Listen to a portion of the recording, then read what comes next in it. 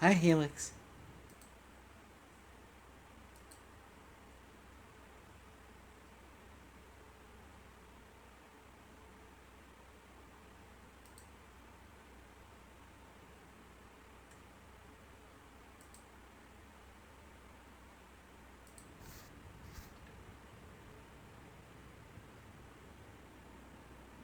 Give me a second. I'm trying to get the music up.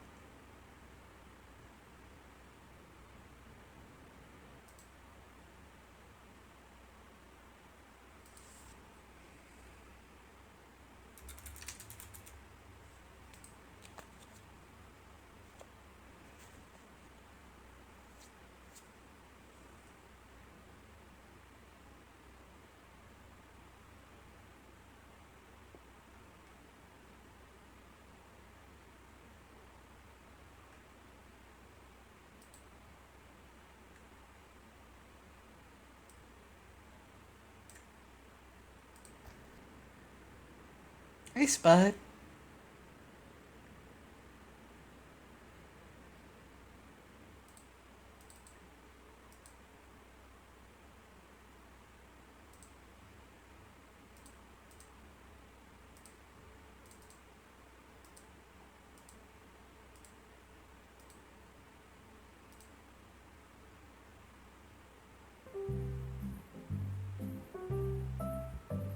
Thank you, Helix. Okay, that should be playing.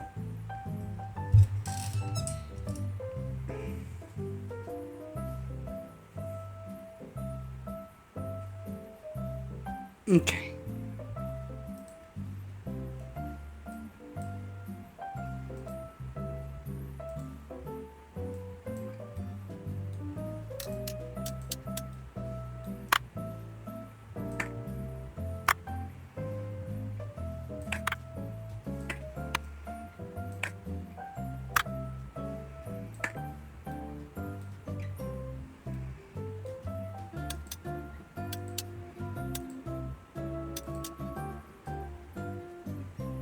Uh, Getting by. How are you?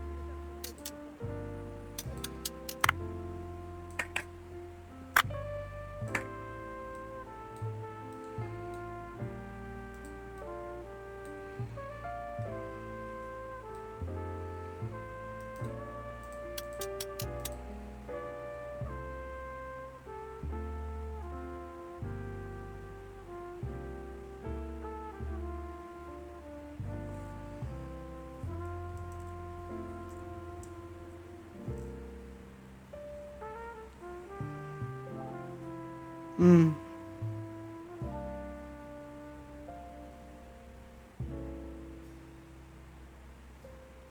Oh, glad to hear it, Spud. Don't. Not so glad to hear it, Helix.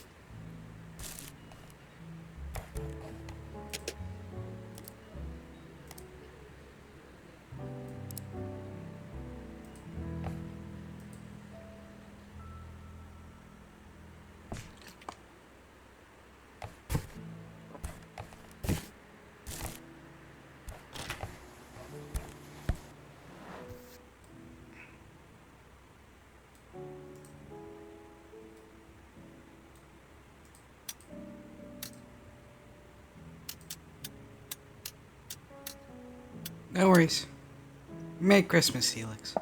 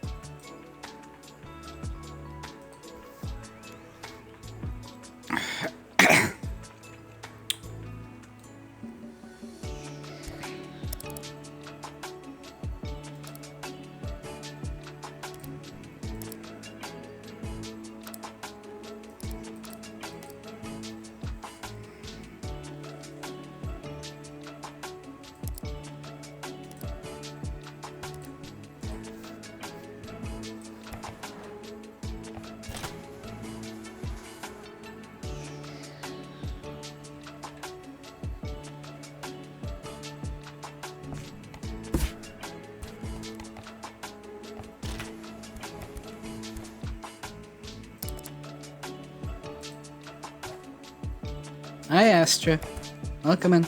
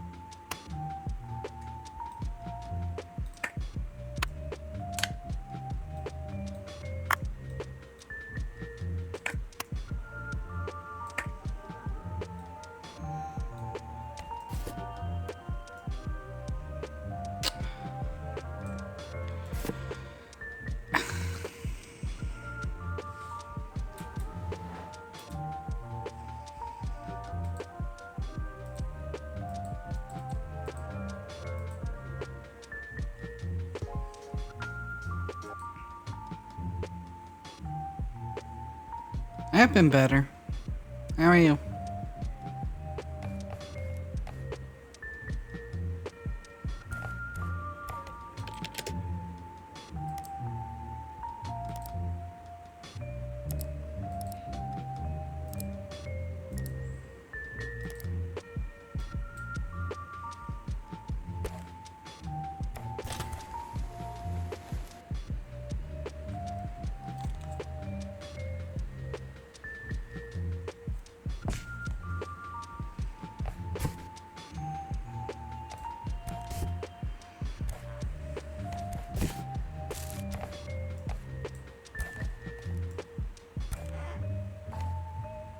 Well, fortunately, not likely, but we'll see.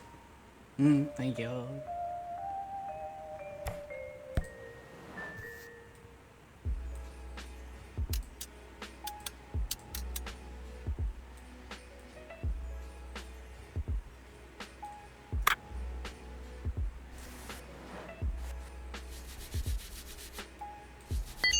How are you doing?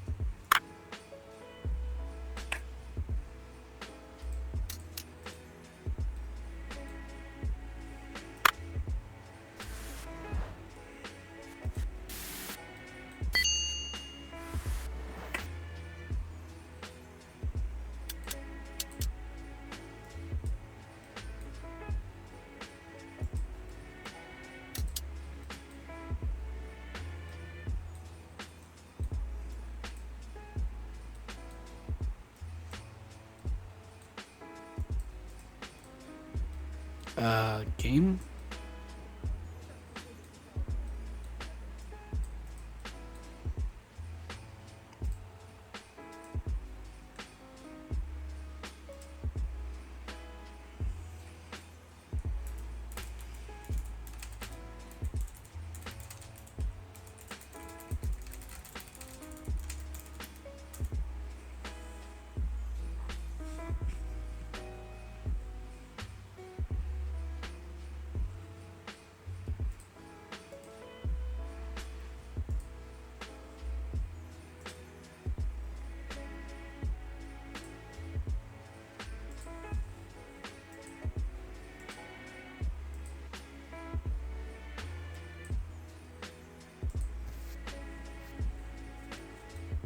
Why is that?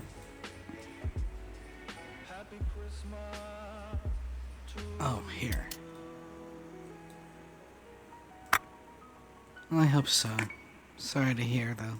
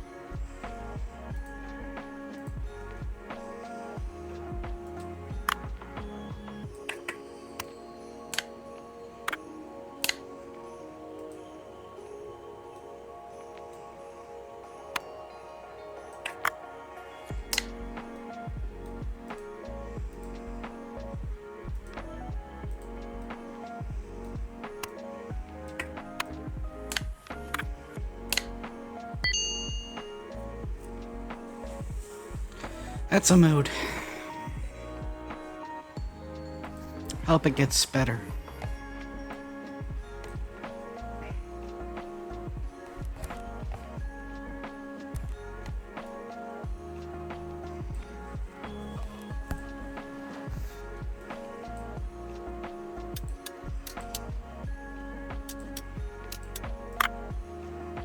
Honestly, I just want to sleep today and kind of forget it's Christmas, but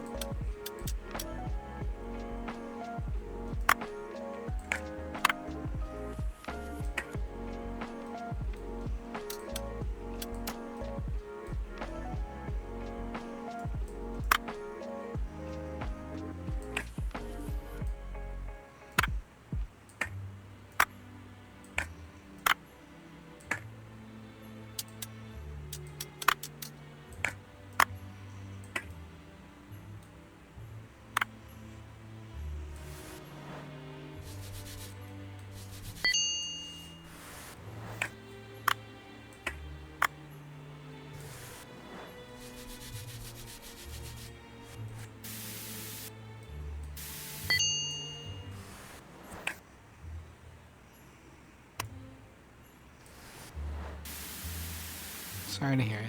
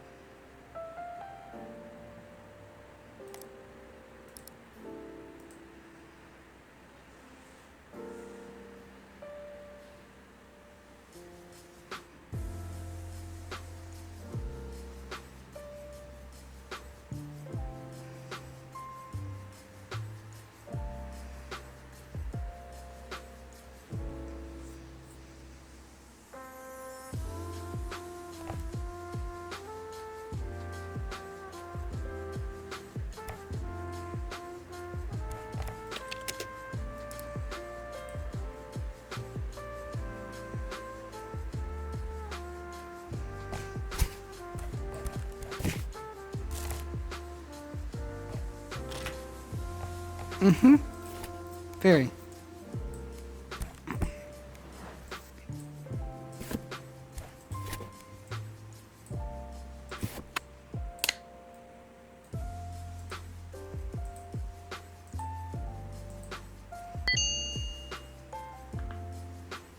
Playtest is free to sign up for on Steam.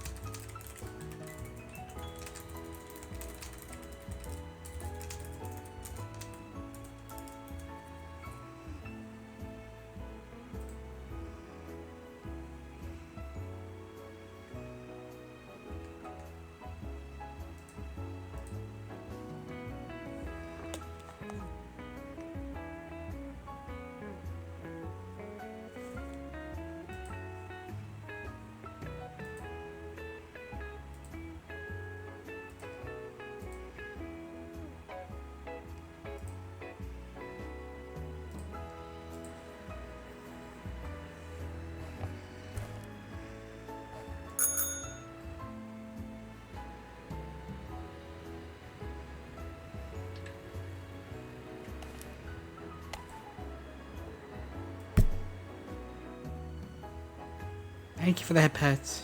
Hi, Amelia.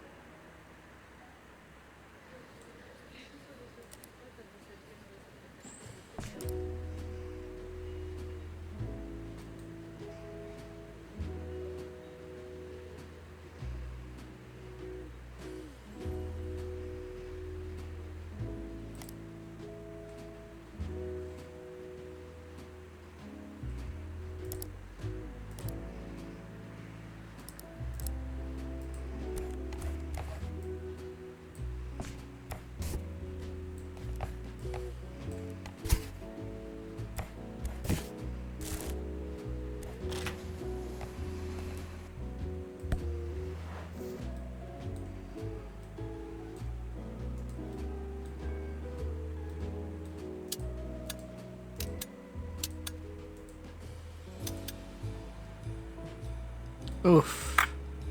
Sorry to hear that.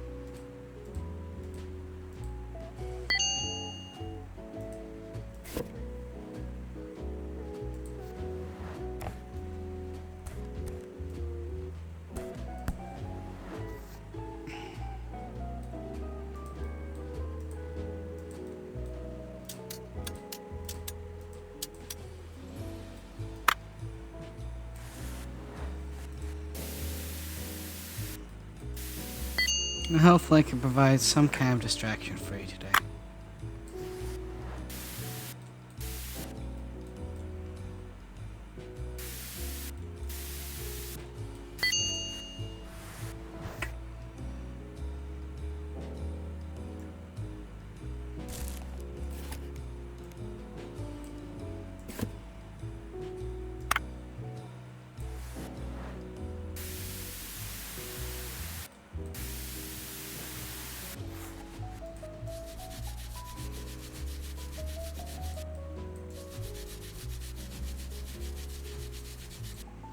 I said, happy holiday. I was looking at Cthulhu and my tongue got tied. Happy holidays to you too. Hope you're doing well.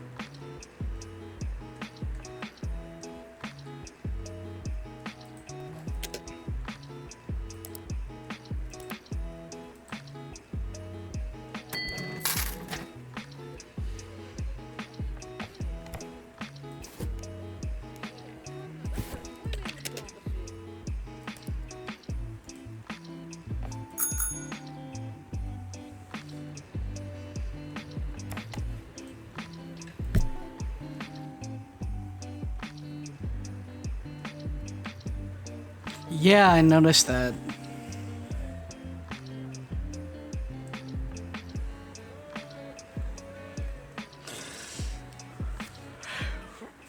Think of trying to pick something up myself, but I still have access to this, so I'm going off the notion that I'm doing all this for the holiday. Helping people get ready or whatever the fuck.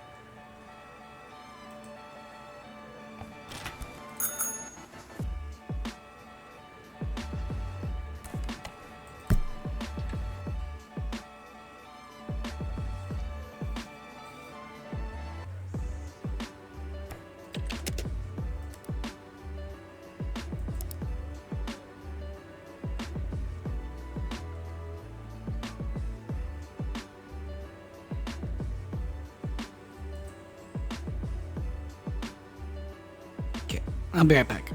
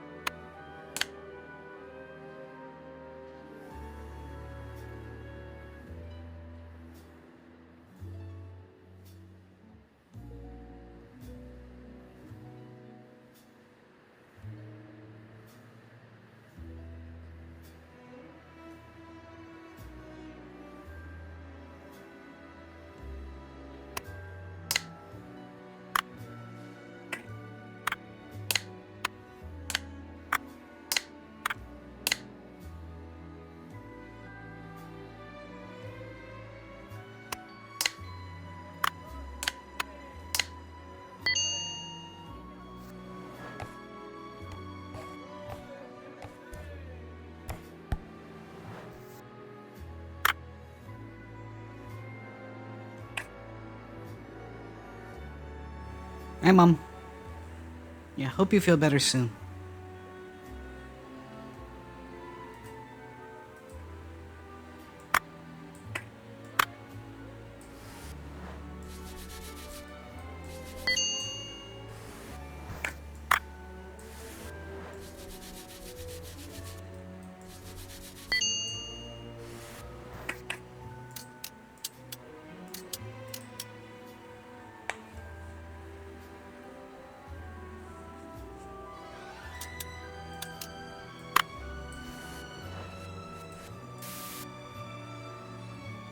That's good.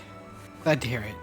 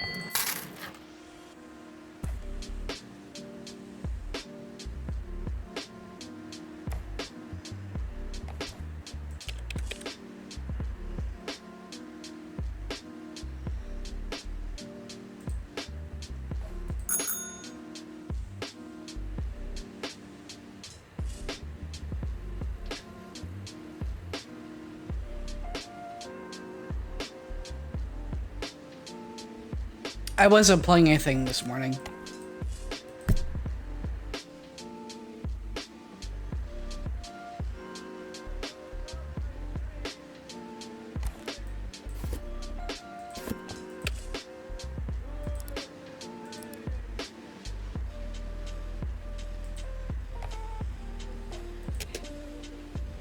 Oh, yeah, there are thousands of people playing Sea of Thieves right now.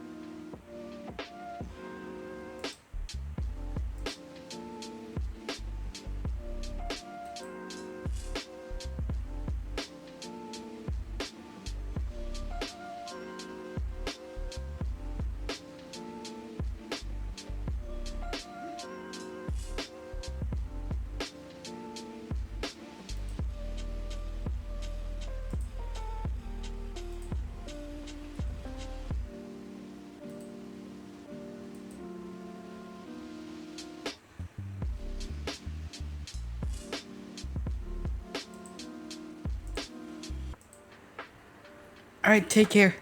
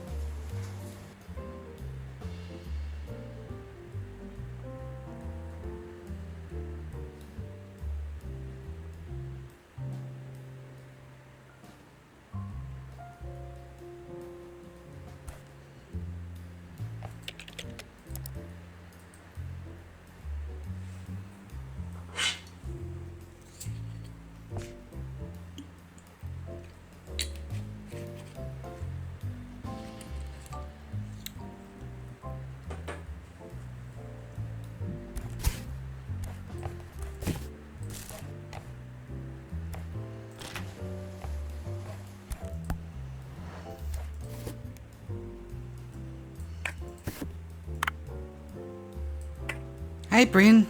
Back at you.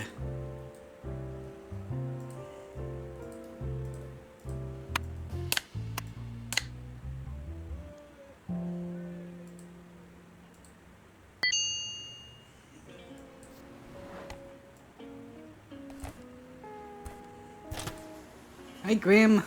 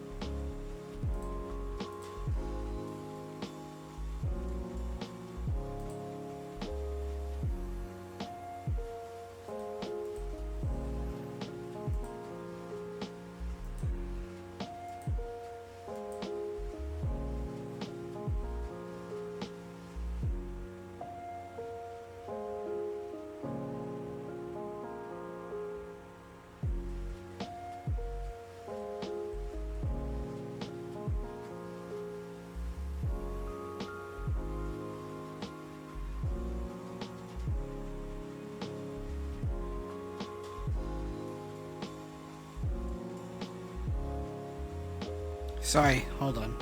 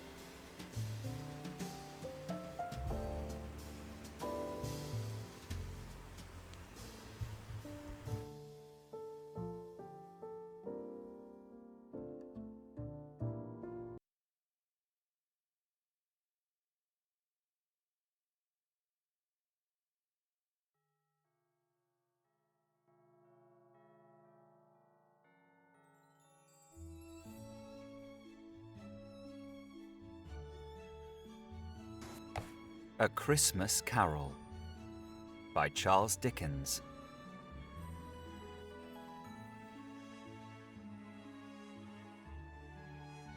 Preface. I have endeavoured, in this ghostly little book, to raise the ghost of an idea which shall not put my readers out of humour with themselves, with each other, with the season, or with me. May it haunt their house pleasantly, and no one wish to lay it. Their faithful friend and servant, Charles Dickens. December, 1843. Stave 1. Marley's Ghost. Marley was dead, to begin with. There is no doubt whatever about that. The register of his burial was signed by the clergyman, the clerk, the undertaker, and the chief mourner. Scrooge signed it, and Scrooge's name was good upon change for anything he chose to put his hand to. Old Marley was as dead as a doornail. Mind, I don't mean to say that I know of my own knowledge what there is particularly dead about a doornail. I might have been inclined myself to regard a coffin nail as the deadest piece of ironmongery in the trade. But the wisdom of our ancestors is in the simile, and my unhallowed hands shall not disturb it, or the country's done for.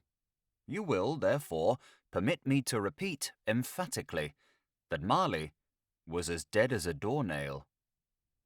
Scrooge knew he was dead? Of course he did. How could it be otherwise? Scrooge and he were partners for I don't know how many years. Scrooge was his sole executor, his sole administrator, his sole assign, his sole residuary legatee, his sole friend, and sole mourner. And even Scrooge was not so dreadfully cut up by the sad event, but that he was an excellent man of business on the very day of the funeral, and solemnized it with an undoubted bargain. The mention of Marley's funeral brings me back to the point I started from.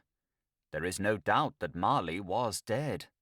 This must be distinctly understood, or nothing wonderful can come of the story I am going to relate. If we were not perfectly convinced that Hamlet's father died before the play began, there would be nothing more remarkable in his taking a stroll at night in an easterly wind upon his own ramparts than there would be in any other middle-aged gentleman rashly turning out after dark in a breezy spot, say St. Paul's churchyard, for instance, literally to astonish his son's weak mind. Scrooge never painted out old Marley's name. There it stood, years afterwards, above the warehouse door. Scrooge and Marley. The firm was known as Scrooge and Marley. Sometimes people new to the business called Scrooge Scrooge, and sometimes Marley. But he answered to both names. It was all the same to him. Oh, but he was a tight-fisted hand at the grindstone, Scrooge. A squeezing, wrenching, grasping, scraping, clutching, covetous old sinner. Hard and sharp as flint, from which no steel had ever struck out generous fire. Secret and self-contained and solitary as an oyster. The cold within him froze his old features, nipped his pointed nose, shriveled his cheek, stiffened his gait, made his eyes red, his thin lips blue, and spoke out shrewdly in his grating voice. A frosty rime was on his head, and on his eyebrows, and his wiry chin. He carried his own low temperature always about with him. He iced his office in the dog days, and didn't thaw it 1 degree at Christmas. External heat and cold had little influence on Scrooge. No warmth could warm, no wintry weather chill him. No wind that blew was bitterer than he. No falling snow was more intent upon its purpose. No pelting rain less open to entreaty. Foul weather didn't know where to have him. The heaviest rain and snow and hail and sleet could boast of the advantage over him in only one respect. They often came down handsomely, and Scrooge never did. Nobody ever stopped him in the street to say with gladsome looks, "My dear Scrooge, how are you? When will you come to see me?" No beggars implored him to bestow a trifle. No children asked him what it was o'clock. No man or woman ever once in all his life inquired the way to such and such a place of Scrooge. Even the blind men's dogs appeared to know him, and when they saw him coming on, would tug their owners into doorways and up courts, and then would wag their tails as though they said, "No eye at all is better than an evil eye, dark master." But what did Scrooge care? It was the very thing he liked, to edge his way along the crowded paths of life, warning all human sympathy to keep its distance, was what the knowing ones call nuts to Scrooge.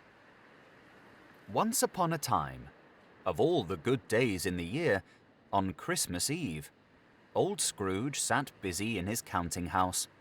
It was cold, bleak, biting weather, foggy withal, and he could hear the people in the court outside go wheezing up and down, beating their hands upon their breasts and stamping their feet upon the pavement stones to warm them. The city clocks had only just gone 3, but it was quite dark already. It had not been light all day, and candles were flaring in the windows of the neighbouring offices like ruddy smears upon the palpable brown air. The fog came pouring in at every chink and keyhole, and was so dense without that, although the court was of the narrowest, the houses opposite were mere phantoms.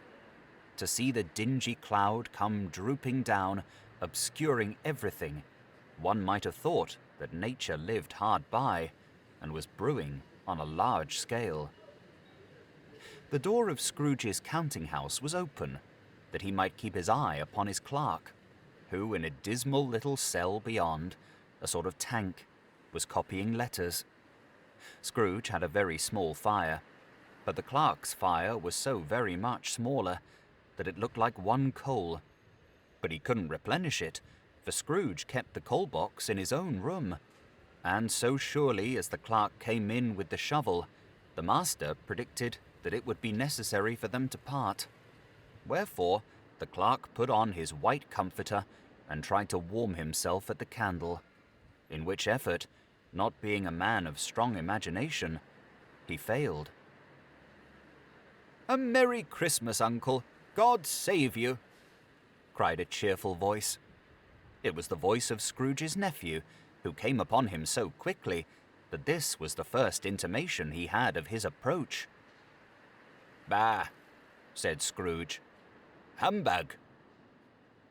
He had so heated himself with rapid walking in the fog and frost, this nephew of Scrooge's, that he was all in a glow.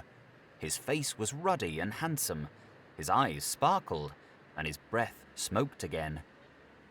"Christmas? A humbug, Uncle?" said Scrooge's nephew. "You don't mean that, I am sure." "I do," said Scrooge. "Merry Christmas! What right have you to be merry? What reason have you to be merry? You're poor enough." "Come then," returned the nephew gaily. "What right have you to be dismal? What reason have you to be morose? You're rich enough." Scrooge, having no better answer ready on the spur of the moment, said, "Bah!" again, and followed it up with, "Humbug!" "Don't be cross, Uncle," said the nephew. "What else can I be?" returned the uncle, "when I live in such a world of fools as this? Merry Christmas! Out upon Merry Christmas! What's Christmas time to you but a time for paying bills without money? A time for finding yourself a year older and not an hour richer? A time for balancing your books and having every item in 'em through a round dozen of months presented dead against you? If I could work my will," said Scrooge indignantly, "every idiot who goes about with Merry Christmas on his lips should be boiled with his own pudding and buried with a stake of holly through his heart. He should." Uncle, pleaded the nephew. Nephew, returned the uncle sternly. Keep Christmas in your own way, and let me keep it in mine. Keep it? Repeated Scrooge's nephew. But you don't keep it. Let me leave it alone then, said Scrooge. Much good may it do you. Much good it has ever done you. There are many things from which I might have derived good, by which I have not profited, I dare say, returned the nephew. Christmas among the rest. But I am sure I have always thought of Christmas time, when it has come round, apart from the veneration due to its sacred name and origin, if anything belonging to it can be apart from that, as a good time, a kind, forgiving, charitable, pleasant time, the only time I know of in the long calendar of the year when men and women seem by one consent to open their shut-up hearts freely, and to think of people below them as if they really were fellow passengers to the grave, and not another race of creatures bound on other journeys. And therefore, uncle, though it has never put a scrap of gold or silver in my pocket, I believe that it has done me good, and will do me good, and I say, God bless it. The clerk in the tank involuntarily applauded. Becoming immediately sensible of the impropriety, he poked the fire and extinguished the last frail spark forever. Let me hear another sound from you, said Scrooge, and you'll keep your Christmas by losing your situation. You're quite a powerful speaker, sir, he added, turning to his nephew. I wonder you don't go into Parliament. Don't be angry, uncle. Come, dine with us tomorrow. Scrooge said that he would see him. Yes, indeed, he did. He went the whole length of the expression, and said that he would see him in that extremity first. But why? Cried Scrooge's nephew. Why? Why did you get married? Said Scrooge. Because I fell in love. Because you fell in love, growled Scrooge, as if that were the only one thing in the world more ridiculous than a Merry Christmas. Good afternoon. Nay, uncle, but you never came to see me before that happened. Why give it as a reason for not coming now? Good afternoon, said Scrooge. I want nothing from you. I ask nothing of you. Why cannot we be friends? Good afternoon, said Scrooge. I am sorry with all my heart to find you so resolute. We have never had any quarrel to which I have been a party, but I have made the trial in homage to Christmas, and I'll keep my Christmas humour to the last. So, a Merry Christmas, uncle. Good afternoon, said Scrooge, and a Happy New Year. Good afternoon, said Scrooge. His nephew left the room without an angry word, notwithstanding. He stopped at the outer door to bestow the greetings of the season on the clerk, who, cold as he was warmer than Scrooge, for he returned them cordially. There's another fellow, muttered Scrooge, who overheard him. My clerk, with 15 shillings a week and a wife and family, talking about a Merry Christmas. I'll retire to Bedlam. This lunatic, in letting Scrooge's nephew out, had let 2 other people in. They were portly gentlemen, pleasant to behold, and now stood with their hats off in Scrooge's office. They had books and papers in their hands, and bowed to him. Scrooge and Marley's, I believe, said one of the gentlemen, referring to his list. Have I the pleasure of addressing Mr. Scrooge or Mr. Marley? Mr. Marley has been dead these 7 years, Scrooge replied. He died 7 years ago, this very night. We have no doubt his liberality is well represented by his surviving partner, said the gentleman, presenting his credentials. It certainly was, for they had been two kindred spirits. At the ominous word, liberality, Scrooge frowned and shook his head and handed the credentials back. "At this festive season of the year, Mr. Scrooge," said the gentleman, taking up a pen, "it is more than usually desirable that we should make some slight provision for the poor and destitute, who suffer greatly at the present time. Many thousands are in want of common necessaries. Hundreds of thousands are in want of common comforts, sir."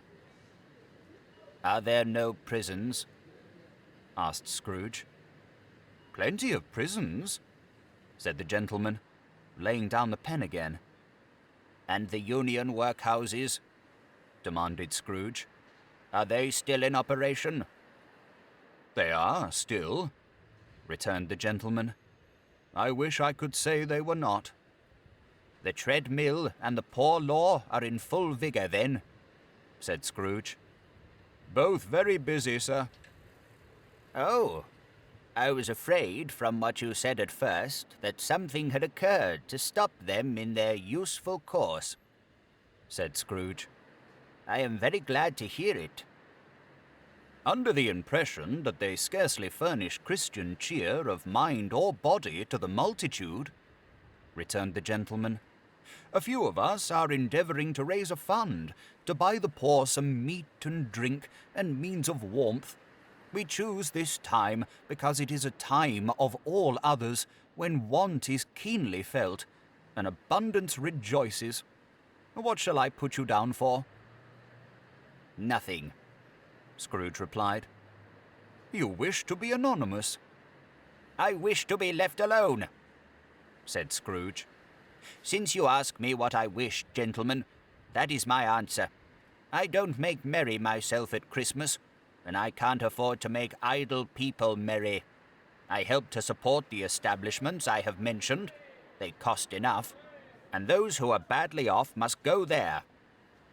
"Many can't go there, and many would rather die." "If they would rather die," said Scrooge, "they had better do it and decrease the surplus population. Besides, excuse me, I don't know that." "But you might know it," observed the gentleman. "It's not my business," Scrooge returned. "It's enough for a man to understand his own business and not to interfere with other people's. Mine occupies me constantly. Good afternoon, gentlemen." Seeing clearly that it would be useless to pursue their point, the gentleman withdrew. Scrooge resumed his labours with an improved opinion of himself, and in a more facetious temper than was usual with him. Meanwhile, the fog and darkness thickened so that people ran about with flaring links, proffering their services to go before horses in carriages and conduct them on their way. The ancient tower of a church, whose gruff old bell was always peeping slyly down at Scrooge out of a Gothic window in the wall, became invisible and struck the hours and quarters in the clouds with tremulous vibrations afterwards, as if its teeth were chattering in its frozen head up there. The cold became intense. In the main street, at the corner of the court, some labourers were repairing the gas pipes and had lighted a great fire in a brazier, round which a party of ragged men and boys were gathered, warming their hands and winking their eyes before the blaze in rapture. The water plug being left in solitude, its overflowing suddenly congealed and turned to misanthropic ice. The brightness of the shops, where holly sprigs and berries crackled in the lamp heat of the windows, made pale faces ruddy as they passed. Poulterers' and grocers' trades became a splendid joke, a glorious pageant, with which it was next to impossible to believe that such dull principles as bargain and sale had anything to do. The Lord Mayor, in the stronghold of the mighty mansion house, gave orders to his 50 cooks and butlers to keep Christmas as a Lord Mayor's household should.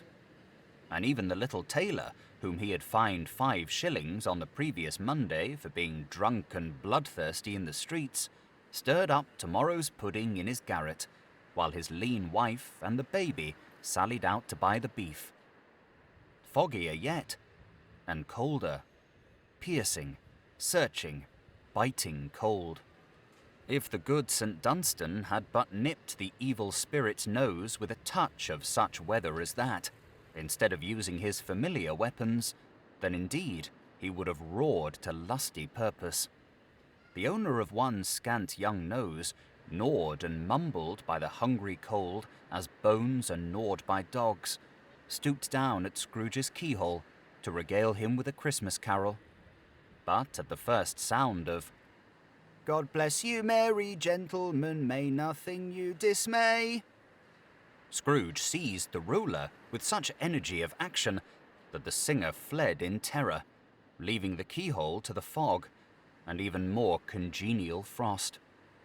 At length, the hour of shutting up the counting-house arrived. With an ill will, Scrooge dismounted from his stool and tacitly admitted the fact to the expectant clerk in the tank, who instantly snuffed his candle out and put on his hat. "You'll want all day tomorrow, I suppose," said Scrooge. "If quite convenient, sir."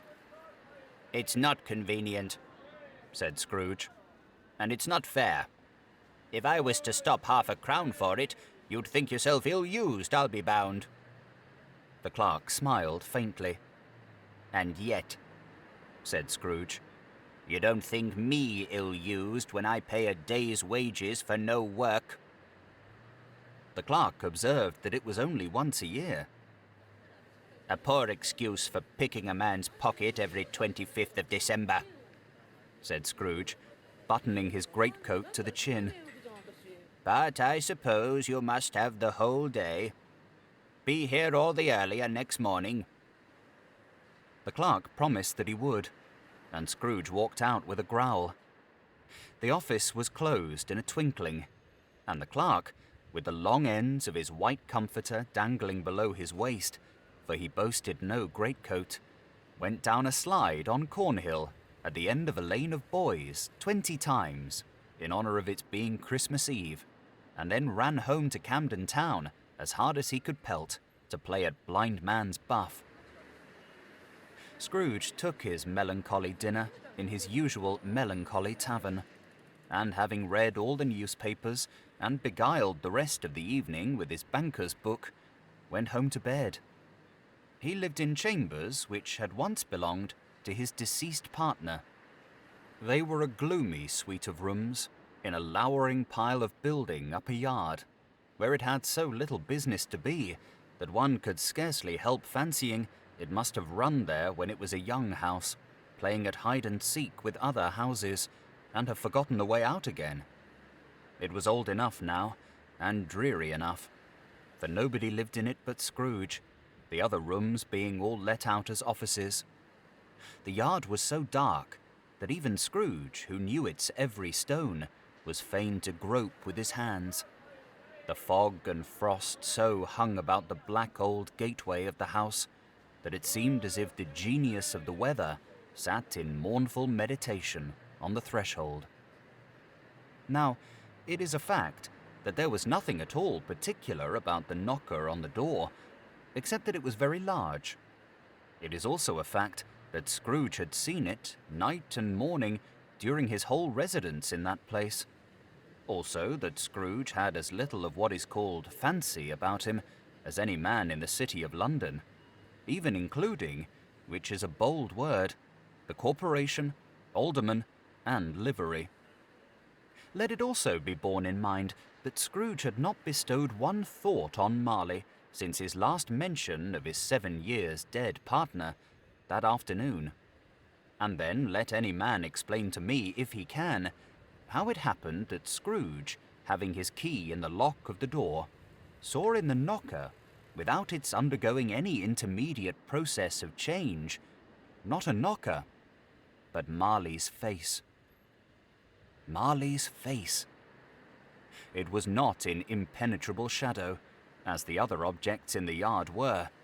but had a dismal light about it, like a bad lobster in a dark cellar. It was not angry or ferocious, but looked at Scrooge as Marley used to look, with ghostly spectacles turned up on its ghostly forehead.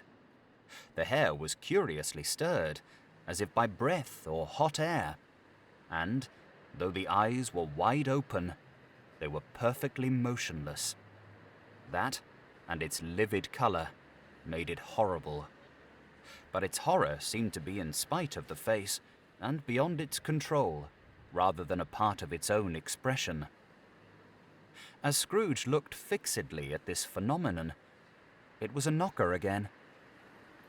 To say that he was not startled, or that his blood was not conscious of a terrible sensation to which it had been a stranger from infancy, would be untrue. But he put his hand upon the key he had relinquished, turned it sturdily, walked in, and lighted his candle. He did pause, with a moment's irresolution, before he shut the door, and he did look cautiously behind it first, as if he half expected to be terrified with the sight of Marley's pigtail sticking out into the hall. But there was nothing on the back of the door except the screws and nuts that held the knocker on. So he said, "Pooh, pooh," and closed it with a bang. The sound resounded through the house like thunder. Every room above, and every cask in the wine merchant's cellars below, appeared to have a separate peal of echoes of its own. Scrooge was not a man to be frightened by echoes. He fastened the door, and walked across the hall and up the stairs, slowly too, trimming his candle as he went. You may talk vaguely about driving a coach and six up a good old flight of stairs, or through a bad young Act of Parliament, but I mean to say, you might have got a hearse up that staircase and taken it broadwise, with the splinter bar towards the wall, and the door towards the balustrades, and done it easy. There was plenty of width for that, and room to spare, which is perhaps the reason why Scrooge thought he saw a locomotive hearse going on before him in the gloom. Half a dozen gas lamps out of the street wouldn't have lighted the entry too well, so you may suppose that it was pretty dark with Scrooge's dip. Up Scrooge went, not caring a button for that. Darkness is cheap, and Scrooge liked it. But, before he shut his heavy door, he walked through his rooms to see that all was right. He had just enough recollection of the face to desire to do that. Sitting room, bedroom, lumber room, all as they should be. Nobody under the table, nobody under the sofa. A small fire in the grate, spoon and basin ready, and the little saucepan of gruel. Scrooge had a cold in his head, upon the hob. Nobody under the bed, nobody in the closet, nobody in his dressing gown, which was hanging up in a suspicious attitude against the wall. Lumber room as usual, old fireguard, old shoes, 2 fish baskets, washing stand on 3 legs, and a poker. Quite satisfied, he closed his door and locked himself in. Double locked himself in, which was not his custom. Thus secured against surprise, he took off his cravat, put on his dressing gown and slippers and his nightcap, and sat down before the fire to take his gruel. It was a very low fire indeed, nothing on such a bitter night. He was obliged to sit close to it and brood over it, before he could extract the least sensation of warmth from such a handful of fuel. The fireplace was an old one, built by some Dutch merchant long ago, and paved all round with quaint Dutch tiles, designed to illustrate the scriptures.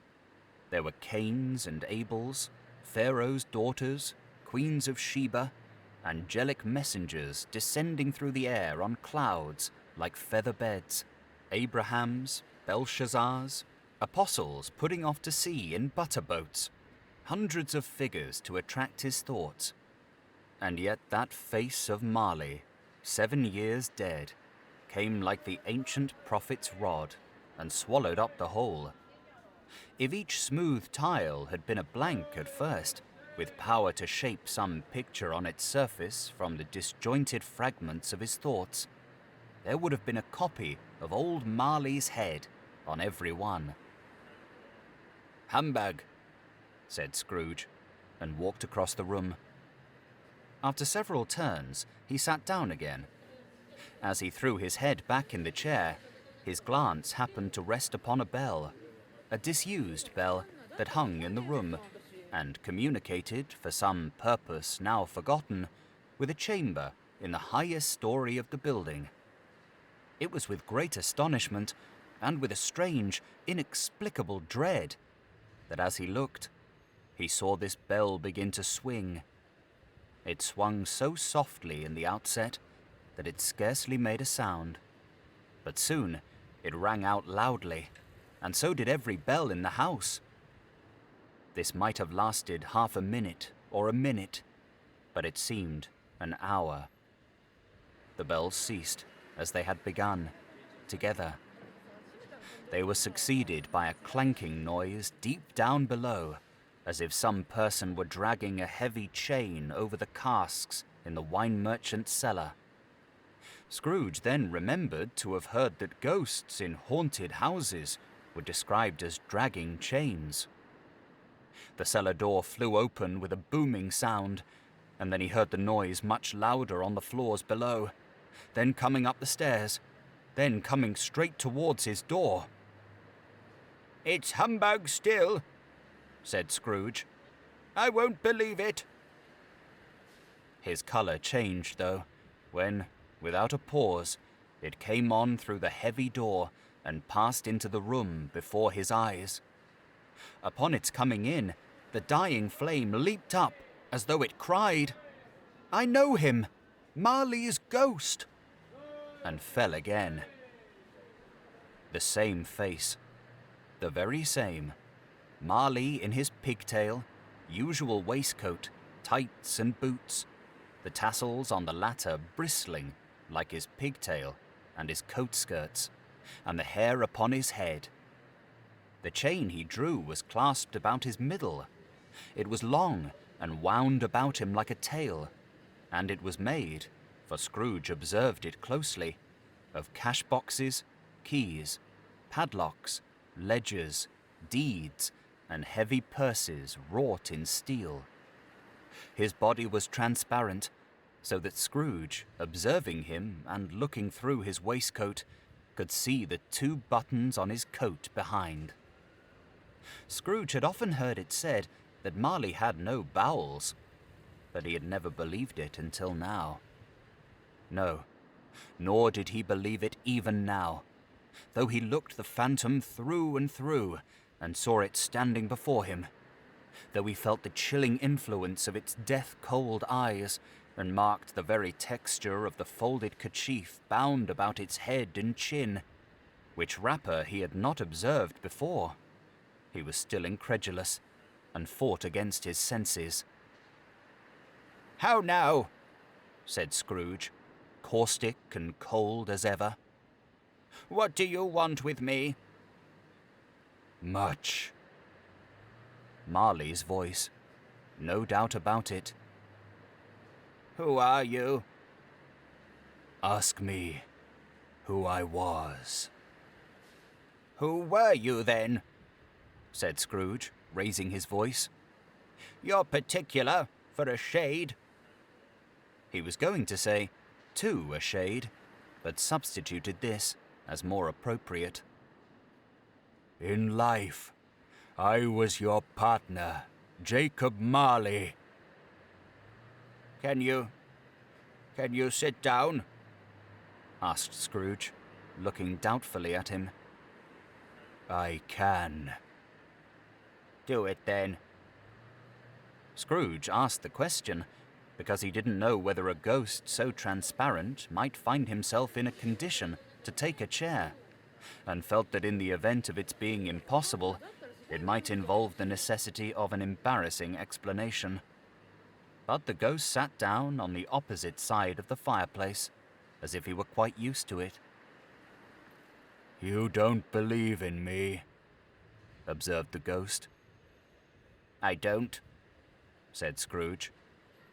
What evidence would you have of my reality beyond that of your own senses?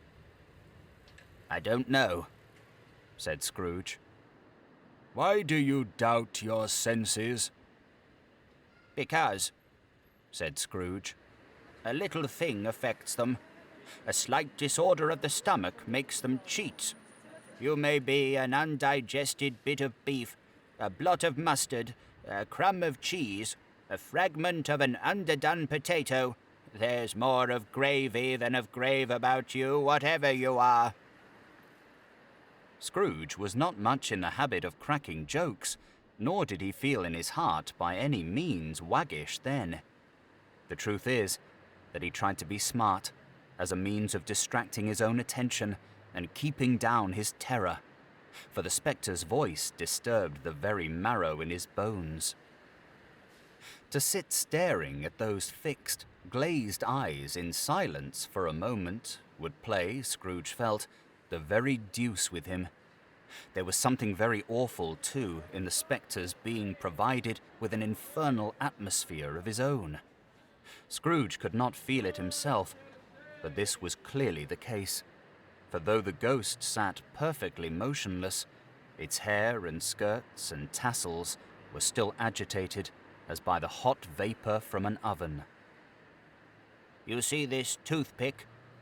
Said Scrooge, returning quickly to the charge, for the reason just assigned, and wishing, though it were only for a second, to divert the vision's stony gaze from himself.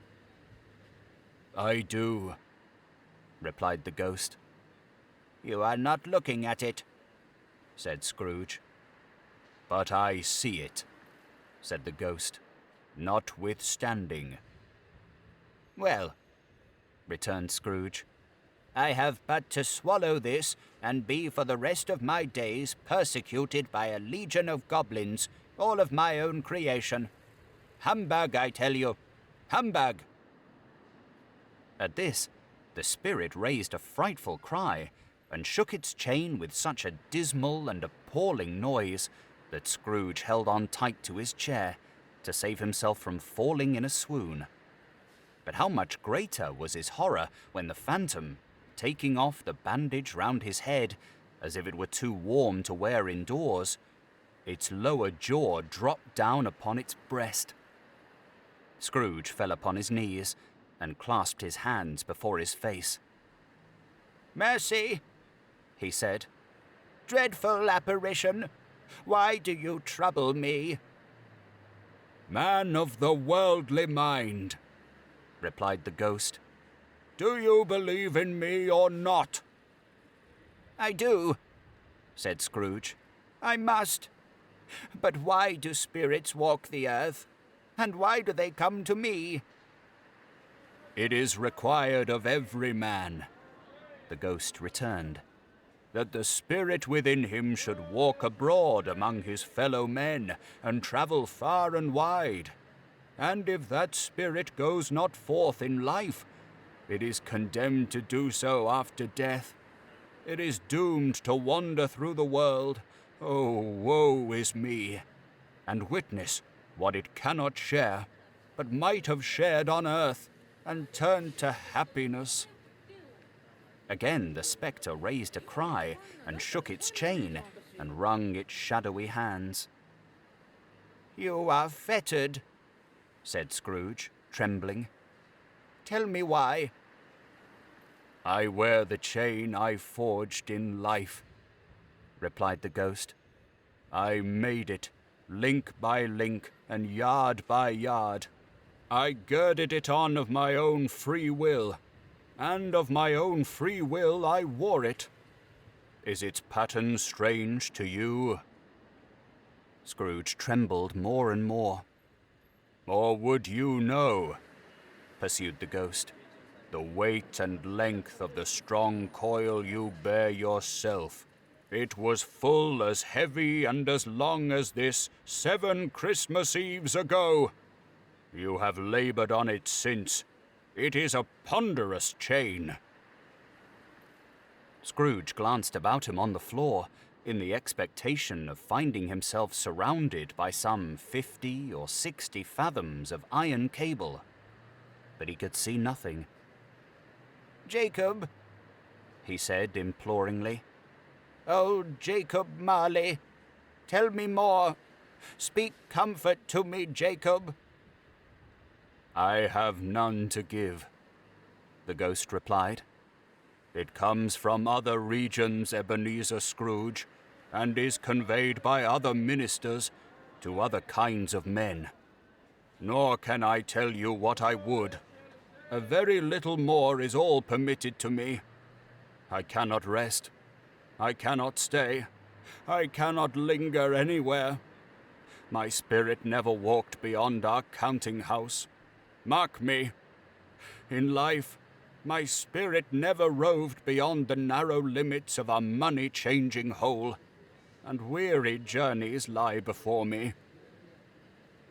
It was a habit with Scrooge, whenever he became thoughtful, to put his hands in his breeches pockets.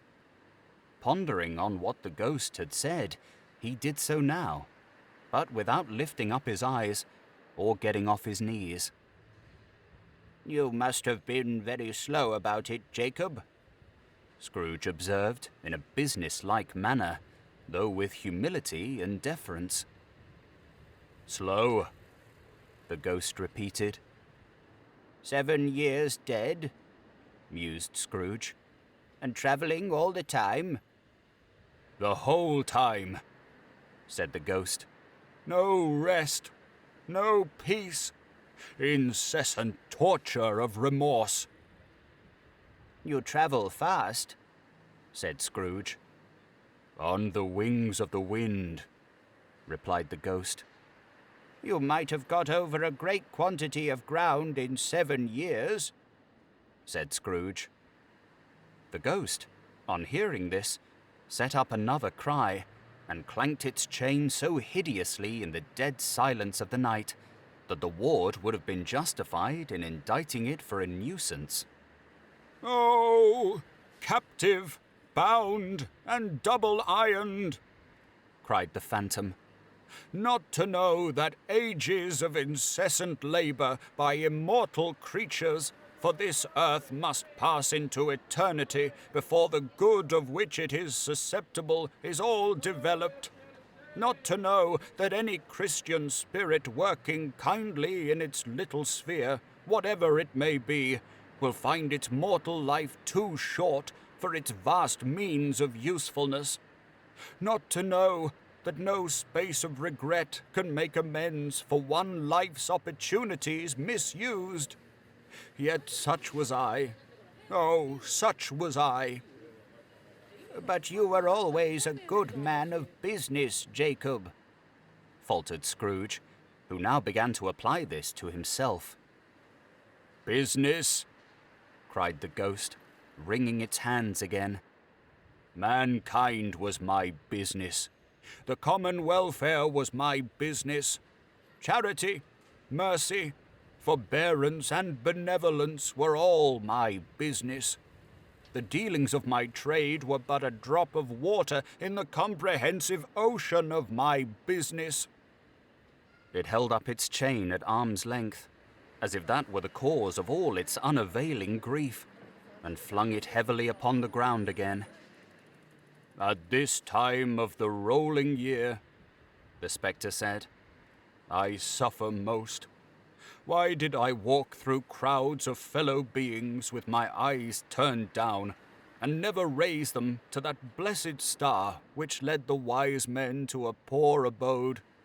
Were there no poor homes to which its light would have conducted me?"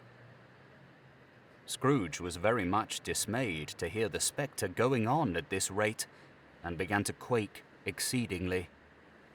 "Hear me!" cried the ghost. "My time is nearly gone." "I will," said Scrooge. "but don't be hard upon me. Don't be flowery, Jacob, pray." "How it is that I appear before you in a shape that you can see, I may not tell. I have sat invisible beside you many and many a day. It was not an agreeable idea. Scrooge shivered and wiped the perspiration from his brow. "That is no light part of my penance," pursued the ghost. "I am here tonight to warn you that you have yet a chance and hope of escaping my fate. A chance and hope of my procuring Ebenezer." "You are always a good friend to me," said Scrooge. "Thank ye." "You will be haunted," resumed the ghost, "by 3 spirits." Scrooge's countenance fell almost as low as the ghost's had done. "Is that the chance and hope you mentioned, Jacob?" he demanded in a faltering voice. "It is." I think I'd rather not," said Scrooge. "Without their visits," said the ghost, "you cannot hope to shun the path I tread. Expect the first tomorrow, when the bell tolls 1. "Couldn't I take 'em all at once, and have it over, Jacob?" hinted Scrooge.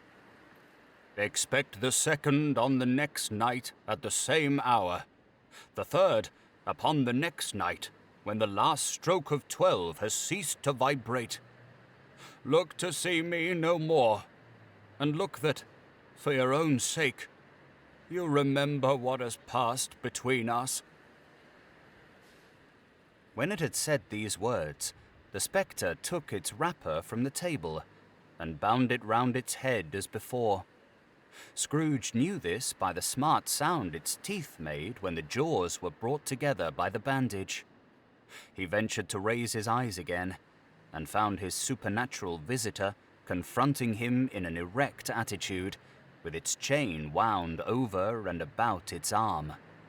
The apparition walked backward from him, and at every step it took, the window raised itself a little, so that when the spectre reached it, it was wide open. It beckoned Scrooge to approach, which he did.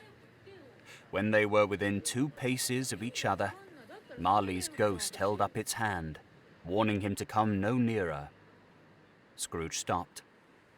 Not so much in obedience as in surprise and fear, for on the raising of the hand, he became sensible of confused noises in the air, incoherent sounds of lamentation and regret, wailings inexpressibly sorrowful and self-accusatory. The spectre, after listening for a moment, joined in the mournful dirge and floated out upon the bleak, dark night. Scrooge followed to the window, desperate in his curiosity. He looked out. The air was filled with phantoms, wandering hither and thither in restless haste, and moaning as they went. Every one of them wore chains like Marley's ghost. Some few, they might be guilty governments, were linked together. None were free. Many had been personally known to Scrooge in their lives. He had been quite familiar with one old ghost in a white waistcoat, with a monstrous iron safe attached to its ankle, who cried piteously at being unable to assist a wretched woman with an infant, whom it saw below upon a doorstep. The misery with them all was clearly that they sought to interfere for good in human matters, and had lost the power forever. Whether these creatures faded into mist, or mist enshrouded them, he could not tell. But they and their spirit voices faded together, and the night became as it had been when he walked home. Scrooge closed the window and examined the door by which the ghost had entered. It was double-locked, as he had locked it with his own hands, and the bolts were undisturbed. He tried to say, "Humbug," but stopped at the first syllable. And being, from the emotions he had undergone, or the fatigues of the day, or his glimpse of the invisible world, or the dull conversation of the ghost, or the lateness of the hour, much in need of repose, went straight to bed, without undressing, and fell asleep upon the instant. Stave 2. The first of the three spirits. When Scrooge awoke, it was so dark that, looking out of bed, he could scarcely distinguish the transparent window from the opaque walls of his chamber. He was endeavouring to pierce the darkness with his ferret eyes, when the chimes of a neighbouring church struck the 4 quarters. So he listened for the hour. To his great astonishment, the heavy bell went on from 6 to 7, and from 7 to 8, and regularly up to 12, then stopped. 12. It was past 2 when he went to bed. The clock was wrong. An icicle must have got into the works. 12. He touched the spring of his repeater to correct this most preposterous clock. Its rapid little pulse beat 12 and stopped. "Why, it isn't possible," said Scrooge, "that I can have slept through a whole day and far into another night. It isn't possible that anything has happened to the sun, and this is 12 at noon." The idea being an alarming one, he scrambled out of bed and groped his way to the window. He was obliged to rub the frost off with the sleeve of his dressing gown before he could see anything, and could see very little then. All he could make out was that it was still very foggy and extremely cold, and that there was no noise of people running to and fro and making a great stir, as there unquestionably would have been if night had beaten off bright day and taken possession of the world. This was a great relief, because 3 days after sight of this first of exchange pay to Mr. Ebenezer Scrooge, or his order, and so forth, would have become a mere United States security if there were no days to count by.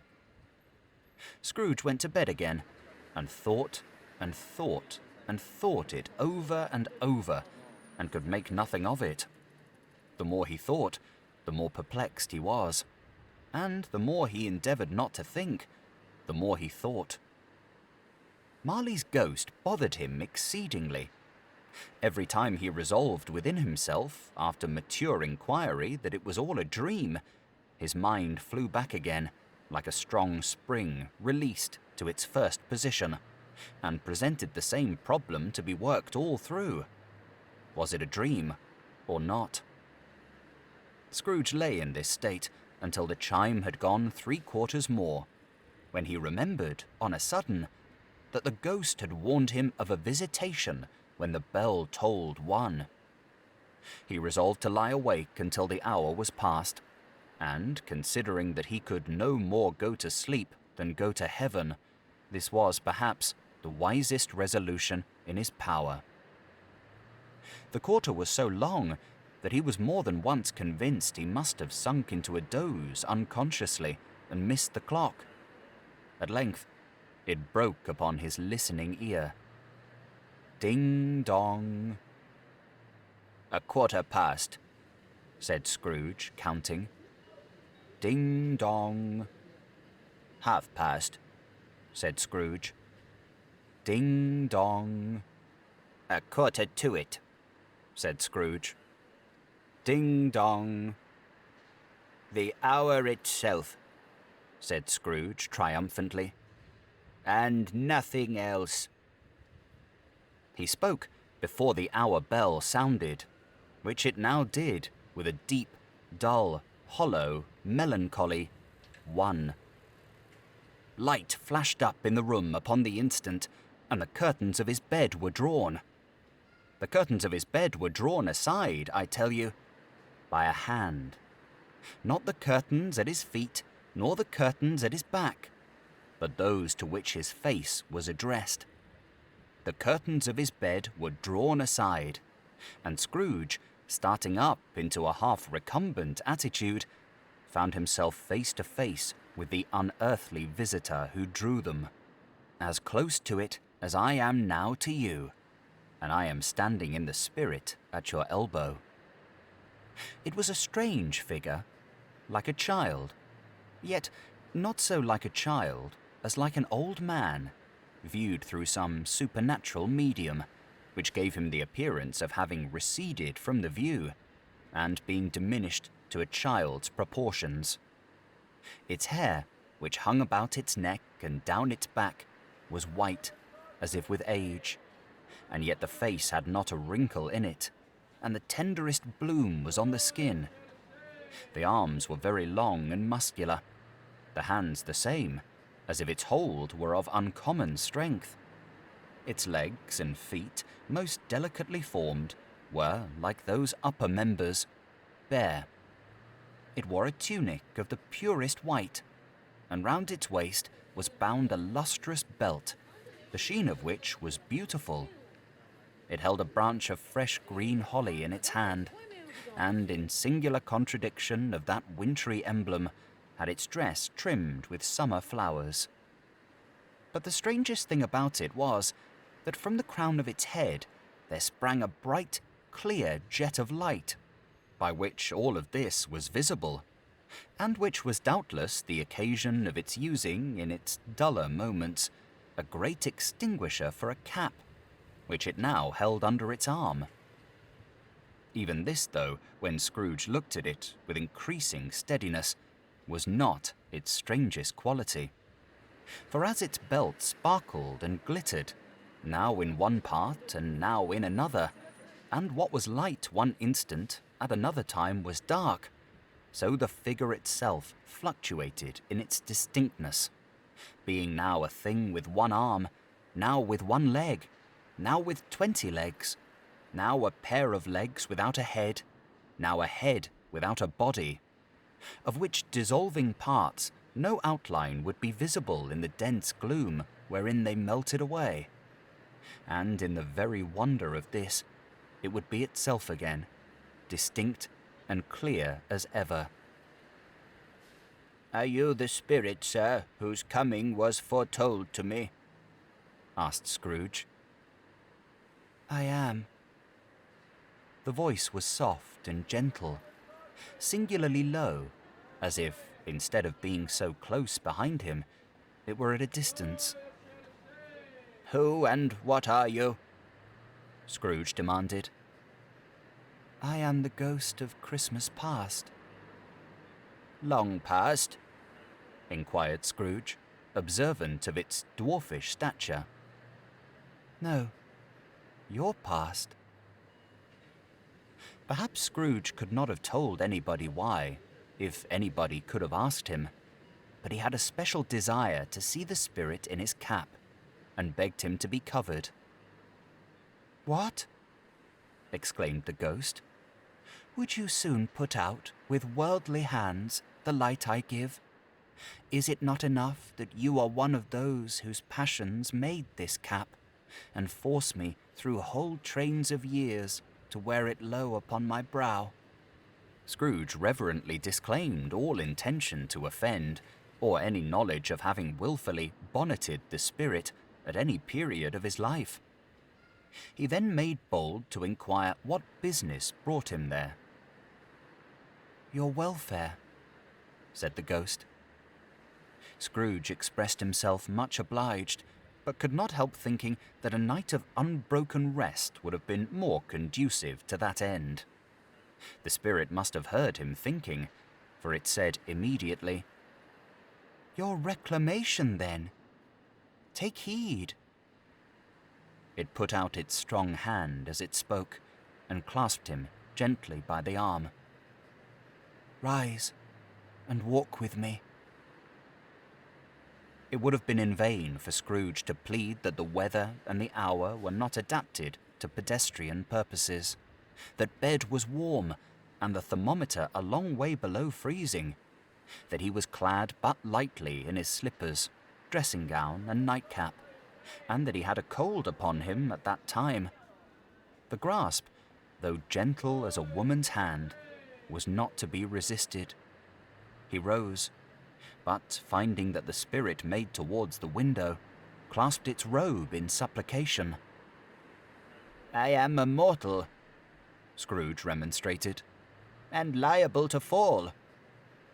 Bear but a touch of my hand there, said the spirit, laying it upon his heart, and you shall be upheld in more than this. As the words were spoken, they passed through the wall and stood upon an open country road, with fields on either hand. The city had entirely vanished. Not a vestige of it was to be seen. The darkness and the mist had vanished with it, for it was a clear, cold winter day, with snow upon the ground. "Good heaven," said Scrooge, clasping his hands together as he looked about him. "I was bred in this place. I was a boy here." The spirit gazed upon him mildly. Its gentle touch, though it had been light and instantaneous, appeared still present to the old man's sense of feeling. He was conscious of 1,000 odours floating in the air, each one connected with 1,000 thoughts and hopes and joys and cares, long, long forgotten. "Your lip is trembling," said the ghost. "And what is that upon your cheek?" Scrooge muttered, with an unusual catching in his voice, that it was a pimple, and he begged the ghost to lead him where he would. "You recollect the way?" inquired the spirit. "Remember it?" cried Scrooge with fervour. "I could walk it blindfold." "Strange to have forgotten it for so many years," observed the ghost. "Let us go on." They walked along the road, Scrooge recognizing every gate and post and tree, until a little market town appeared in the distance, with its bridge, its church, and winding river. Some shaggy ponies now were seen trotting towards them, with boys upon their backs, who called to other boys in country gigs and carts, driven by farmers. All these boys were in great spirits, and shouted to each other, until the broad fields were so full of merry music that the crisp air laughed to hear it. "These are but shadows of the things that have been," said the ghost. "They have no consciousness of us." The jocund travellers came on, and as they came, Scrooge knew and named them, every one. Why was he rejoiced beyond all bounds to see them? Why did his cold eye glisten, and his heart leap up as they went past? Why was he filled with gladness when he heard them give each other Merry Christmas as they parted at crossroads and byways for their several homes? What was Merry Christmas to Scrooge? Out upon Merry Christmas! What good had it ever done to him? "The school is not quite deserted," said the ghost. "A solitary child, neglected by his friends, is left there still." Scrooge said he knew it, and he sobbed. They left the high road by a well-remembered lane, and soon approached a mansion of dull red brick, with a little weathercock-surmounted cupola on the top, and a bell hanging in it. It was a large house, but one of broken fortunes, for the spacious offices were little used. Their walls were damp and mossy, their windows broken, and their gates decayed. Fowls clucked and strutted in the stables, and the coach horses in sheds were overrun with grass. Nor was it more retentive of its ancient state within, for entering the dreary hall and glancing through the open doors of many rooms, they found them poorly furnished, cold, and vast. There was an earthy savour in the air, a chilly bareness in the place, which associated itself somehow with too much getting up by candlelight, and not too much to eat. They went, the ghost and Scrooge, across the hall, to a door at the back of the house. It opened before them, and disclosed a long, bare, melancholy room, made barer still by lines of plain deal forms and desks. At one of these, a lonely boy was reading near a feeble fire, and Scrooge sat down upon a form, and wept to see his poor forgotten self, as he had used to be. Not a latent echo in the house, not a squeak and scuffle from the mice behind the panelling, not a drip from the half-thawed waterspout in the dull yard behind, not a sigh among the leafless boughs of one despondent poplar, not the idle swinging of an empty storehouse door. No, not a clicking in the fire, but fell upon the heart of Scrooge with softening influence, and gave a freer passage to his tears. The spirit touched him on the arm, and pointed to his younger self, intent upon his reading. Suddenly, a man in foreign garments, wonderfully real and distinct to look at, stood outside the window, with an axe stuck in his belt, and leading by the bridle an ass laden with wood. "Why, it's Ali Baba!" Scrooge exclaimed in ecstasy. "It's dear old honest Ali Baba. Yes, yes, I know. One Christmas time, when yonder solitary child was left here all alone, he did come for the first time just like that. Poor boy. And Valentine," said Scrooge, "and his wild brother Orson, there they go. And what's his name, who was put down in his drawers, asleep at the gate of Damascus? Don't you see him? And the Sultan's groom turned upside down by the genie. There he is upon his head. Serve him right. I'm glad of it. What business had he to be married to the princess?"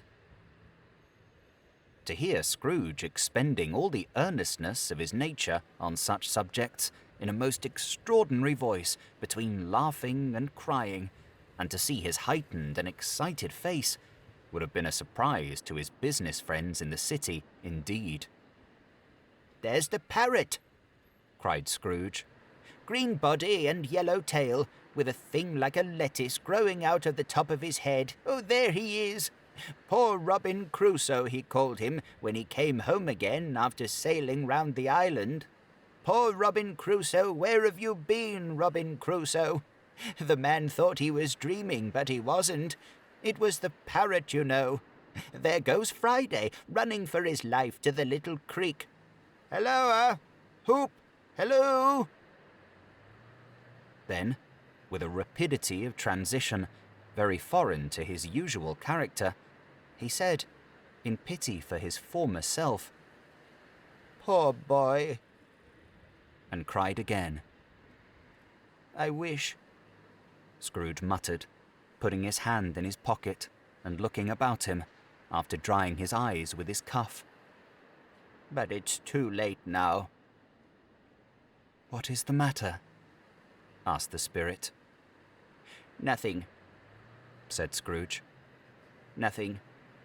There was a boy singing a Christmas carol at my door last night. I should like to have given him something. That's all." The ghost smiled thoughtfully and waved its hand, saying, as it did so, "Let us see another Christmas." Scrooge's former self grew larger at the words, and the room became a little darker and more dirty. The panels shrunk, the windows cracked, fragments of plaster fell out of the ceiling, and the naked laths were shown instead. But how all this was brought about, Scrooge knew no more than you do. He only knew that it was quite correct, that everything had happened so, that there he was, alone again, when all the other boys had gone home for the jolly holidays. He was not reading now, but walking up and down despairingly. Scrooge looked at the ghost, and, with a mournful shaking of his head, glanced anxiously towards the door. It opened, and a little girl, much younger than the boy, came darting in, and putting her arms about his neck, and often kissing him, addressed him as her dear, dear brother. "I have come to bring you home, dear brother," said the child, clapping her tiny hands and bending down to laugh. "To bring you home, home, home." "Home, little Fan," returned the boy. "Yes," said the child, brimful of glee. Home for good and all. Home for ever and ever. Father is so much kinder than he used to be that home's like heaven. He spoke so gently to me one dear night when I was going to bed that I was not afraid to ask him once more if you might come home. And he said, yes, you should, and sent me in a coach to bring you. And you're to be a man, said the child, opening her eyes, and are never to come back here. But first, we're to be together all the Christmas long and have the merriest time in all the world. You are quite a woman, little Fan, exclaimed the boy. She clapped her hands and laughed and tried to touch his head, but being too little, laughed again and stood on tiptoe to embrace him. Then she began to drag him in her childish eagerness towards the door, and he, nothing loath to go, accompanied her. A terrible voice in the hall cried, "Bring down Master Scrooge's box there!" And in the hall appeared the schoolmaster himself, who glared on Master Scrooge with a ferocious condescension, and threw him into a dreadful state of mind by shaking hands with him. He then conveyed him and his sister into the veriest old well of a shivering best parlour that ever was seen, where the maps upon the wall and the celestial and terrestrial globes in the windows were waxy with cold. Here he produced a decanter of curiously light wine and a block of curiously heavy cake, and administered instalments of those dainties to the young people, at the same time sending out a meagre servant to offer a glass of something to the postboy, who answered that he thanked the gentleman, but if it was the same tap as he had tasted before, he had rather not. Master Scrooge's trunk being by this time tied on to the top of the chaise, the children bade the schoolmaster good-bye right willingly, and getting into it, drove gaily down the garden sweep, the quick wheels dashing the hoarfrost and snow from off the dark leaves of the evergreens like spray. "Always a delicate creature, whom a breath might have withered," said the ghost, "but she had a large heart." "So she had," cried Scrooge. "You're right. I will not gainsay it, Spirit. God forbid." "She died a woman," said the ghost, "and had, as I think, children." "One child," Scrooge returned. "True," said the ghost. "Your nephew." Scrooge seemed uneasy in his mind, and answered briefly, "Yes." Although they had but that moment left the school behind them, they were now in the busy thoroughfares of a city, where shadowy passengers passed and repassed, where shadowy carts and coaches battled for the way, and all the strife and tumult of a real city were. It was made plain enough by the dressing of the shops that here too it was Christmas time again. But it was evening, and the streets were lighted up. The ghost stopped at a certain warehouse door and asked Scrooge if he knew it. "Know it?" said Scrooge. "Was I apprenticed here?" They went in. At sight of an old gentleman in a Welsh wig, sitting behind such a high desk that if he had been 2 inches taller he must have knocked his head against the ceiling, Scrooge cried in great excitement, "Why, it's old Fezziwig!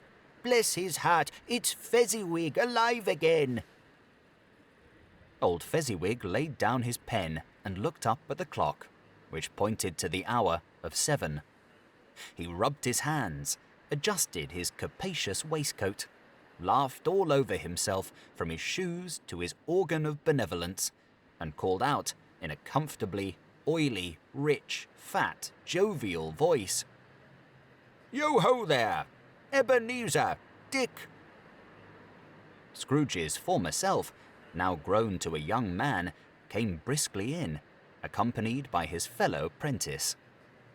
"Wilkins, to be sure," said Scrooge to the ghost. "Bless me, yes, there he is. He was very much attached to me, was Dick. Poor Dick, dear, dear. Yo-ho, my boys, said Fezziwig. No more work tonight. Christmas Eve, Dick, Christmas Eve, Ebenezer. Let's have the shutters up, cried old Fezziwig with a sharp clap of his hands. Before a man can say Jack Robinson. You wouldn't believe how those two fellows went at it. They charged into the street with the shutters. 1, 2, 3. Had 'em up in their places. 4, 5, 6. Barred 'em and pinned 'em. 7, 8, 9. And came back, before you could have got to 12, panting like racehorses. Hilly-ho! cried old Fezziwig, skipping down from the high desk with wonderful agility. Clear away, my lads, and let's have lots of room here. Hilly-ho, Dick! Cheer up, Ebenezer! Clear away? There was nothing they wouldn't have cleared away, or couldn't have cleared away, with old Fezziwig looking on. It was done in a minute. Every movable was packed off as if it were dismissed from public life forever. The floor was swept and watered, the lamps were trimmed, fuel was heaped upon the fire, and the warehouse was as snug and warm and dry and bright a ballroom as you would desire to see upon a winter's night. In came a fiddler with a music book and went up to the lofty desk and made an orchestra of it and tuned like 50 stomachaches. In came Mrs. Fezziwig, one vast substantial smile. In came the 3 Miss Fezziwigs, beaming and lovable. In came the 6 young followers whose hearts they broke. In came all the young men and women employed in the business. In came the housemaid with her cousin the baker. In came the cook with her brother's particular friend the milkman. In came the boy from over the way, who was suspected of not having board enough from his master, trying to hide himself behind the girl from next door but one, who was proved to have had her ears pulled by her mistress. In they all came, one after another, some shyly, some boldly, some gracefully, some awkwardly, some pushing, some pulling.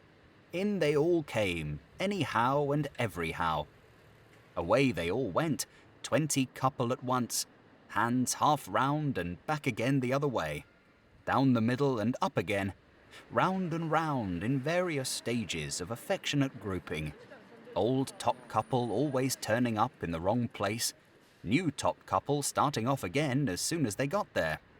All top couples at last, and not a bottom one to help them. When this result was brought about, old Fezziwig, clapping his hands to stop the dance, cried out, "Well done!" And the fiddler plunged his hot face into a pot of porter, especially provided for that purpose. But, scorning rest upon his reappearance, he instantly began again, though there were no dancers yet, as if the other fiddler had been carried home, exhausted on a shutter, and he were a brand new man, resolved to beat him out of sight, or perish. There were more dances, and there were more forfeits, and more dances.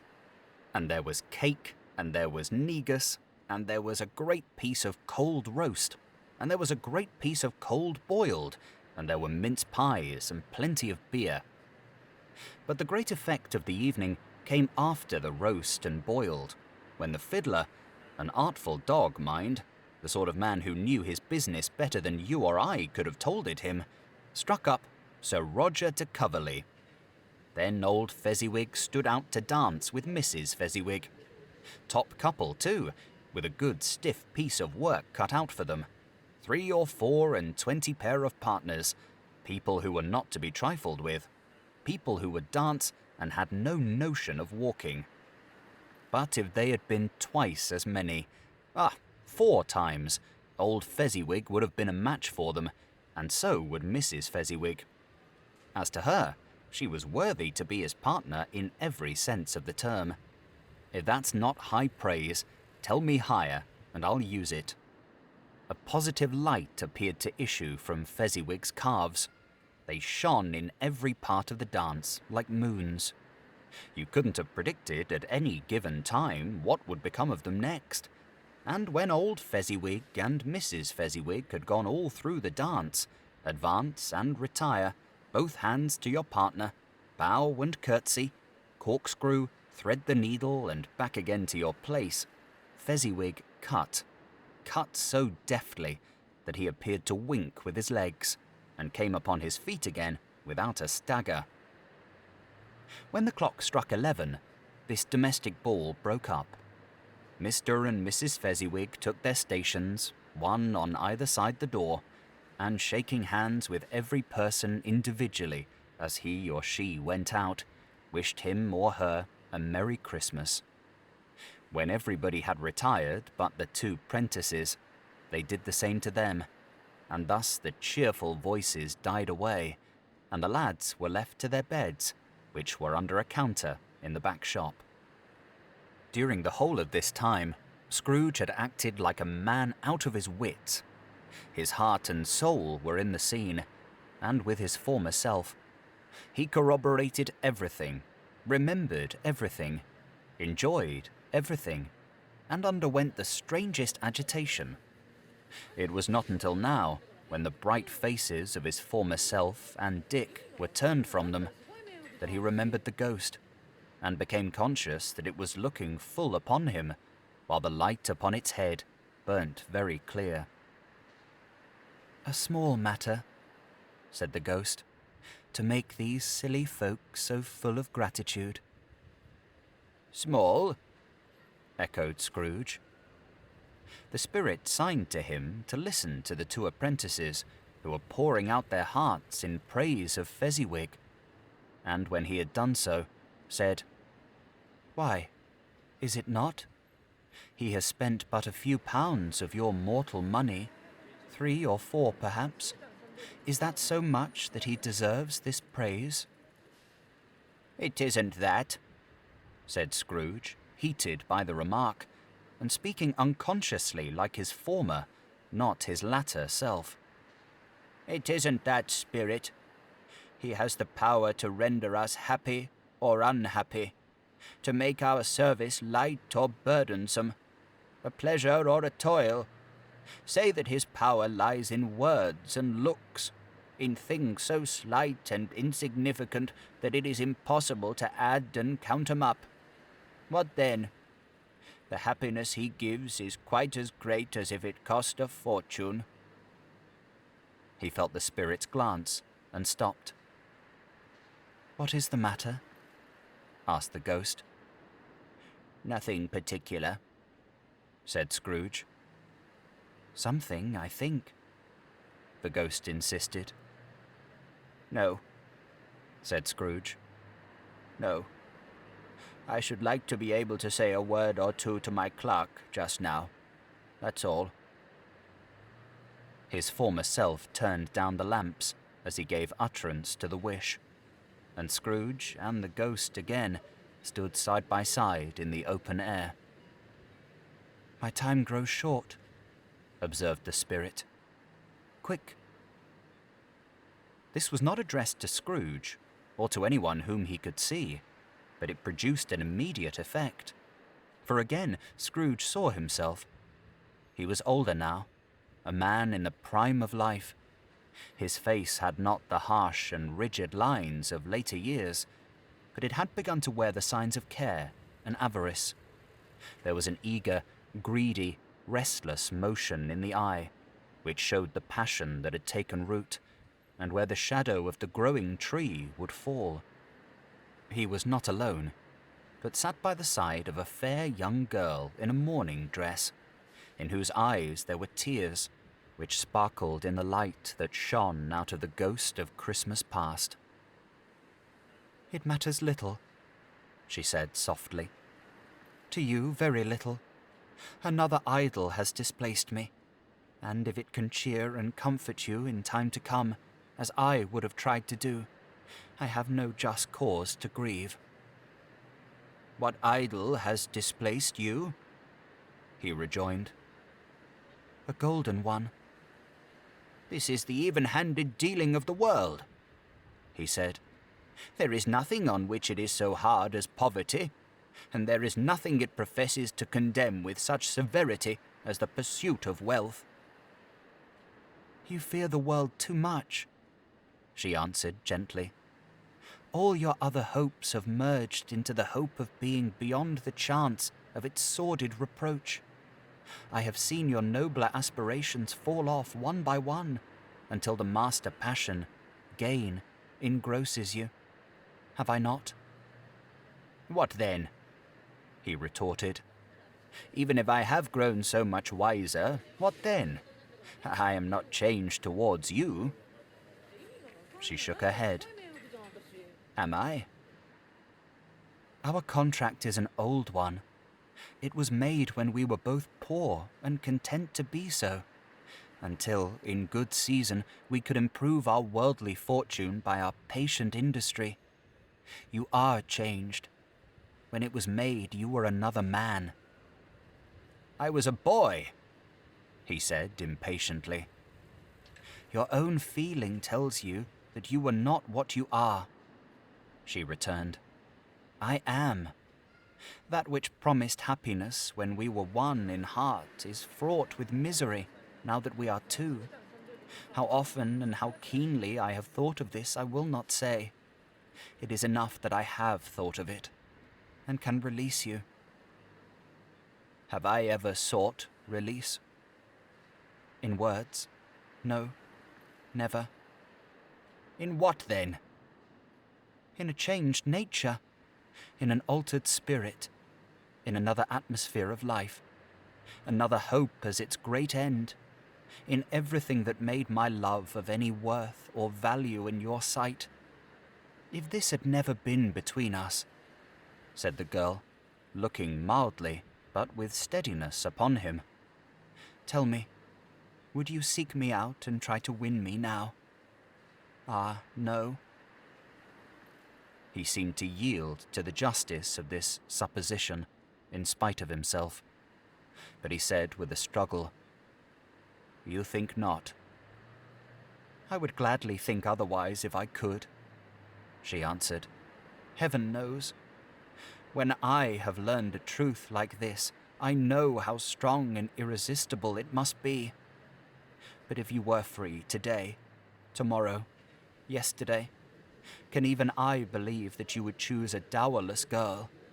You, who in your very confidence with her, weigh everything by gain, or choosing her, if for a moment you were false enough to your one guiding principle to do so, do I not know that your repentance and regret would surely follow? I do, and I release you, with a full heart, for the love of him you once were. He was about to speak, but, with her head turned from him, she resumed. You may. The memory of what is past half makes me hope you will have pain in this. A very, very brief time, and you will dismiss the recollection of it gladly, as an unprofitable dream, from which it happened well that you awoke. May you be happy in the life you have chosen. She left him, and they parted.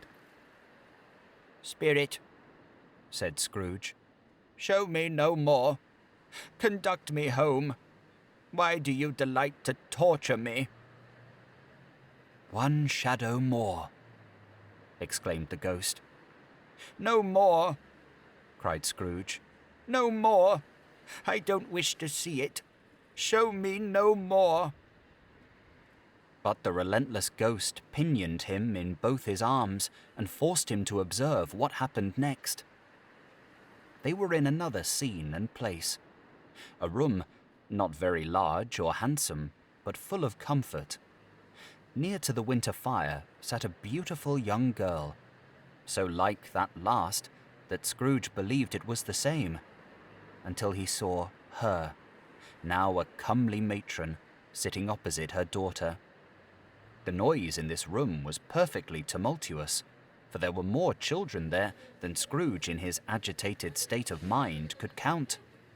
And unlike the celebrated herd in the poem, they were not 40 children conducting themselves like one, but every child was conducting itself like 40. The consequences were uproarious, beyond belief. But no one seemed to care. On the contrary, the mother and daughter laughed heartily and enjoyed it very much. And the latter, soon beginning to mingle in the sports, got pillaged by the young brigands most ruthlessly. What would I not have given to be one of them? Though I never could have been so rude, no, no. I wouldn't for the wealth of all the world have crushed that braided hair and torn it down. And for the precious little shoe, I wouldn't have plucked it off, God bless my soul, to save my life. As to measuring her waist in sport, as they did, bold young brood, I couldn't have done it.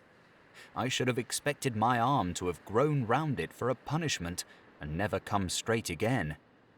And yet I should have dearly liked, I own, to have touched her lips, to have questioned her, that she might have opened them, to have looked upon the lashes of her downcast eyes, and never raised a blush, to have let loose waves of hair, an inch of which would be a keepsake beyond price.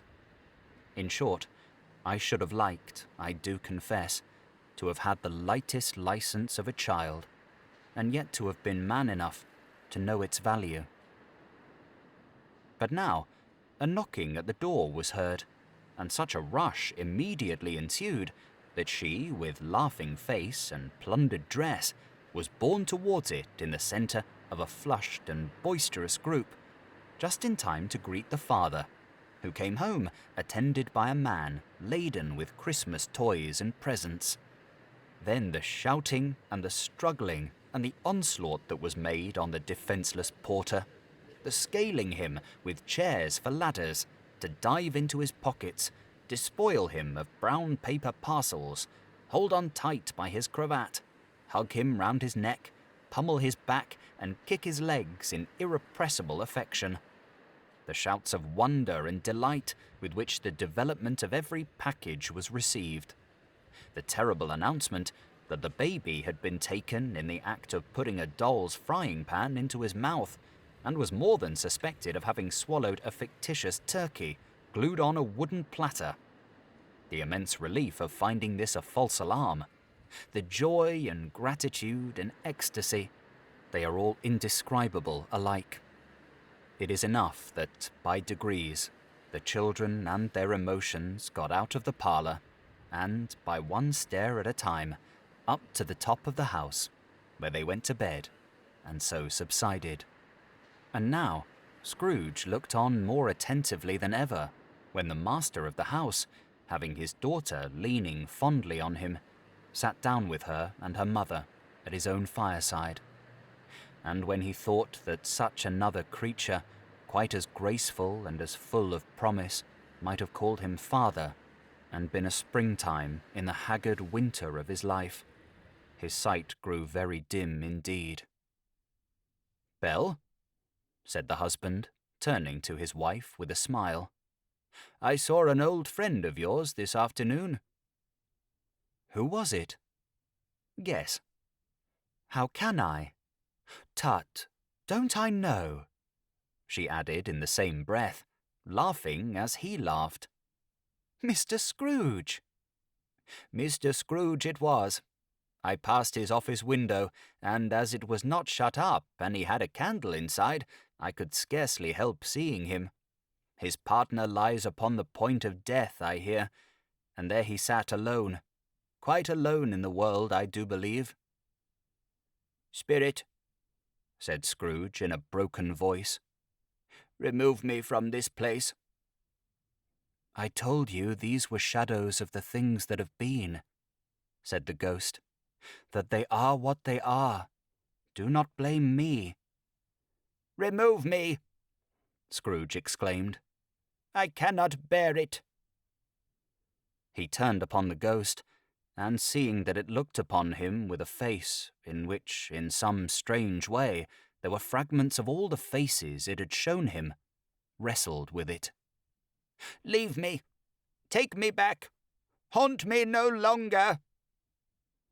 In the struggle, if that can be called a struggle in which the ghost, with no visible resistance on its own part, was undisturbed by any effort of its adversary, Scrooge observed that its light was burning high and bright, and dimly connecting that with its influence over him, he seized the extinguisher cap, and by a sudden action pressed it down upon its head.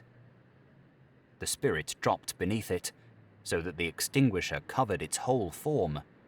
But though Scrooge pressed it down with all his force, he could not hide the light which streamed from under it in an unbroken flood upon the ground. He was conscious of being exhausted and overcome by an irresistible drowsiness, and further, of being in his own bedroom. He gave the cap a parting squeeze, in which his hand relaxed, and had barely time to reel to bed before he sank into a heavy sleep. Stave 3. The second of the three spirits. Awaking in the middle of a prodigiously tough snore, and sitting up in bed to get his thoughts together, Scrooge had no occasion to be told that the bell was again upon the stroke of 1. He felt that he was restored to consciousness in the right nick of time, for the especial purpose of holding a conference with the second messenger, dispatched to him through Jacob Marley's intervention.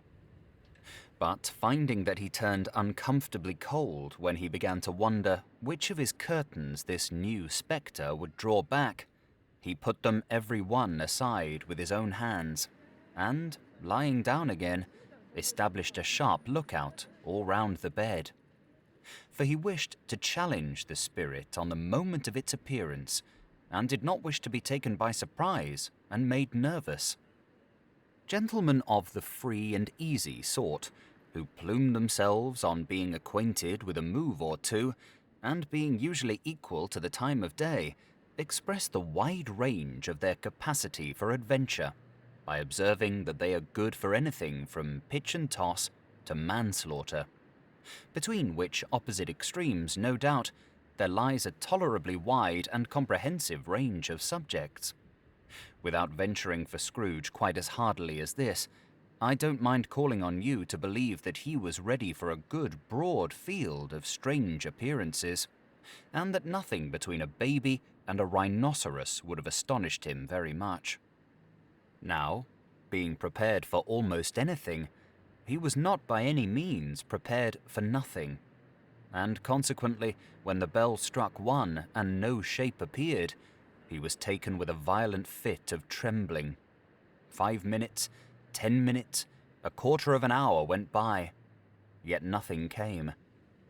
All this time he lay upon his bed, the very core and centre of a blaze of ruddy light, which streamed upon it when the clock proclaimed the hour, and which, being only light, was more alarming than a dozen ghosts, as he was powerless to make out what it meant, or would be at, and was sometimes apprehensive that he might be at that very moment an interesting case of spontaneous combustion, without having the consolation of knowing it. At last, however, he began to think, as you or I would have thought at first, for it is always the person not in the predicament who knows what ought to have been done in it, and would unquestionably have done it too. At last, I say, he began to think that the source and secret of this ghostly light might be in the adjoining room, from whence, on further tracing it, it seemed to shine.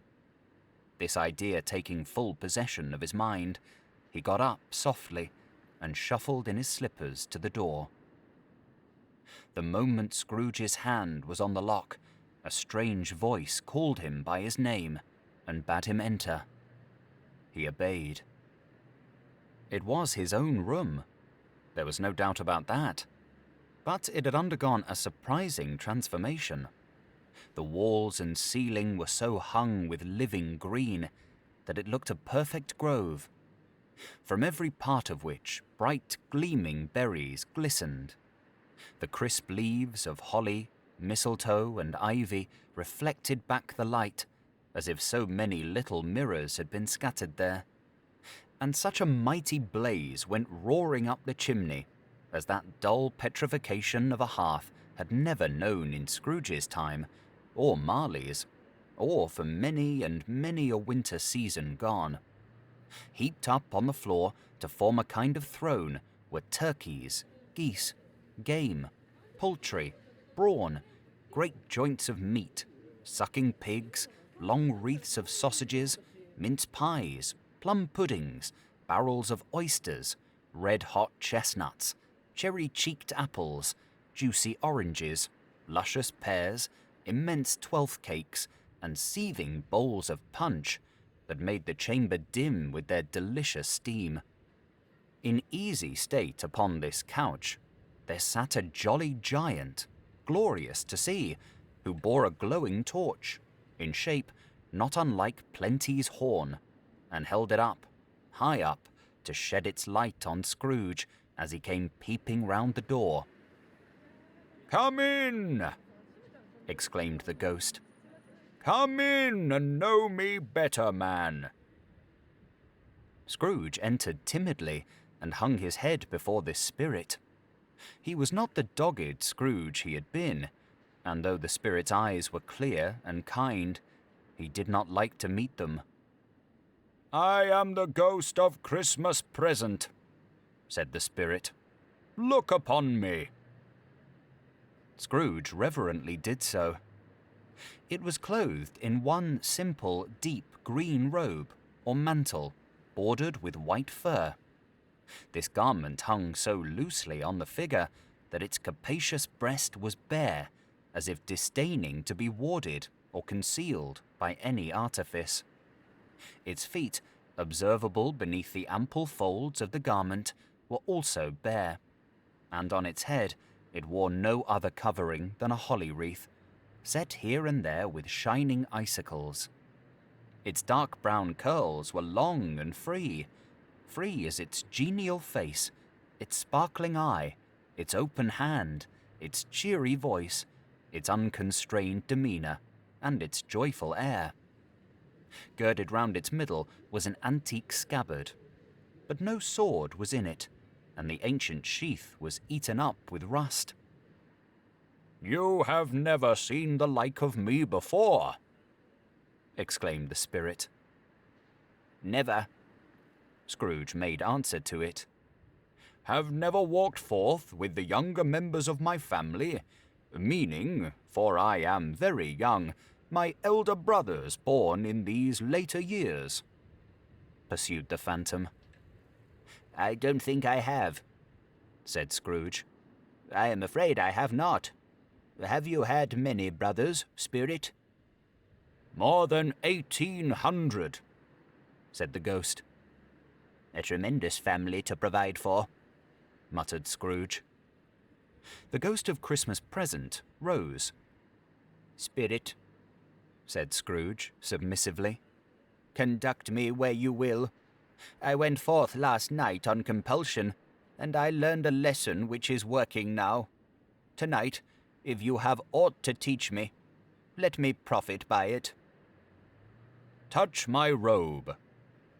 Scrooge did as he was told, and held it fast.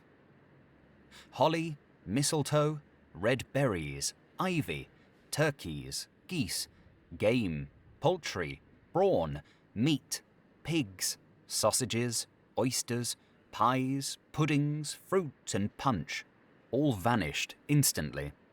So did the room, the fire, the ruddy glow, the hour of night, and they stood in the city streets on Christmas morning, where, for the weather was severe, the people made a rough but brisk and not unpleasant kind of music in scraping the snow from the pavement in front of their dwellings, and from the tops of their houses, whence it was mad delight to the boys to see it come plumping down into the road below, and splitting into artificial little snowstorms. The house fronts looked black enough, and the windows blacker, contrasting with the smooth white sheet of snow upon the roofs, and with the dirtier snow upon the ground, which last deposit had been ploughed up in deep furrows by the heavy wheels of carts and wagons, furrows that crossed and recrossed each other hundreds of times where the great streets branched off, and made intricate channels, hard to trace in the thick yellow mud and icy water. The sky was gloomy, and the shortest streets were choked up with a dingy mist, half thawed, half frozen, whose heavier particles descended in a shower of sooty atoms, as if all the chimneys in Great Britain had, by one consent, caught fire, and were blazing away to their dear hearts' content. There was nothing very cheerful in the climate or the town, and yet was there an air of cheerfulness abroad that the clearest summer air and brightest summer sun might have endeavoured to diffuse in vain. For the people who were shovelling away on the housetops were jovial and full of glee, calling out to one another from parapets, and now and then exchanging a facetious snowball, better-natured missile far than many a wordy jest, laughing heartily if it went right, and not less heartily if it went wrong. The poulterers' shops were still half open, and the fruiterers were radiant in their glory. There were great, round, pot-bellied baskets of chestnuts, shaped like the waistcoats of jolly old gentlemen, lolling at the doors, and tumbling out into the street in their apoplectic opulence. There were ruddy, brown-faced, broad-girthed Spanish onions, shining in the fatness of their growth like Spanish friars, and winking from their shelves in wanton slyness at the girls as they went by, and glanced demurely at the hung-up mistletoe. There were pears and apples clustered high in blooming pyramids. There were bunches of grapes made in the shopkeeper's benevolence to dangle from conspicuous hooks that people's mouths might water gratis as they passed. There were piles of filberts, mossy and brown, recalling in their fragrance ancient walks among the woods and pleasant shufflings ankle-deep through withered leaves. There were Norfolk biffins, squab and swarthy, setting off the yellow of the oranges and lemons, and in the great compactness of their juicy persons, urgently entreating and beseeching to be carried home in paper bags and eaten after dinner. The very gold and silver fish set forth among these choice fruits in a bowl, though members of a dull and stagnant-blooded race, appeared to know that there was something going on, and to a fish went gasping round and round their little world in slow and passionless excitement. The grocers, oh, the grocers, nearly closed, with perhaps 2 shutters down, or 1, but through those gaps such glimpses. It was not alone that the scales descending on the counter made a merry sound, or that the twine and roller parted company so briskly, or that the canisters were rattled up and down like juggling tricks, or even that the blended scents of tea and coffee were so grateful to the nose, or even that the raisins were so plentiful and rare, the almonds so extremely white, the sticks of cinnamon so long and straight, the other spices so delicious, the candied fruits so caked and spotted with molten sugar as to make the coldest lookers-on feel faint and subsequently bilious.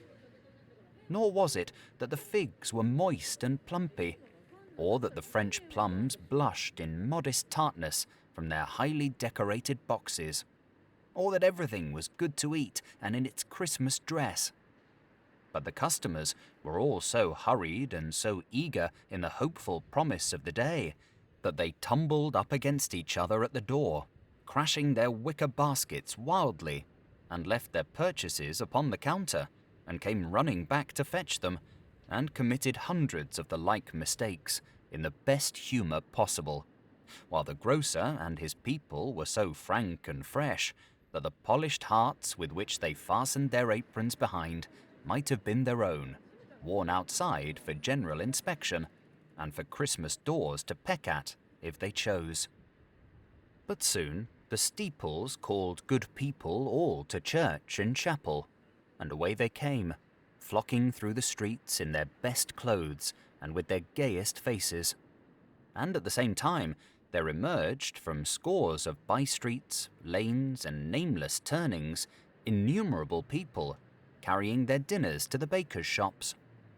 The sight of these poor revellers appeared to interest the spirit very much, for he stood with Scrooge beside him in a baker's doorway, and taking off the covers as their bearers passed, sprinkled incense on their dinners from his torch. And it was a very uncommon kind of torch, for once or twice, when there were angry words between some dinner carriers who had jostled each other, he shed a few drops of water on them from it, and their good humour was restored directly, for they said it was a shame to quarrel upon Christmas Day. And so it was. God love it, so it was. In time, the bells ceased, and the bakers were shut up.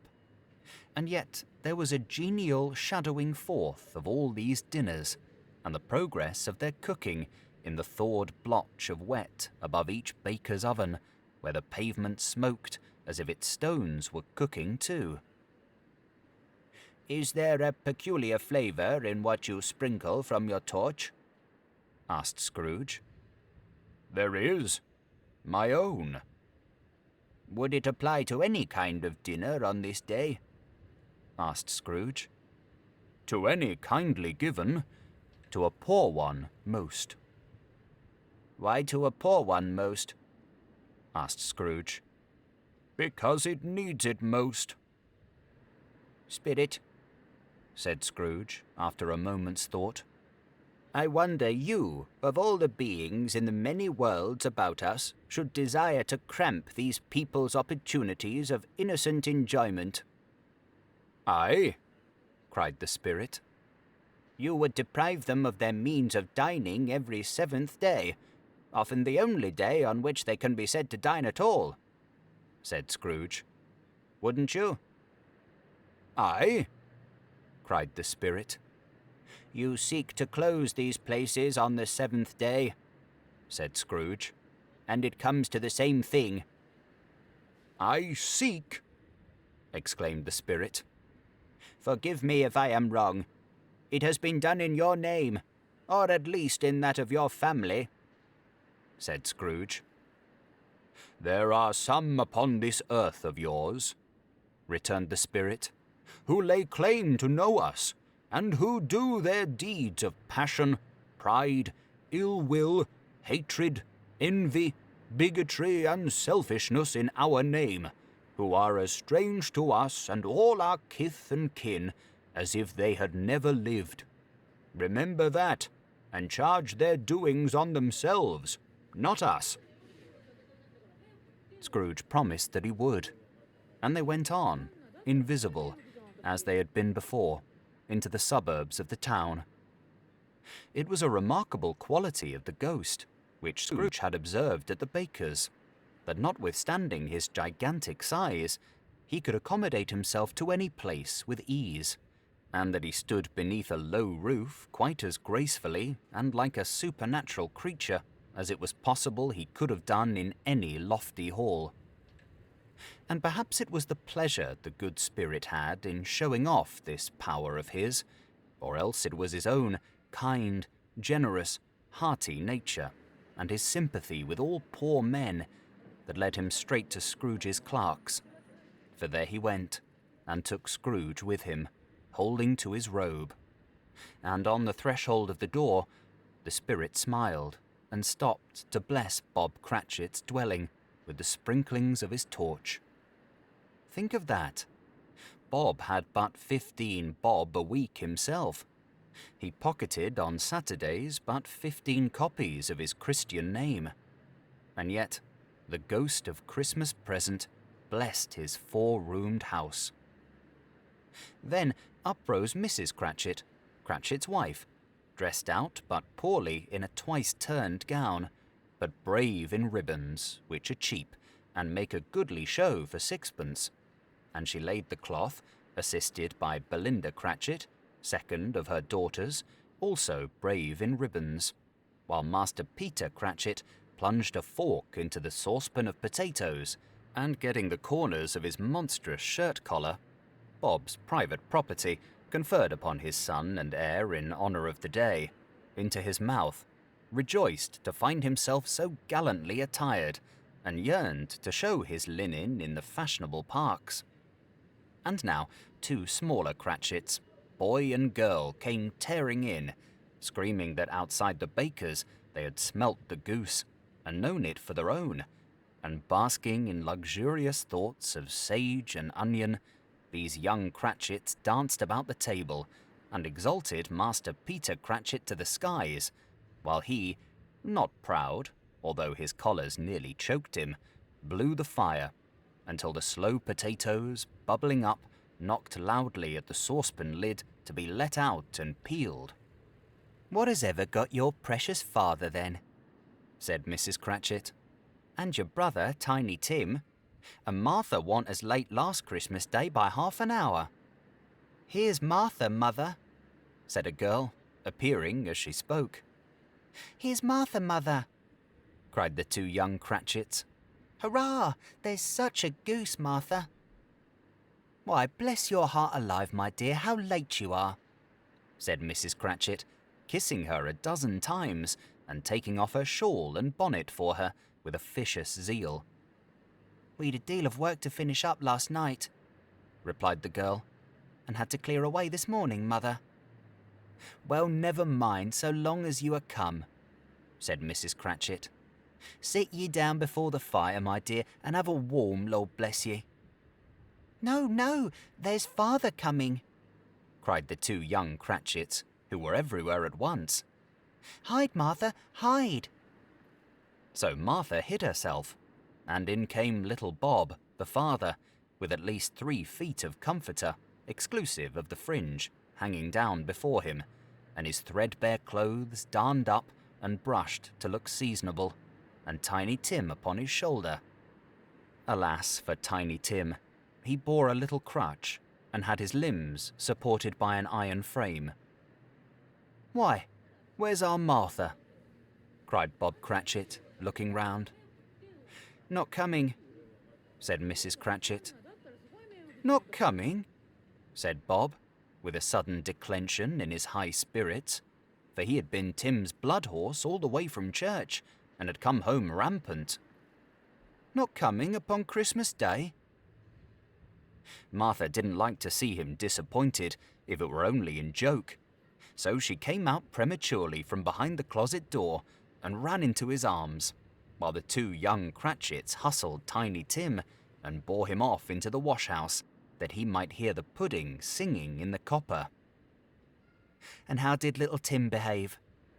asked Mrs. Cratchit, when she had rallied Bob on his credulity, and Bob had hugged his daughter to his heart's content. "As good as gold," said Bob, "and better. Somehow he gets thoughtful sitting by himself so much, and thinks the strangest things you ever heard. He told me, coming home, that he hoped the people saw him in the church because he was a cripple, and it might be pleasant to them to remember upon Christmas Day, who made lame beggars walk and blind men see." Bob's voice was tremulous when he told them this, and trembled more when he said that Tiny Tim was growing strong and hearty. His active little crutch was heard upon the floor, and back came Tiny Tim, before another word was spoken, escorted by his brother and sister to his stool beside the fire. And while Bob, turning up his cuffs, as if, poor fellow, they were capable of being made more shabby, compounded some hot mixture in a jug with gin and lemons, and stirred it round and round, and put it on the hob to simmer, Master Peter and the two ubiquitous young Cratchits went to fetch the goose, with which they soon returned, in high procession. Such a bustle ensued that you might have thought a goose the rarest of all birds, a feathered phenomenon to which a black swan was a matter of course, and in truth it was something very like it in that house. Mrs. Cratchit made the gravy, ready beforehand in a little saucepan, hissing hot. Master Peter mashed the potatoes with incredible vigour. Miss Belinda sweetened up the apple sauce. Martha dusted the hot plates. Bob took Tiny Tim beside him in a tiny corner at the table. The two young Cratchits set chairs for everybody, not forgetting themselves, and, mounting guard upon their posts, crammed spoons into their mouths, lest they should shriek for goose before their turn came to be helped. At last, the dishes were set on, and grace was said. It was succeeded by a breathless pause, as Mrs. Cratchit, looking slowly all along the carving knife, prepared to plunge it in the breast. But when she did, and when the long-expected gush of stuffing issued forth, one murmur of delight arose all round the board, and even Tiny Tim, excited by the two young Cratchits, beat on the table with the handle of his knife, and feebly cried, "Hurrah!" There never was such a goose. Bob said he didn't believe there ever was such a goose cooked. Its tenderness and flavour, size and cheapness were the themes of universal admiration. Eked out by apple sauce and mashed potatoes, it was a sufficient dinner for the whole family. Indeed, as Mrs. Cratchit said with great delight, surveying one small atom of a bone upon the dish, they hadn't ate it all at last. Yet every one had had enough, and the youngest Cratchits in particular were steeped in sage and onion to the eyebrows.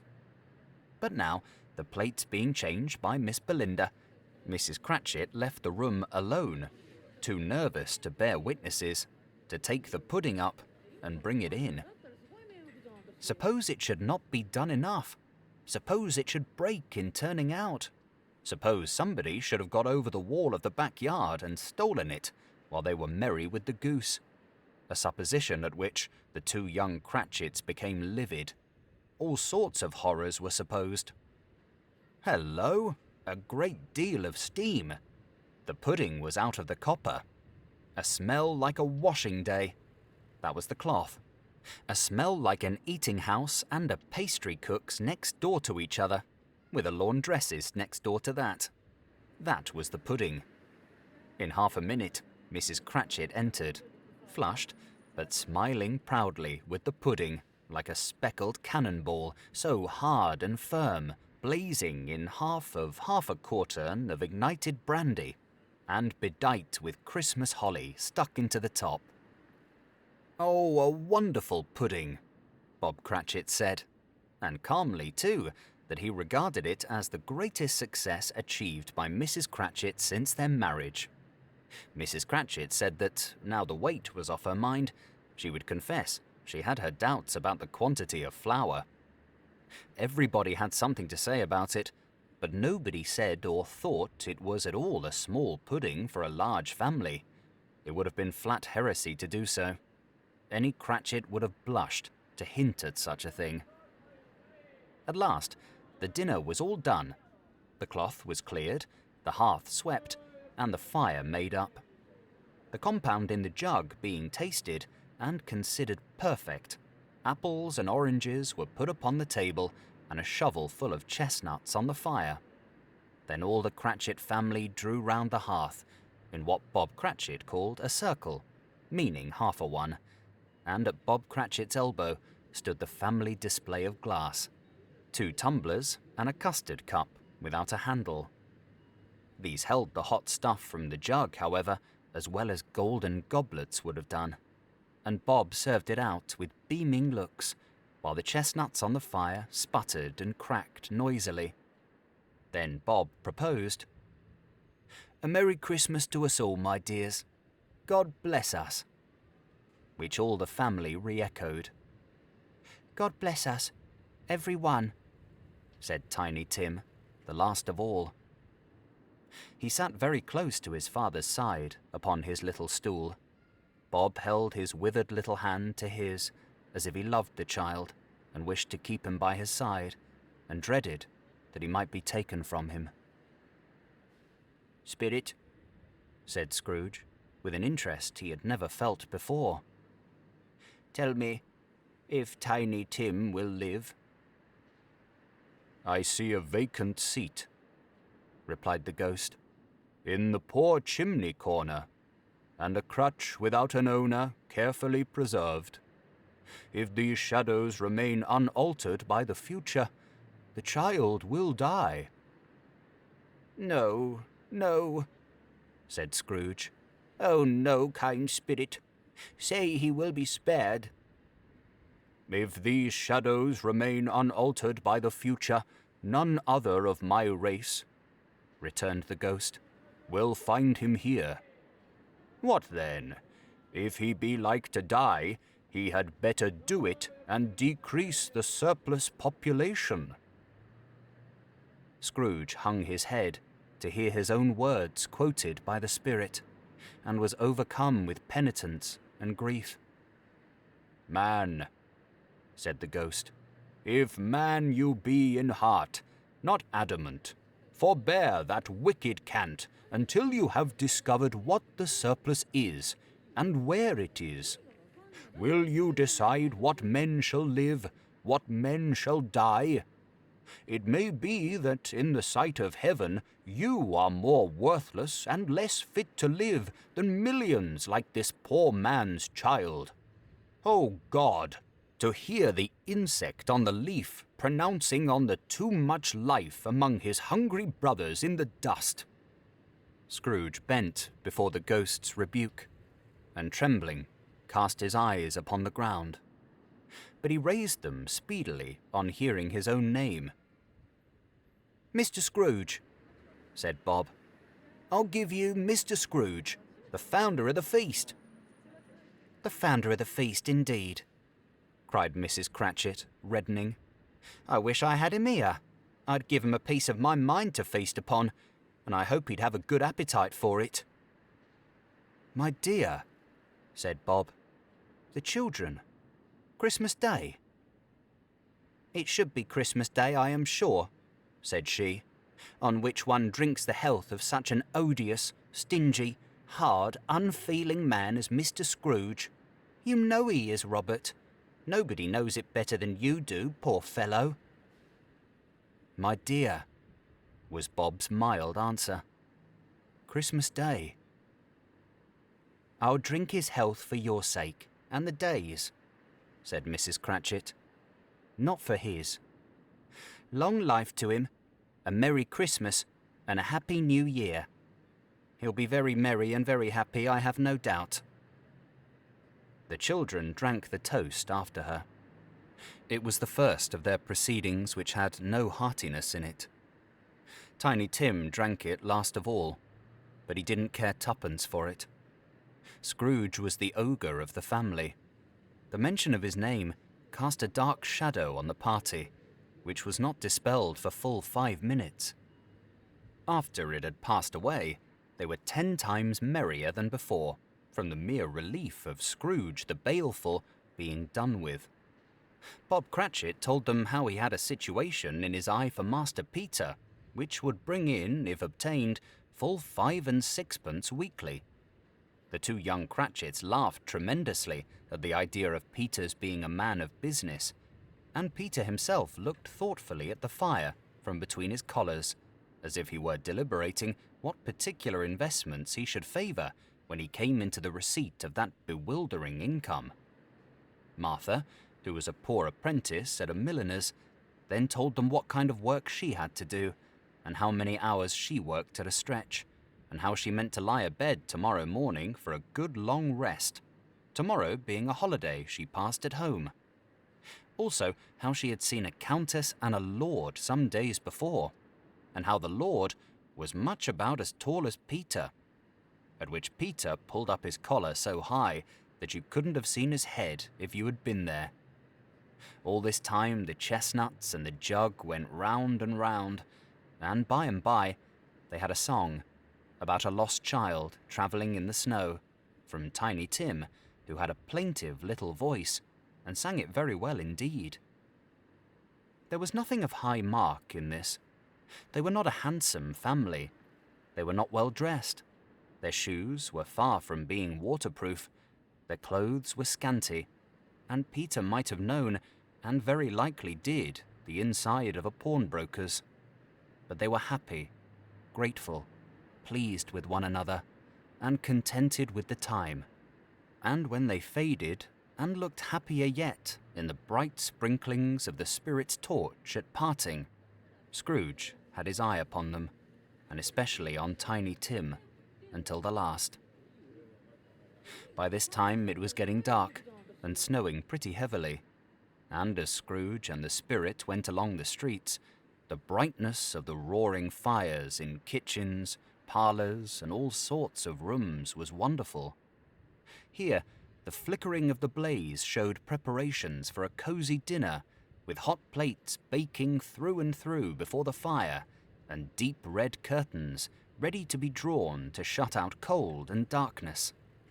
There, all the children of the house were running out into the snow to meet their married sisters, brothers, cousins, uncles, aunts, and be the first to greet them. Here again were shadows on the window blinds of guests assembling, and there a group of handsome girls, all hooded and fur-booted, and all chattering at once, tripped lightly off to some near neighbour's house, where woe upon the single man who saw them enter, artful witches, well they knew it, in a glow. But if you had judged from the numbers of people on their way to friendly gatherings, you might have thought that no one was at home to give them welcome when they got there, instead of every house expecting company, and piling up its fires half chimney high. Blessings on it, how the ghost exulted, how it bared its breadth of breast, and opened its capacious palm, and floated on, outpouring with a generous hand its bright and harmless mirth on everything within its reach. The very lamplighter who ran on before, dotting the dusky street with specks of light, and who was dressed to spend the evening somewhere, laughed out loudly as the spirit passed, though little kenned the lamplighter that he had any company but Christmas. And now, without a word of warning from the ghost, they stood upon a bleak and desert moor, where monstrous masses of rude stone were cast about, as though it were the burial place of giants, and water spread itself wheresoever it listed, or would have done so, but for the frost that held it prisoner. And nothing grew but moss and furze, and coarse, rank grass. Down in the west, the setting sun had left a streak of fiery red, which glared upon the desolation for an instant, like a sullen eye, and frowning lower, lower, lower yet, was lost in the thick gloom of darkest night. "What place is this?" asked Scrooge. "A place where miners live, who labour in the bowels of the earth," returned the spirit. "But they know me. See?" A light shone from the window of a hut, and swiftly they advanced towards it. Passing through the wall of mud and stone, they found a cheerful company assembled round a glowing fire, an old, old man and woman, with their children and their children's children, and another generation beyond that, all decked out gaily in their holiday attire. The old man, in a voice that seldom rose above the howling of the wind upon the barren waste, was singing them a Christmas song. It had been a very old song when he was a boy, and from time to time they all joined in the chorus. So surely as they raised their voices, the old man got quite blithe and loud, and so surely as they stopped, his vigour sank again. The spirit did not tarry here, but bade Scrooge hold his robe, and passing on above the moor, sped whither? Not to see, to see. To Scrooge's horror, looking back, he saw the last of the land, a frightful range of rocks behind them, and his ears were deafened by the thundering of water as it rolled and roared and raged among the dreadful caverns it had worn, and fiercely tried to undermine the earth. Built upon a dismal reef of sunken rocks, some league or so from shore, on which the waters chafed and dashed the wild year through, there stood a solitary lighthouse. Great heaps of seaweed clung to its base, and storm birds, born of the wind, one might suppose, as seaweed of the water, rose and fell about it, like the waves they skimmed. But even here, two men who watched the light had made a fire, that through the loophole in the thick stone wall shed out a ray of brightness on the awful sea. Joining their horny hands over the rough table at which they sat, they wished each other Merry Christmas in their can of grog. And one of them, the elder too, with his face all damaged and scarred with hard weather, as the figurehead of an old ship might be, struck up a sturdy song that was like a gale in itself. Again, the ghost sped on, above the black and heaving sea. On, until being far away, as he told Scrooge, from any shore, they lighted on a ship. They stood beside the helmsman at the wheel, the lookout in the bow, the officers who had the watch. Dark, ghostly figures in their several stations. But every man among them hummed a Christmas tune, or had a Christmas thought, or spoke below his breath to his companion of some bygone Christmas day, with homeward hopes belonging to it. And every man on board, waking or sleeping, good or bad, had had a kinder word for one another on that day than on any day in the year, and had shared to some extent in its festivities, and had remembered those he cared for at a distance, and had known that they delighted to remember him. It was a great surprise to Scrooge, while listening to the moaning of the wind, and thinking what a solemn thing it was to move on through the lonely darkness over an unknown abyss, whose depths were secrets as profound as death. It was a great surprise to Scrooge, while thus engaged, to hear a hearty laugh. It was a much greater surprise to Scrooge to recognize it as his own nephew's, and to find himself in a bright, dry, gleaming room, with the spirit standing smiling by his side, and looking at that same nephew with approving affability. "Ha ha!" laughed Scrooge's nephew. "Ha ha ha!" If you should happen, by any unlikely chance, to know a man more blessed in a laugh than Scrooge's nephew, all I can say is, I should like to know him too. Introduce him to me, and I'll cultivate his acquaintance. It is a fair, even-handed, noble adjustment of things, that while there is infection in disease and sorrow, there is nothing in the world so irresistibly contagious as laughter and good humour. When Scrooge's nephew laughed in this way, holding his sides, rolling his head, and twisting his face into the most extravagant contortions, Scrooge's niece, by marriage, laughed as heartily as he, and their assembled friends, being not a bit behindhand, roared out lustily, "Ha ha! Ha ha ha ha ha! He said that Christmas was a humbug, as I live!" cried Scrooge's nephew. "He believed it too." "More shame for him, Fred," said Scrooge's niece indignantly. Bless those women, they never do anything by halves, they are always in earnest. She was very pretty, exceedingly pretty, with a dimpled, surprised-looking, capital face, a ripe little mouth that seemed made to be kissed, as no doubt it was, all kinds of good little dots about her chin that melted into one another when she laughed, and the sunniest pair of eyes you ever saw in any little creature's head. Altogether, she was what you would have called provoking, you know, but satisfactory too. Oh, perfectly satisfactory. "He's a comical old fellow," said Scrooge's nephew. "That's the truth, and not so pleasant as he might be.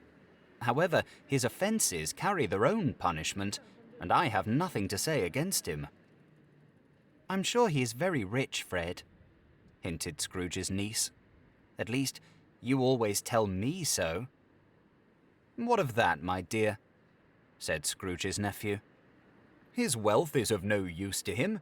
He don't do any good with it. He don't make himself comfortable with it. He hasn't the satisfaction of thinking that he is ever going to benefit us with it." "I have no patience with him," observed Scrooge's niece.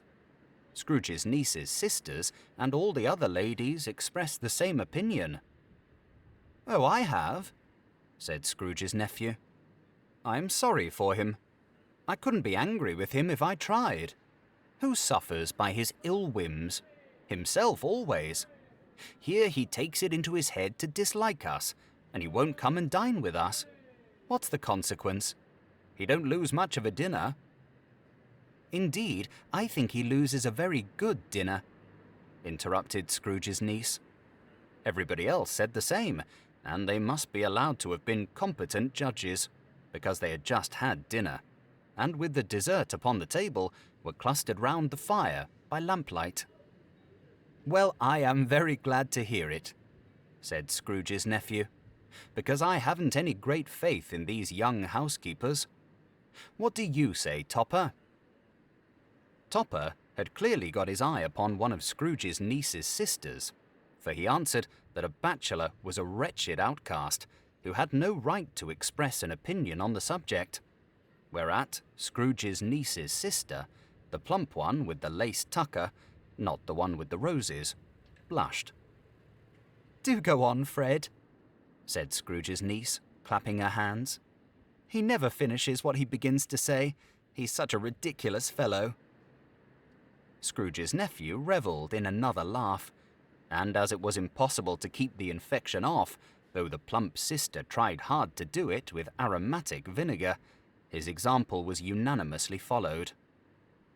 "I was only going to say," said Scrooge's nephew, "that the consequence of his taking a dislike to us and not making merry with us is, as I think, that he loses some pleasant moments, which could do him no harm. I am sure he loses pleasanter companions than he can find in his own thoughts, either in his mouldy old office or his dusty chambers. I mean to give him the same chance every year, whether he likes it or not, for I pity him. He may rail at Christmas till he dies, but he can't help thinking better of it, I defy him, if he finds me going there in good temper year after year and saying, 'Uncle Scrooge, how are you?' If it only put him in the vein to leave his poor clerk £50, that's something, and I think I shook him yesterday." It was their turn to laugh now at the notion of his shaking Scrooge. But being thoroughly good-natured, and not much caring what they laughed at, so that they laughed at any rate, he encouraged them in their merriment, and passed the bottle joyously. After tea, they had some music, for they were a musical family, and knew what they were about when they sung a glee or catch, I can assure you. Especially Topper, who could growl away in the bass like a good one, and never swell the large veins in his forehead or get red in the face over it. Scrooge's niece played well upon the harp, and played, among other tunes, a simple little air, a mere nothing, you might learn to whistle it in 2 minutes, which had been familiar to the child who fetched Scrooge from the boarding school, as he had been reminded by the ghost of Christmas past. When this strain of music sounded, all the things that ghost had shown him came upon his mind. He softened more and more, and thought that if he could have listened to it often, years ago, he might have cultivated the kindnesses of life for his own happiness, with his own hands, without resorting to the sexton's spade that buried Jacob Marley. But they didn't devote the whole evening to music. After a while, they played at forfeits, for it is good to be children sometimes, and never better than at Christmas, when its mighty founder was a child himself. Stop! There was first a game at blind man's buff. Of course there was, and I no more believe Topper was really blind than I believe he had eyes in his boots. My opinion is that it was a done thing between him and Scrooge's nephew, and that the ghost of Christmas present knew it. The way he went after that plump sister in the lace tucker was an outrage on the credulity of human nature. Knocking down the fire irons, tumbling over the chairs, bumping up against the piano, smothering himself amongst the curtains. Wherever she went, there went he. He always knew where the plump sister was. He wouldn't catch anybody else. If you had fallen up against him, as some of them did on purpose, he would have made a feint of endeavouring to seize you, which would have been an affront to your understanding, and would instantly have sidled off in the direction of the plump sister. She often cried out that it wasn't fair, and it really was not. But when at last he caught her, when, in spite of all her silken rustlings and her rapid flutterings past him, he got her into a corner whence there was no escape, then his conduct was the most execrable. For his pretending not to know her, his pretending that it was necessary to touch her headdress, and further to assure himself of her identity by pressing a certain ring upon her finger and a certain chain about her neck, was vile, monstrous. No doubt she told him her opinion of it when, another blind man being in office, they were so very confidential together behind the curtains. Scrooge's niece was not one of the blind man's buff party, but was made comfortable with a large chair and a footstool in a snug corner, where the ghost and Scrooge were close behind her. But she joined in the forfeits, and loved her love to admiration with all the letters of the alphabet. Likewise, at the game of how, when, and where, she was very great, and, to the secret joy of Scrooge's nephew, beat her sisters hollow, though they were sharp girls too, as Topper could have told you. There might have been 20 people there, young and old, but they all played, and so did Scrooge, for wholly forgetting, in the interest he had in what was going on, that his voice made no sound in their ears. He sometimes came out with his guess quite loud, and very often guessed right too. For the sharpest needle, best Whitechapel, warranted not to cut in the eye, was not sharper than Scrooge, blunt as he took it in his head to be.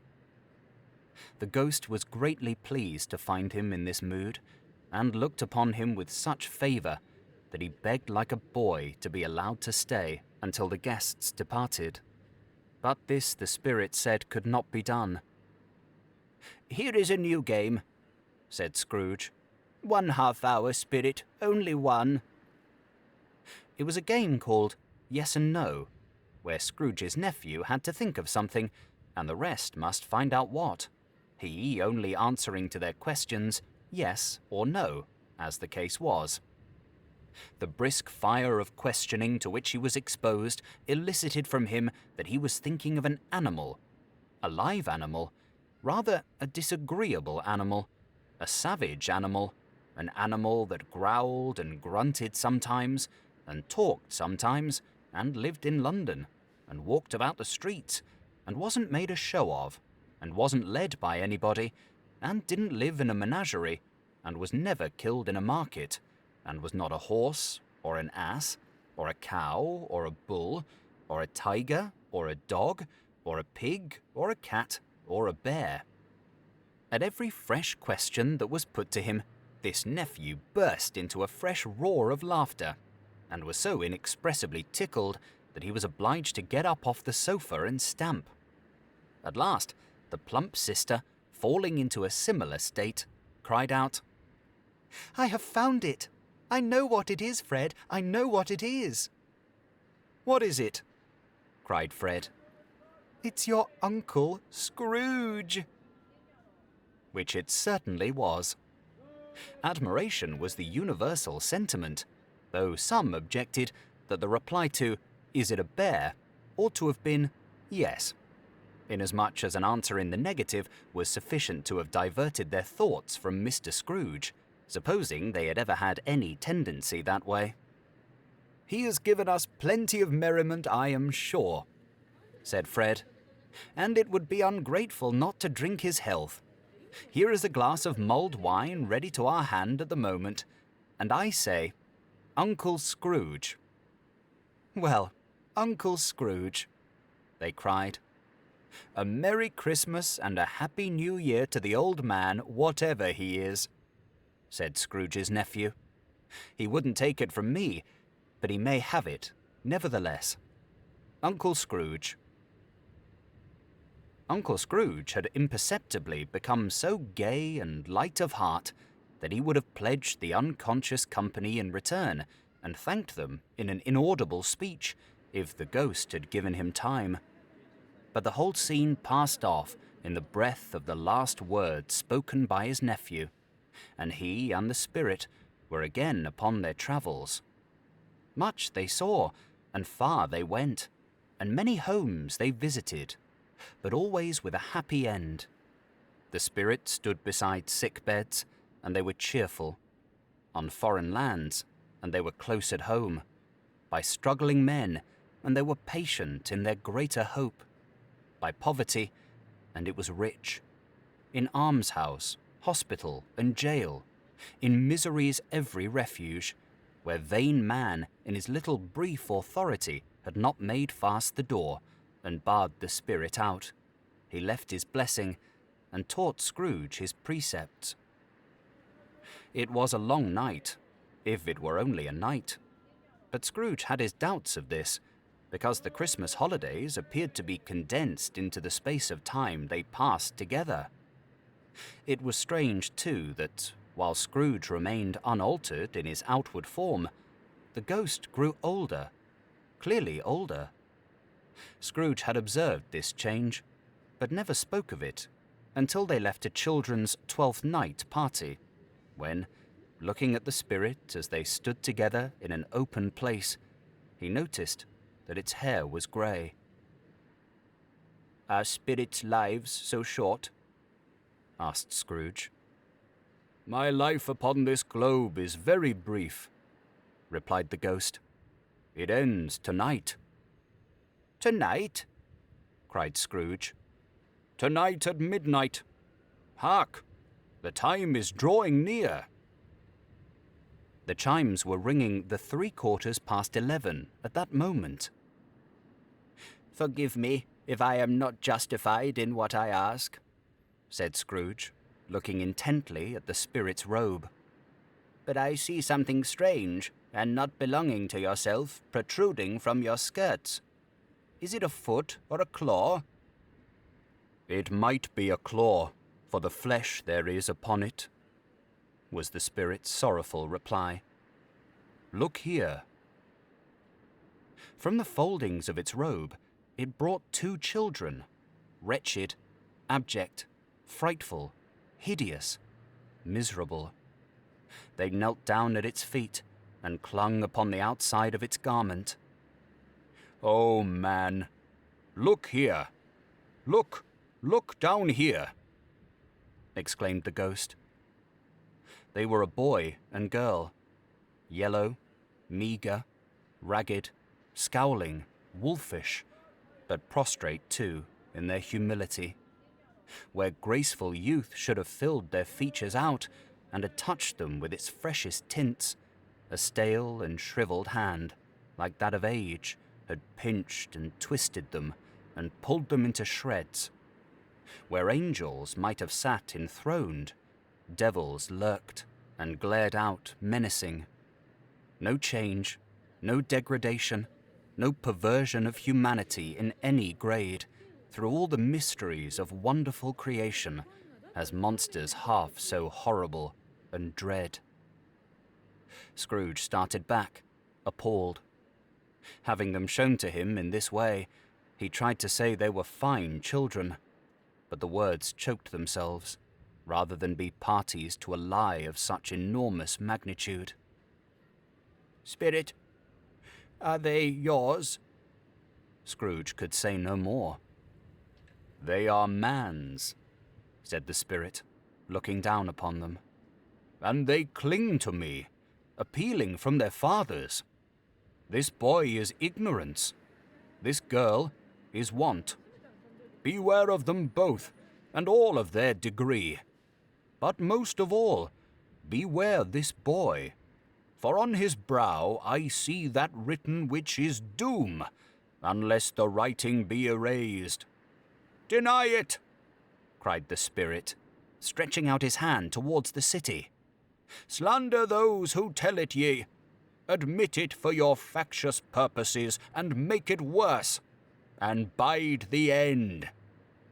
"Have they no refuge or resource?" cried Scrooge. "Are there no prisons?" said the spirit, turning on him for the last time with his own words. "Are there no workhouses?" The bell struck 12. Scrooge looked about him for the ghost, and saw it not.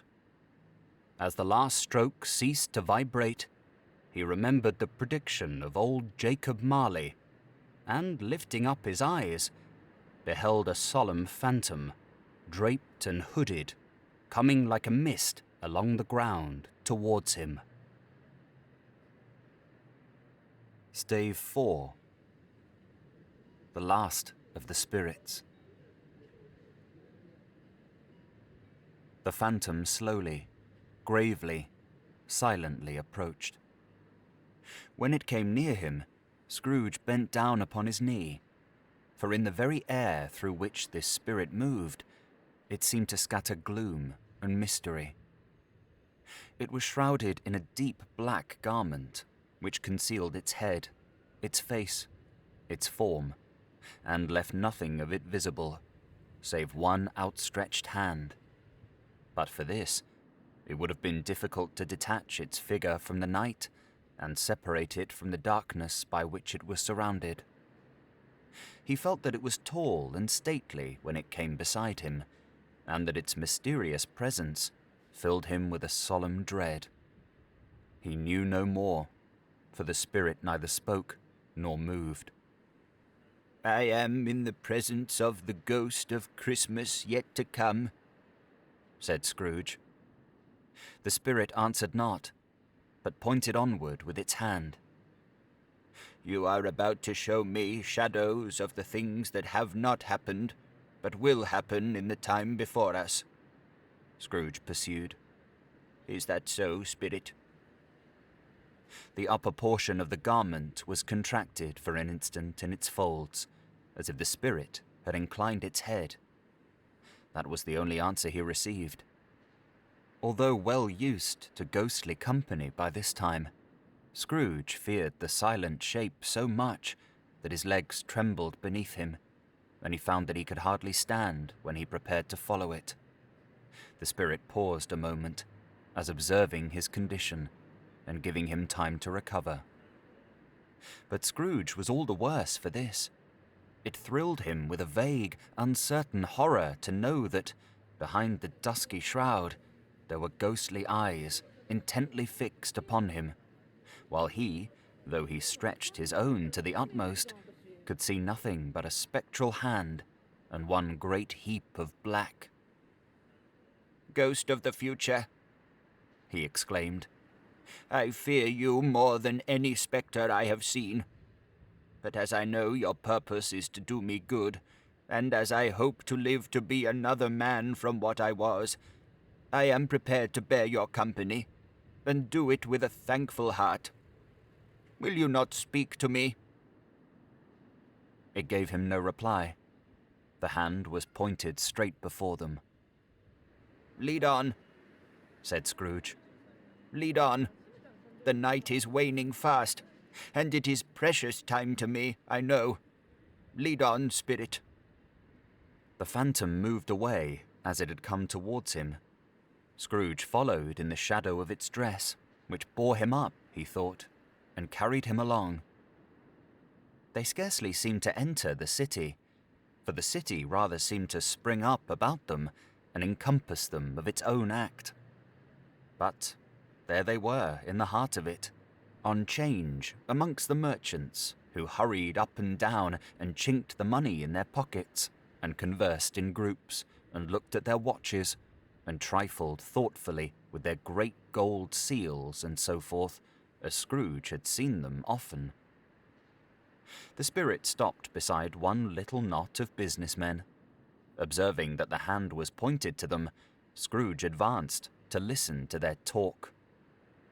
"No," said a great fat man with a monstrous chin. "I don't know much about it either way. I only know he's dead." "When did he die?" inquired another. "Last night, I believe." "Why, what was the matter with him?" asked a third, taking a vast quantity of snuff out of a very large snuff box. "I thought he'd never die." "God knows," said the first with a yawn. "What has he done with his money?" asked a red-faced gentleman with a pendulous excrescence on the end of his nose that shook like the gills of a turkey cock. "I haven't heard," said the man with the large chin, yawning again. "Left it to his company, perhaps. He hasn't left it to me, that's all I know." This pleasantry was received with a general laugh. "It's likely to be a very cheap funeral," said the same speaker, "for upon my life I don't know of anybody to go to it. Suppose we make up a party and volunteer?" "I don't mind going if a lunch is provided," observed the gentleman with the excrescence on his nose. "But I must be fed if I make one." Another laugh. "Well, I am the most disinterested among you after all," said the first speaker, "for I never wear black gloves and I never eat lunch. But I'll offer to go if anybody else will.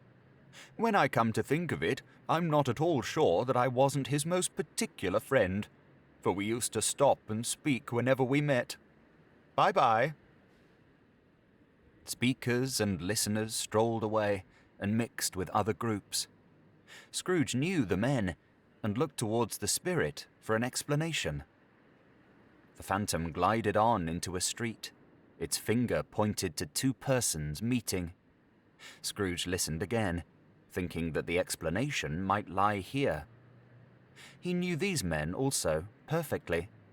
They were men of business, very wealthy and of great importance. He had made a point always of standing well in their esteem, in a business point of view, that is. Strictly in a business point of view.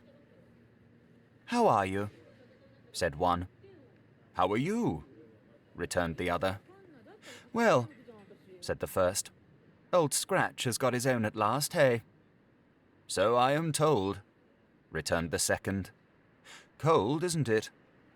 "Seasonable for Christmas time. You are not a skater, I suppose?" "No, no. Something else to think of. Good morning." Not another word. That was their meeting, their conversation, and their parting. Scrooge was at first inclined to be surprised that the spirit should attach importance to conversations apparently so trivial, but feeling assured that they must have some hidden purpose, he set himself to consider what it was likely to be. They could scarcely be supposed to have any bearing on the death of Jacob, his old partner, for that was past, and this ghost's province was the future. Nor could he think of anyone immediately connected with himself to whom he could apply them, but nothing doubting that, to whomsoever they applied, they had some latent moral for his own improvement, he resolved to treasure up every word he heard, and everything he saw, and especially to observe the shadow of himself when it appeared, for he had an expectation that the conduct of his future self would give him the clue he missed, and would render the solution of these riddles easy. He looked about in that very place for his own image, but another man stood in his accustomed corner, and though the clock pointed to his usual time of day for being there, he saw no likeness of himself among the multitudes that poured in through the porch. It gave him little surprise, however, for he had been revolving in his mind a change of life, and thought and hoped he saw his new-born resolutions carried out in this. Quiet and dark, beside him stood the phantom, with its outstretched hand. When he roused himself from his thoughtful quest, he fancied, from the turn of the hand and its situation in reference to himself, that the unseen eyes were looking at him keenly. It made him shudder and feel very cold. They left the busy scene and went into an obscure part of the town, where Scrooge had never penetrated before, although he recognized its situation and its bad repute. The ways were foul and narrow, the shop and houses wretched, the people half naked, drunken, slipshod, ugly. Alleys and archways, like so many cesspools, disgorged their offences of smell and dirt and life upon the straggling streets, and the whole quarter reeked with crime, with filth and misery. Far in this den of infamous resort, there was a low-browed beetling shop, below a penthouse roof, where iron, old rags, bottles, bones, and greasy offal were bought. Upon the floor within, were piled up heaps of rusty keys, nails, chains, hinges, files, scales, weights, and refuse iron of all kinds. Secrets that few would like to scrutinize were bred and hidden in mountains of unseemly rags, masses of corrupted fat, and sepulchres of bones. Sitting in among the wares he dealt in by a charcoal stove made of old bricks was a grey-haired rascal, nearly 70 years of age, who had screened himself from the cold air without by a frowsy curtaining of miscellaneous tatters hung upon a line, and smoked his pipe in all the luxury of calm retirement. Scrooge and the Phantom came into the presence of this man, just as a woman with a heavy bundle slunk into the shop. But she had scarcely entered when another woman, similarly laden, came in too, and she was closely followed by a man in faded black, who was no less startled by the sight of them than they had been upon the recognition of each other. After a short period of blank astonishment, in which the old man with the pipe had joined them, they all three burst into a laugh. "Let the charwoman alone to be the first," cried she who had entered first. "Let the laundress alone to be the second, and let the undertaker's man alone to be the third. Look here, old Joe, here's a chance, if we haven't all three met here without meaning it." "You couldn't have met in a better place," said old Joe, removing his pipe from his mouth. "Come into the parlour. You were made free of it long ago, you know, and the other two ain't strangers. Stop till I shut the door of the shop. Oh, how it squeaks! There ain't such a rusty bit of metal in the place as its own hinges, I believe, and I'm sure there's no such old bones here as mine. We're all suitable to our calling. We're well matched. Come into the parlour. Come into the parlour." The parlour was the space behind the screen of rags. The old man raked the fire together with an old stair rod, and having trimmed his smoky lamp, for it was night, with the stem of his pipe, put it into his mouth again. While he did this, the woman who had already spoken threw her bundle on the floor, and sat down in a flaunting manner on a stool, crossing her elbows on her knees, and looking with a bold defiance at the other two. "What odds, then? What odds, Mrs. Dilber?" said the woman. "Every person has a right to take care of themselves. He always did." "That's true indeed," said the laundress. "No man more so." "Why then, don't stand staring as if you was afraid, woman. Who's the wiser? We're not going to pick holes in each other's coats, I suppose?" "No indeed," said Mrs. Dilber and the man together. "We should hope not." "Very well then," cried the woman. "That's enough. Who's the worse for the loss of a few things like these? Not a dead man, I suppose?" "No indeed," said Mrs. Dilber, laughing. "If he wanted to keep 'em after he was dead, a wicked old screw," pursued the woman, "why wasn't he natural in his lifetime? If he had been, he'd have had somebody to look after him when he was struck with death, instead of lying gasping out his last there, alone by himself." "It's the truest word that ever was spoke," said Mrs. Dilber. "It's a judgment on him." "I wish it was a little heavier judgment," replied the woman. "And it should have been, you may depend upon it, if I could have laid my hands on anything else. Open that bundle, old Joe, and let me know the value of it. Speak out plain. I'm not afraid to be the first, nor afraid for them to see it. We knew pretty well that we were helping ourselves before we met here, I believe. It's no sin. Open the bundle, Joe." But the gallantry of her friends would not allow of this, and the man in faded black, mounting the breech first, produced his plunder. It was not extensive. A seal or two, a pencil case, a pair of sleeve buttons, and a brooch of no great value were all. They were severally examined and appraised by old Joe, who chalked the sums he was disposed to give for each upon the wall, and added them up into a total when he found that there was nothing more to come. "That's your account," said Joe, and I wouldn't give another sixpence if I was to be boiled for not doing it. Who's next? Mrs. Dilber was next. Sheets and towels, a little wearing apparel, 2 old-fashioned silver teaspoons, a pair of sugar tongs, and a few boots. Her account was stated on the wall in the same manner.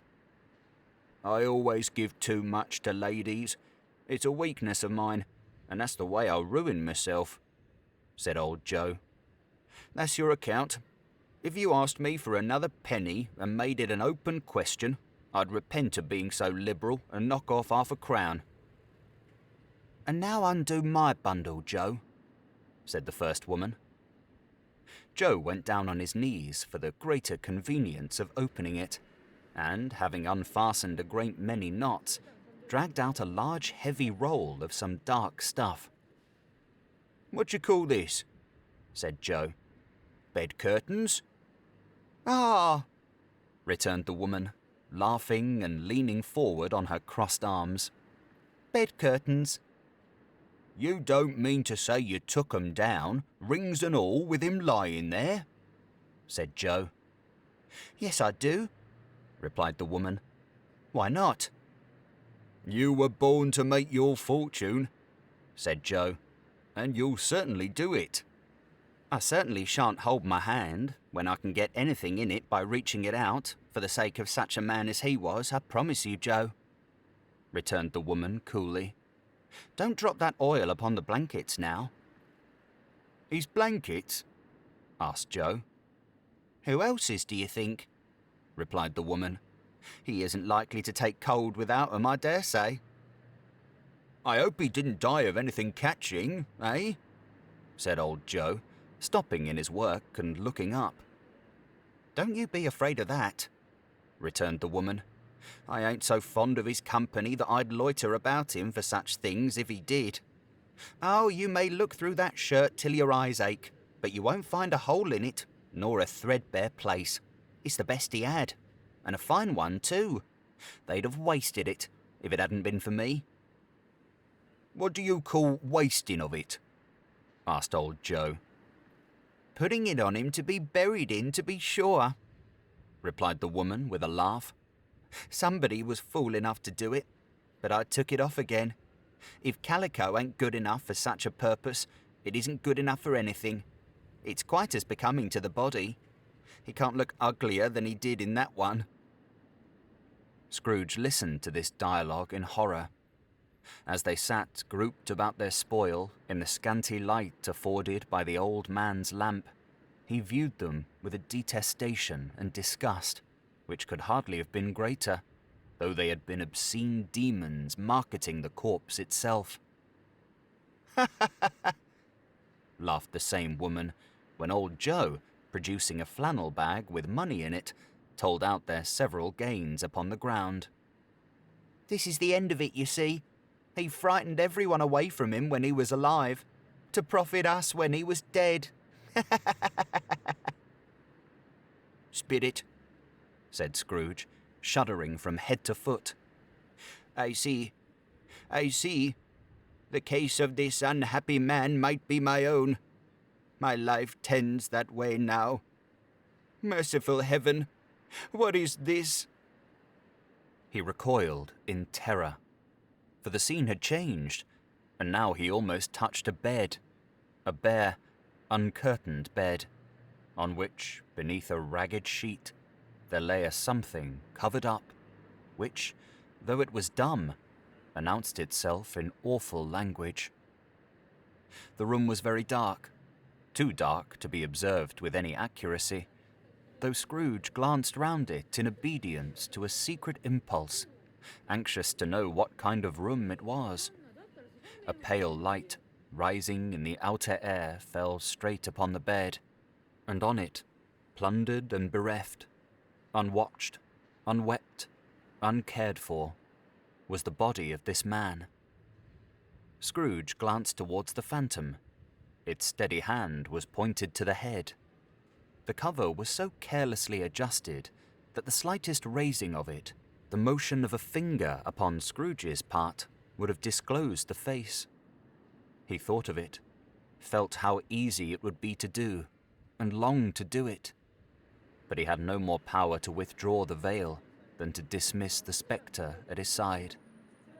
Oh, cold, cold, rigid, dreadful death, set up thine altar here, and dress it with such terrors as thou hast at thy command, for this is thy dominion.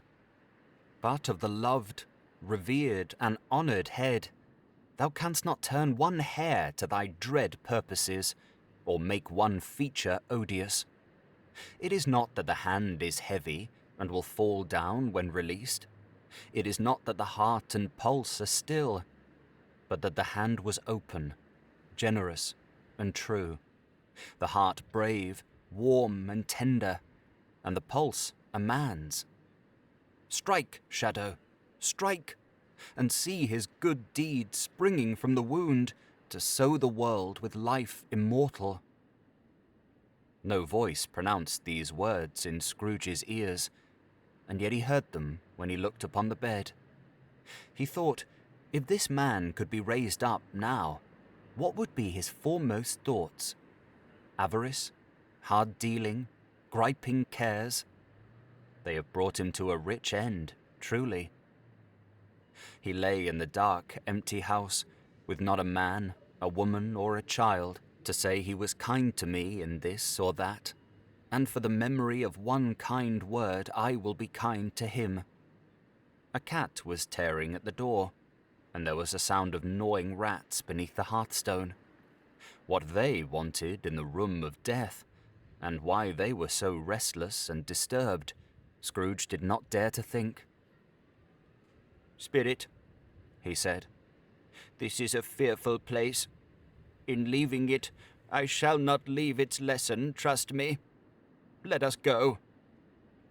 Still the ghost pointed with an unmoved finger to the head. "I understand you," Scrooge returned, "and I would do it if I could, but I have not the power, Spirit. I have not the power."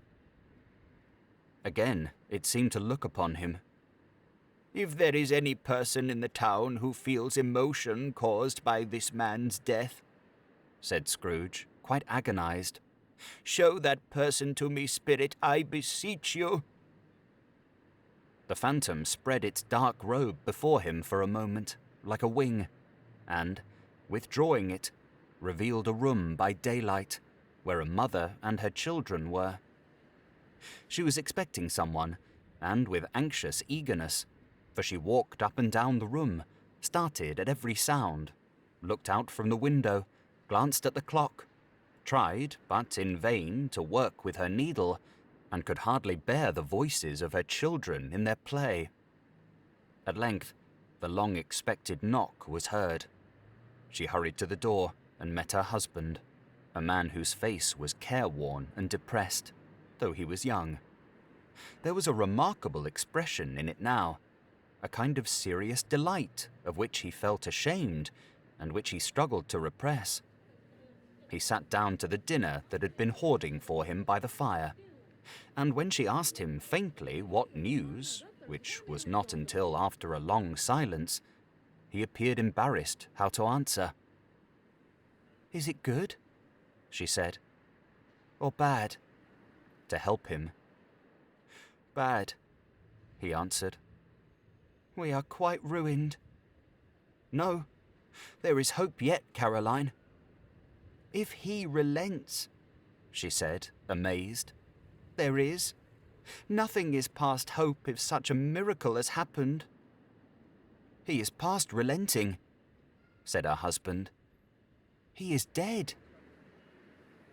She was a mild and patient creature, if her face spoke truth. But she was thankful in her soul to hear it, and she said so with clasped hands. She prayed forgiveness the next moment and was sorry, but the first was the emotion of her heart.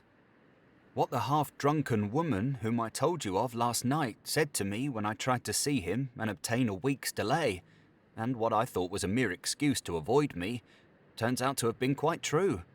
He was not only very ill, but dying then. "To whom will our debt be transferred?" "I don't know. But before that time, we shall be ready with the money. And even though we were not, it would be bad fortune indeed to find so merciless a creditor in his successor. We may sleep tonight with light hearts, Caroline." Yes, soften it as they would, their hearts were lighter. The children's faces, hushed and clustered round to hear what they so little understood, were brighter, and it was a happier house for this man's death. The only emotion that the ghost could show him caused by the event was one of pleasure. "Let me see some tenderness connected with a death," said Scrooge. "Or that dark chamber spirit which we left just now will be forever present to me." The ghost conducted him through several streets familiar to his feet, and as they went along, Scrooge looked here and there to find himself, but nowhere was he to be seen. They entered poor Bob Cratchit's house, the dwelling he had visited before, and found the mother and the children seated round the fire. Quiet. Very quiet. The noisy little Cratchits were as still as statues in one corner, and sat looking up at Peter, who had a book before him. The mother and her daughters were engaged in sewing, but surely they were very quiet. "And he took a child and set him in the midst of them." Where had Scrooge heard those words? He had not dreamed them. The boy must have read them out as he in the spirit crossed the threshold. Why did he not go on? The mother laid her work upon the table and put her hand up to her face. "The colour hurts my eyes," she said. "The colour? Ah, poor Tiny Tim." "They're better now again," said Cratchit's wife. "It makes them weak by candlelight, and I wouldn't show weak eyes to your father when he comes home for the world. It must be near his time." "Past it, rather," Peter answered, shutting up his book. "But I think he's walked a little slower than he used these few last evenings, Mother." They were very quiet again. At last she said, and in a steady, cheerful voice that only faltered once, I have known him walk with Tiny Tim upon his shoulder very fast indeed." "And so have I," cried Peter. "Often." "And so have I," exclaimed another. So had all.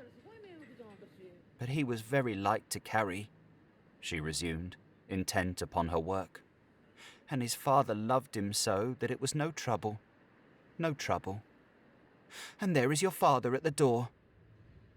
She hurried out to meet him, and little Bob in his comforter, he had need of it, poor fellow, came in. His tea was ready for him on the hob, and they all tried who should help him to it most.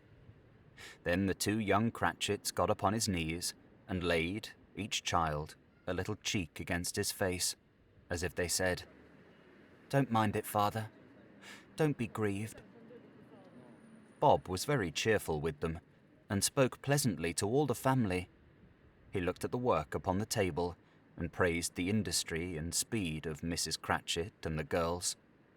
They would be done long before Sunday, he said. "Sunday? You went today then, Robert?" said his wife.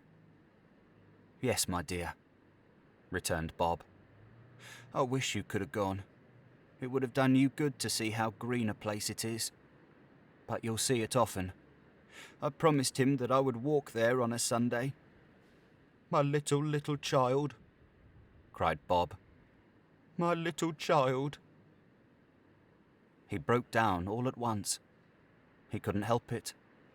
If he could have helped it, he and his child would have been farther apart, perhaps, than they were. He left the room and went upstairs into the room above, which was lighted cheerfully and hung with Christmas. There was a chair set close beside the child, and there were signs of someone having been there lately. Poor Bob sat down in it, and when he had thought a little and composed himself, he kissed the little face. He was reconciled to what had happened, and went down again, quite happy. They drew about the fire and talked, the girls and mother working still. Bob told them of the extraordinary kindness of Mr. Scrooge's nephew, whom he had scarcely seen but once, and who, meeting him in the street that day, and seeing that he looked just a little down, you know, said Bob, inquired what had happened to distress him. On which, said Bob, for he is the pleasantest spoken gentleman you ever heard, I told him, I am heartily sorry for it, Mr. Cratchit, he said, and heartily sorry for your good wife.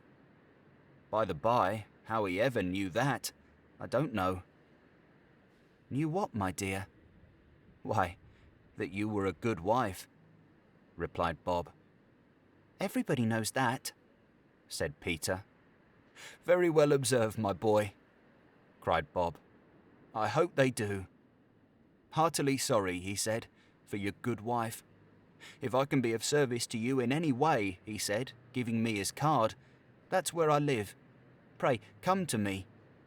Now it wasn't, cried Bob, for the sake of anything he might be able to do for us, so much as for his kind way, that this was quite delightful. It really seemed as if he had known our Tiny Tim, and felt with us. I'm sure he's a good soul, said Mrs. Cratchit.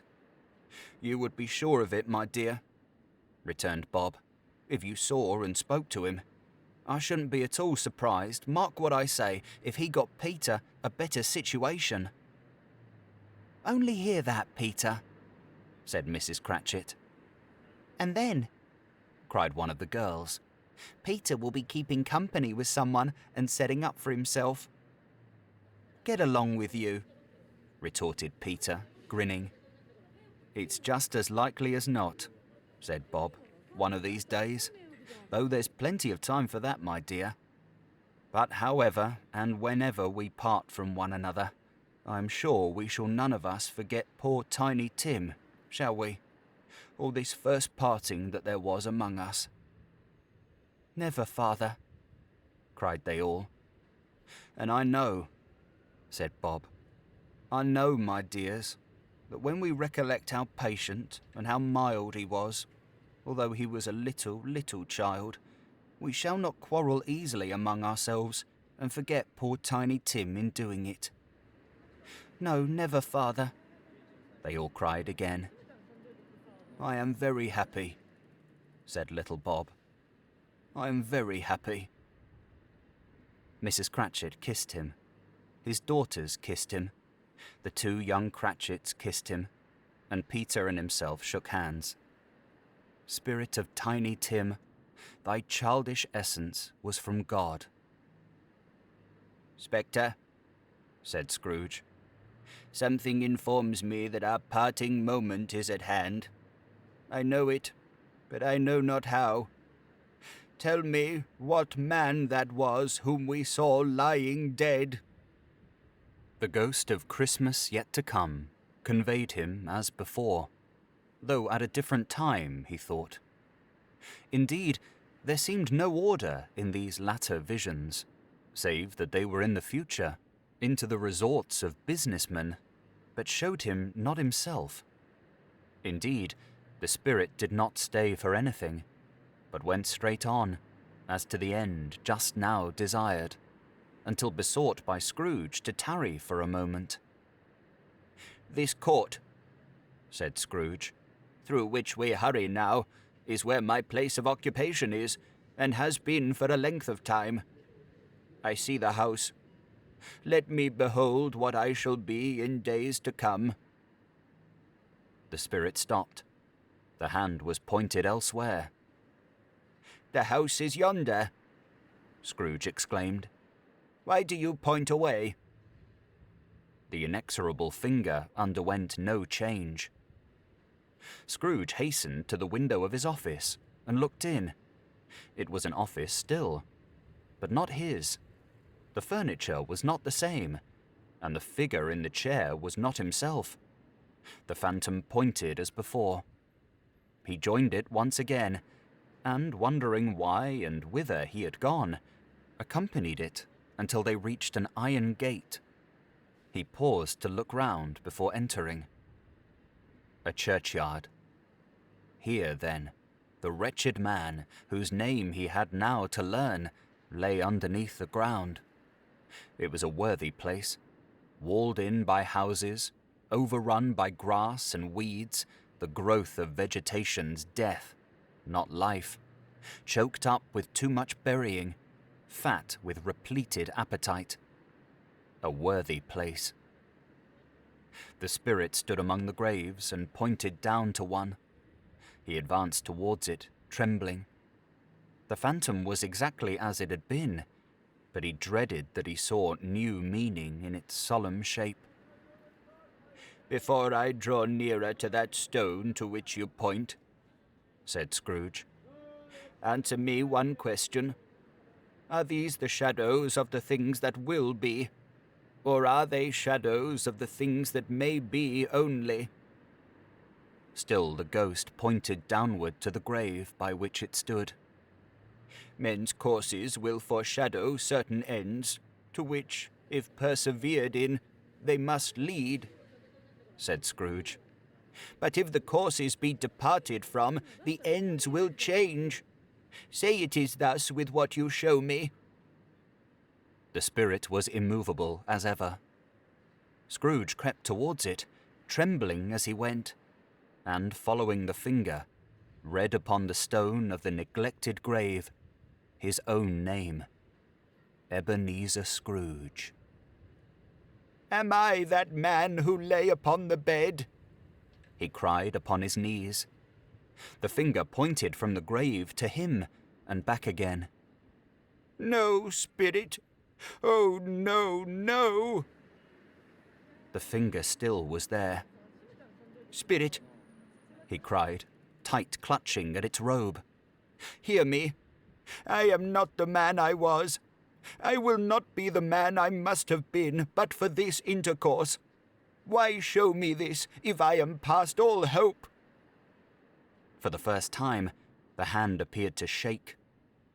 "Good spirit," he pursued, as down upon the ground he fell before it. "Your nature intercedes for me and pities me. Assure me that I yet may change these shadows you have shown me by an altered life." The kind hand trembled. "I will honor Christmas in my heart and try to keep it all the year. I will live in the past, the present, and the future. The spirits of all three shall strive within me. I will not shut out the lessons that they teach. Oh, tell me I may sponge away the writing on this stone." In his agony, he caught the spectral hand. It sought to free itself, but he was strong in his entreaty, and detained it. The spirit, stronger yet, repulsed him. Holding up his hands in a last prayer to have his fate reversed, he saw an alteration in the phantom's hood and dress. It shrunk, collapsed, and dwindled down into a bedpost. Stave 5. The end of it. Yes, and the bedpost was his own.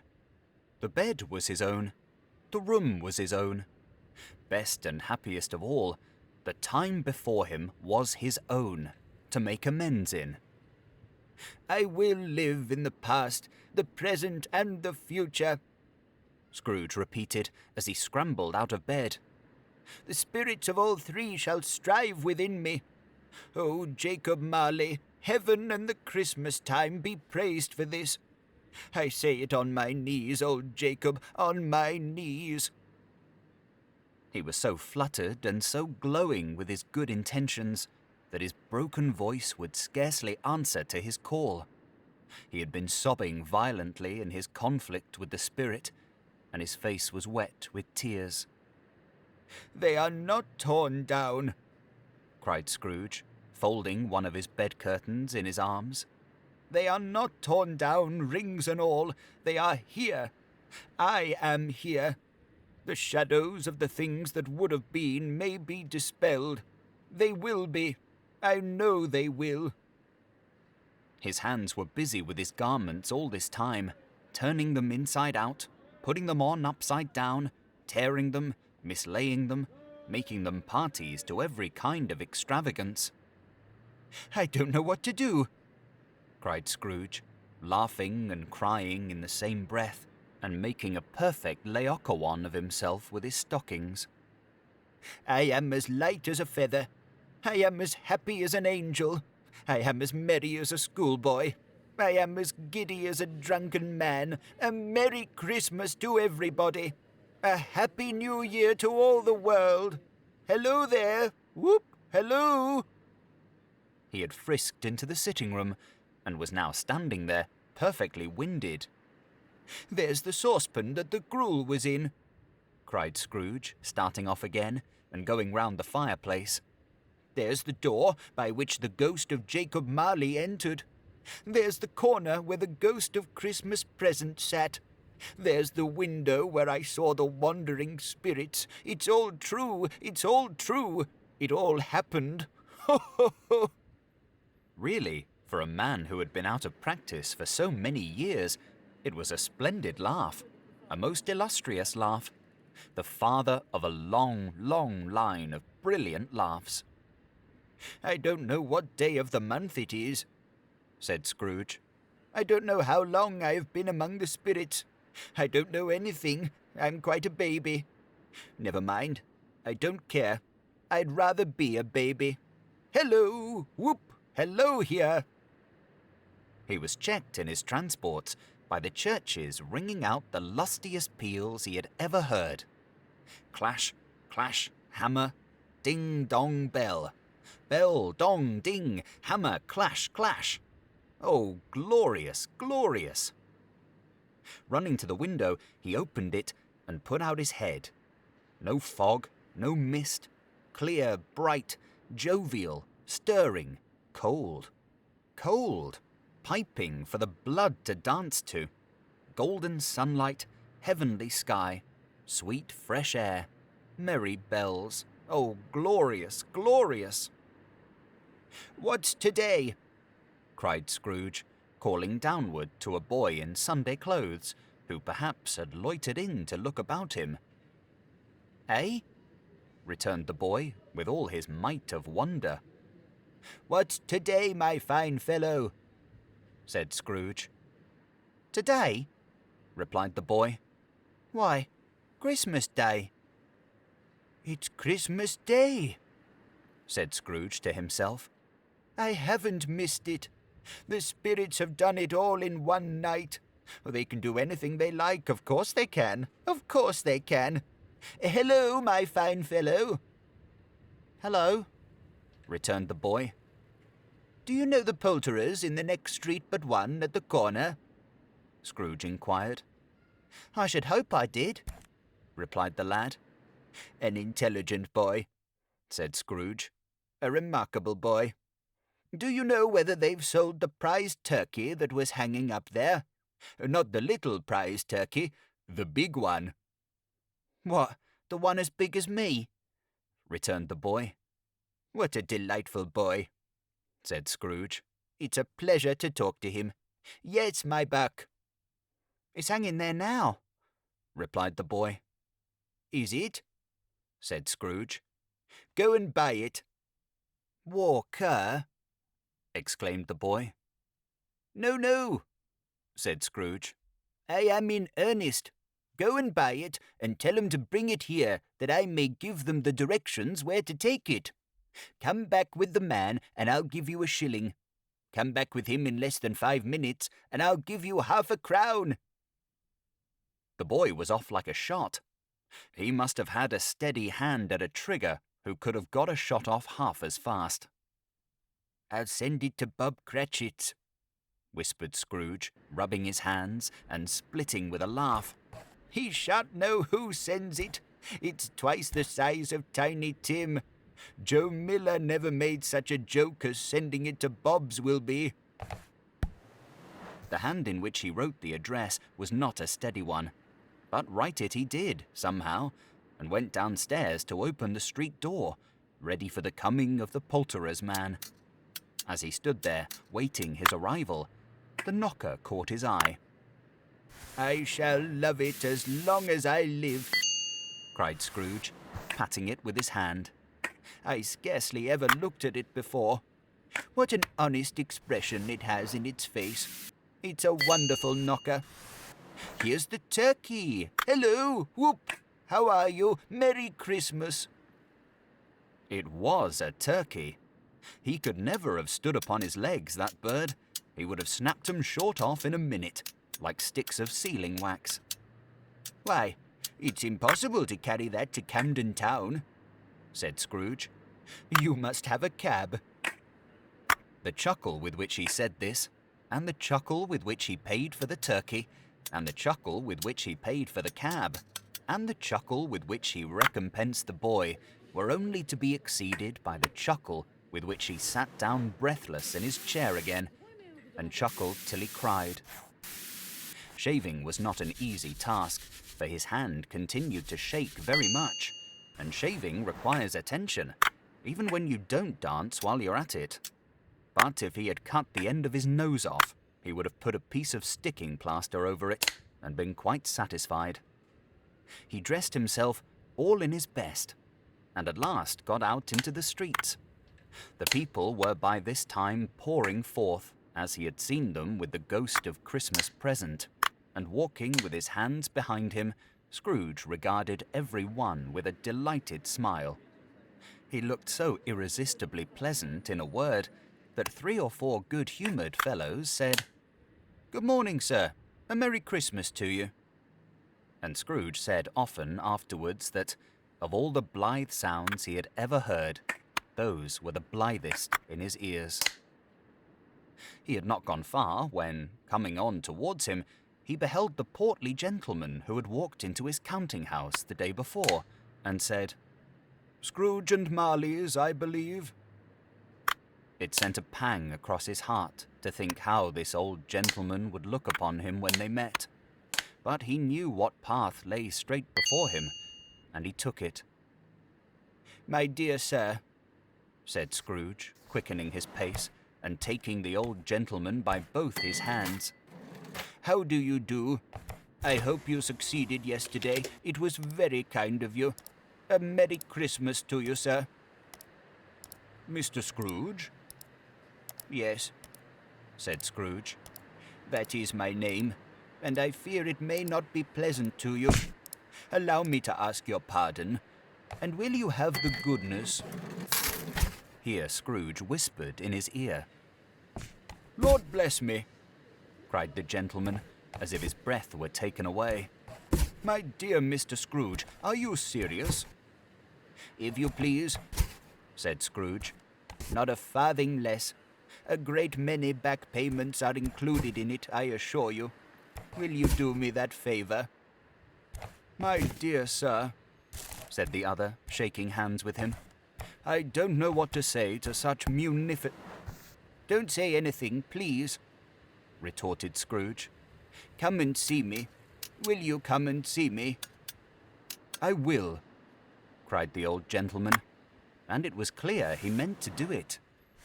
"Thank ye," said Scrooge. "I am much obliged to you. I thank you 50 times. Bless you." He went to church and walked about the streets and watched the people hurrying to and fro, and patted the children on the head, and questioned beggars, and looked down into the kitchens of houses and up to the windows, and found that everything could yield him pleasure. He had never dreamed that any walk, that anything, could give him so much happiness. In the afternoon, he turned his steps towards his nephew's house. He passed the door a dozen times before he had the courage to go up and knock. But he made a dash and did it. "Is your master at home, my dear?" said Scrooge to the girl. "Nice girl. Very." "Yes, sir." "Where is he, my love?" said Scrooge. "He's in the dining room, sir, along with mistress. I'll show you upstairs, if you please." "Thank ye. He knows me," said Scrooge, with his hand already on the dining room lock. I'll go in here, my dear. He turned it gently and sidled his face in round the door. They were looking at the table, which was spread out in great array, for these young housekeepers are always nervous on such points and like to see that everything is right. Fred, said Scrooge. Dear heart alive, how his niece by marriage started. Scrooge had forgotten for the moment about her sitting in the corner with the footstool, or he wouldn't have done it on any account. Why, bless my soul, cried Fred. Who's that? It's I, your Uncle Scrooge. I have come to dinner. Will you let me in, Fred? Let him in? It is a mercy he didn't shake his arm off. He was at home in 5 minutes. Nothing could be heartier. His niece looked just the same. So did Topper when he came. So did the plump sister when she came. So did everyone when they came. Wonderful party, wonderful games, wonderful unanimity, wonderful happiness.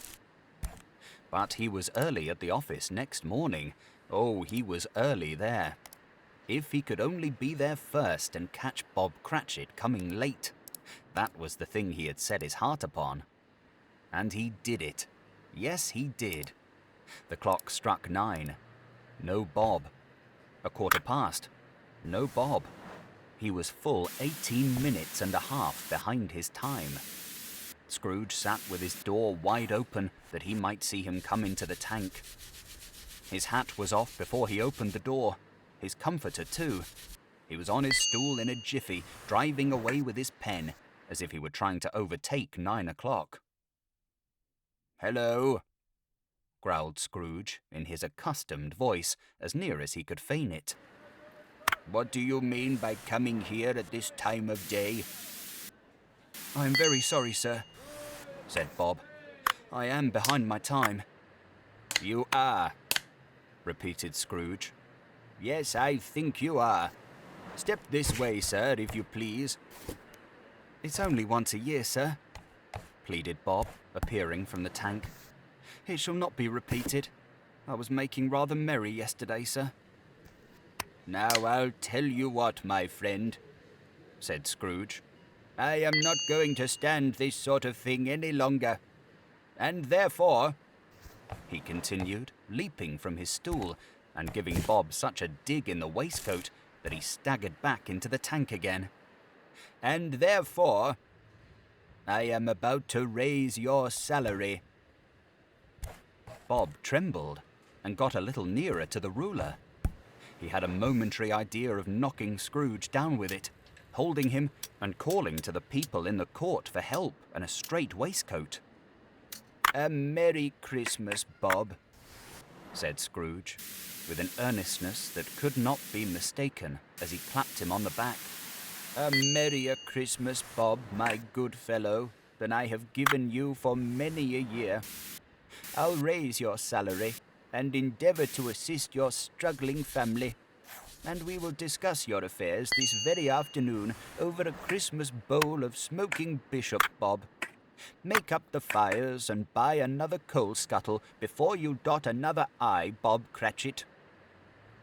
Scrooge was better than his word. He did it all, and infinitely more. And to Tiny Tim, who did not die, he was a second father. He became as good a friend, as good a master, and as good a man as the good old city knew, or any other good old city, town, or borough in the good old world. Some people laughed to see the alteration in him, but he let them laugh, and little heeded them, for he was wise enough to know that nothing ever happened on this globe for good, at which some people did not have their fill of laughter in the outset. And knowing that such as these would be blind anyway, he thought it quite as well that they should wrinkle up their eyes in grins as have the malady in less attractive forms. His own heart laughed, and that was quite enough for him. He had no further intercourse with spirits, but lived upon the total abstinence principle ever afterwards, and it was always said of him that he knew how to keep Christmas well, if any man alive possessed the knowledge.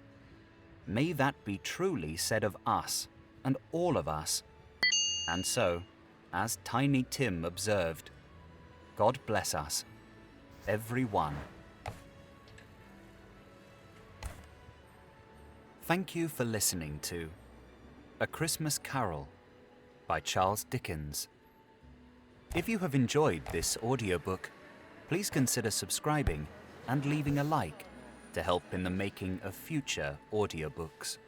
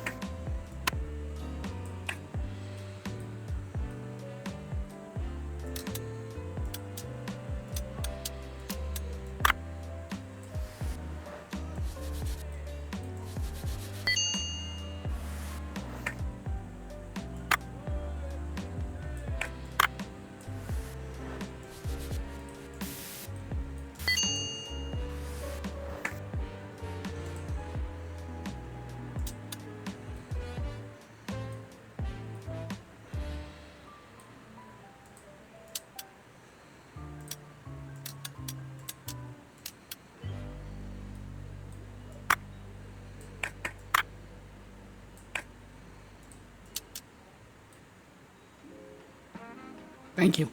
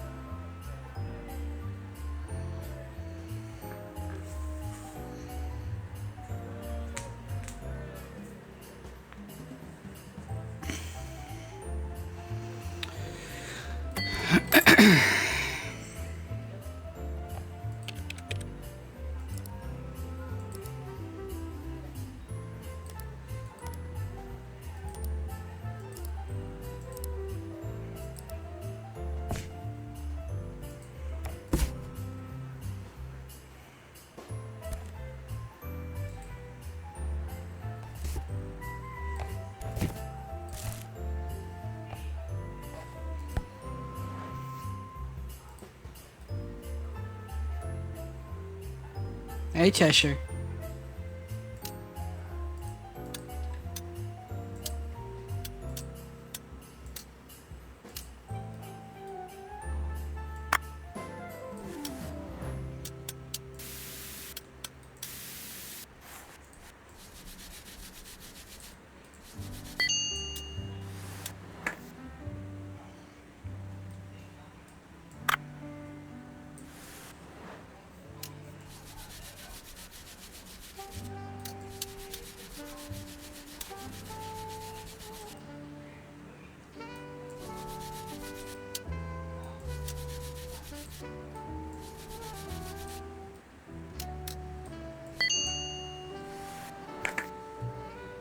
Is that? I'm just exhausted.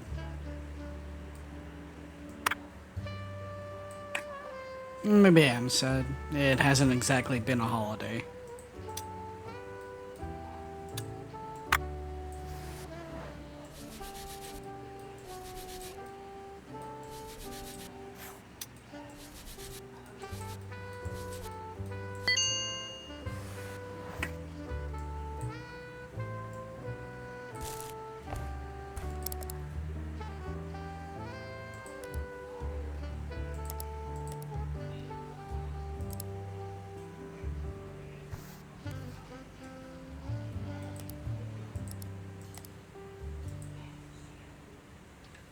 That's fine. Thank you.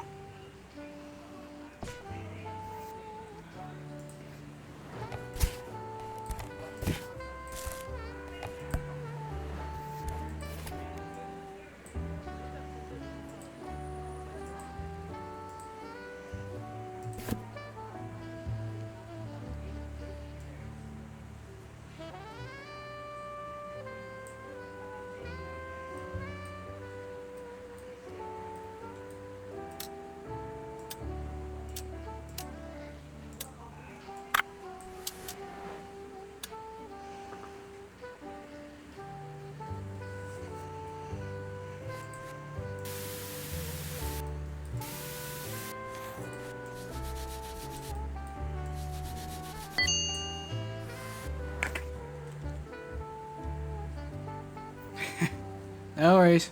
Have yourself a good one.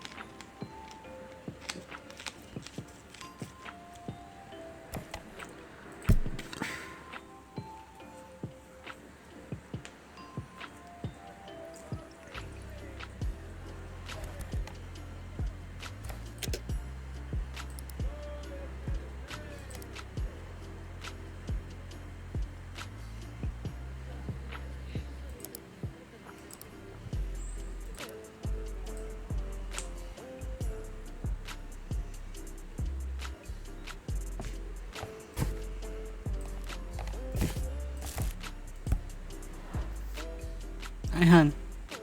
Merry Christmas.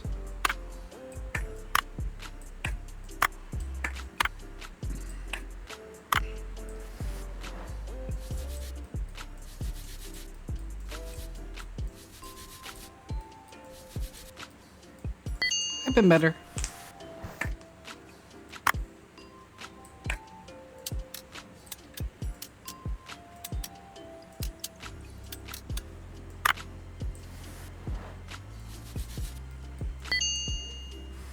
Hugs. Not much anyone can do, but I'm glad you're here.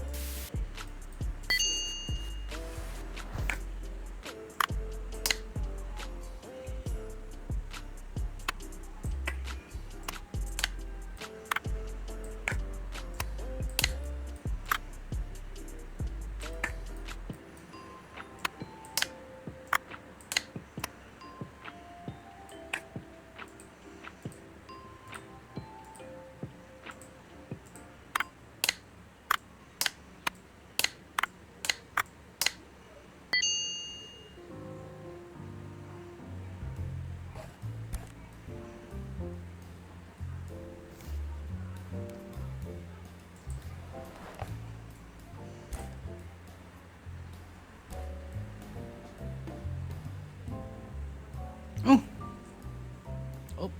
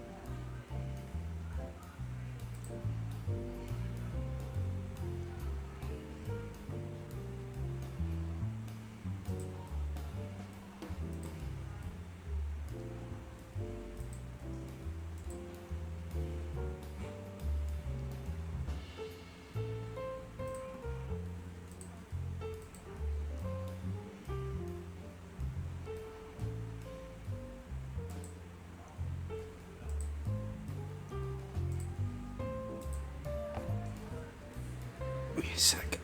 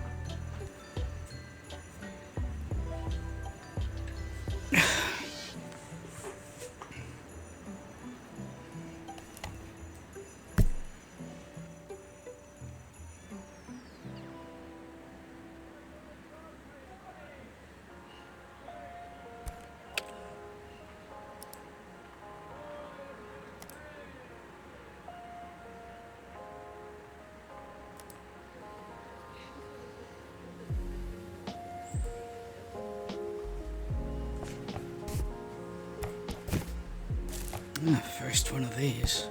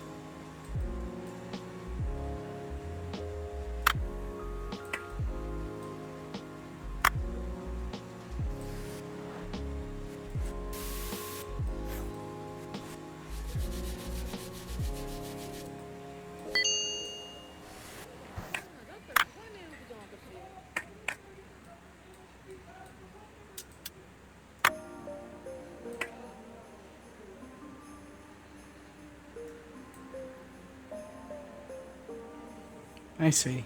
Merry Christmas Eve.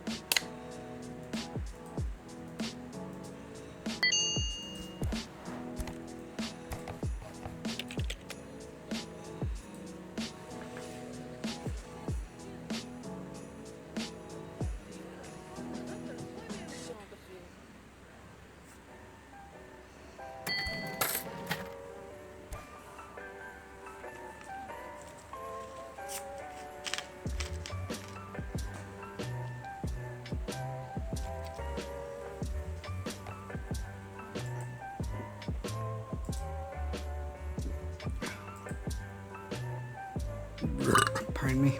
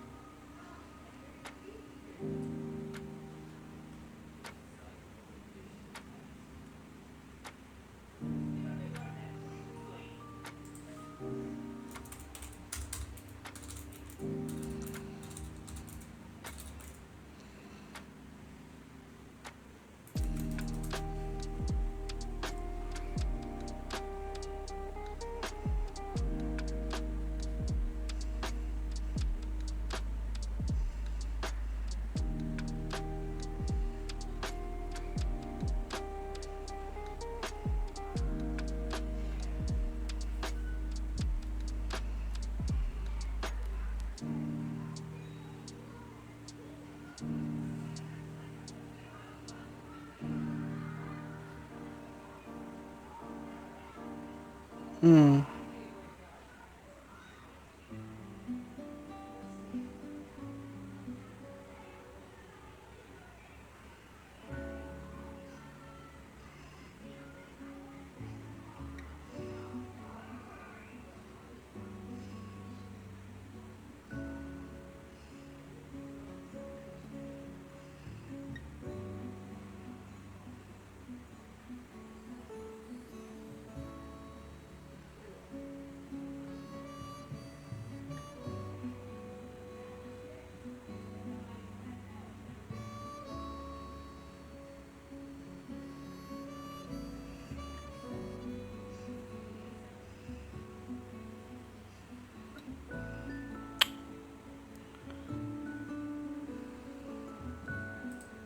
Oh, darn.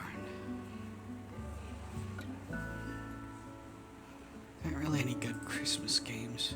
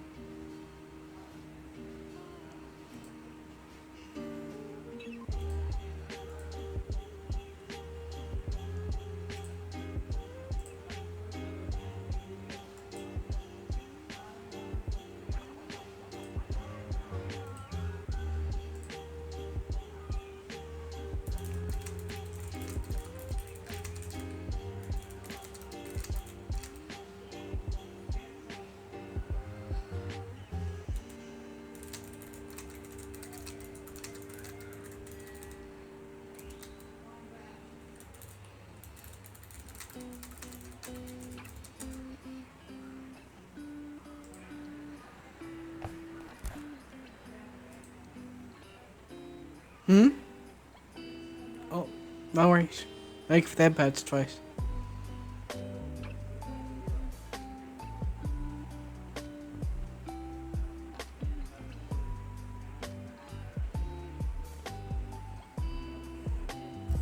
Nah, it's all good. Thank you.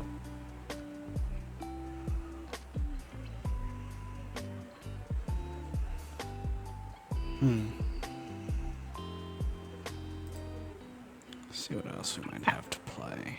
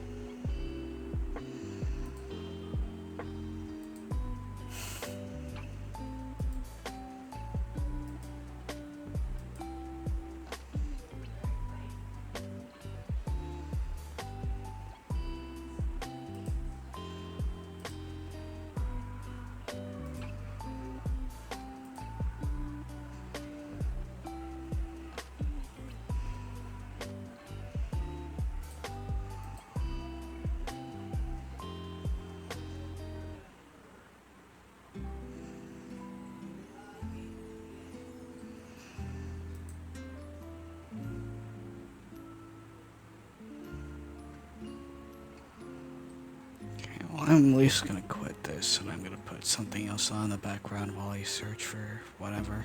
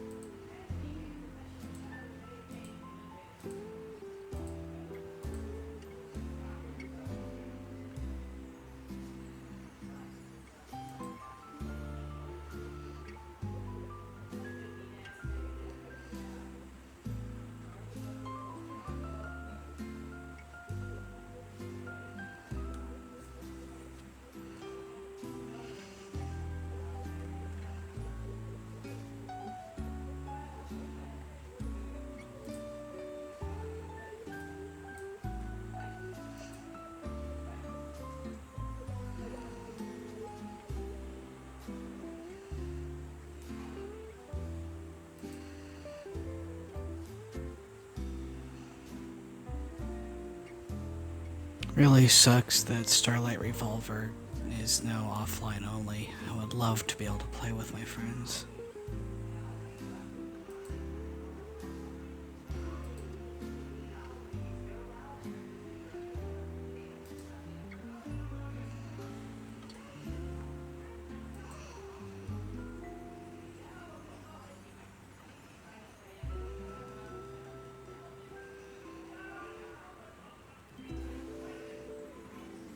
Starlight Revolver. I was in the beta for it. It's a really cool MMO top-down thing. And the company didn't meet their quota, and so they took it offline. Community is still up, but no servers anymore. And the game was meant to be played multiplayer, so it's like, what's the point?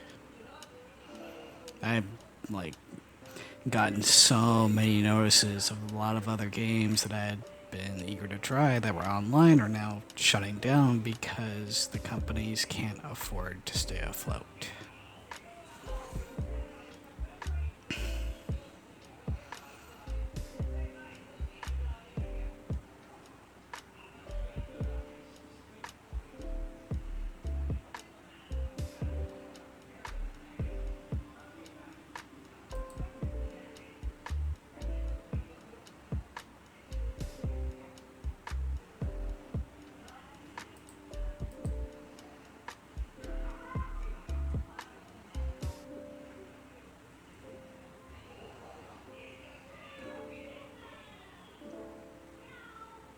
I'll go mute that in a second.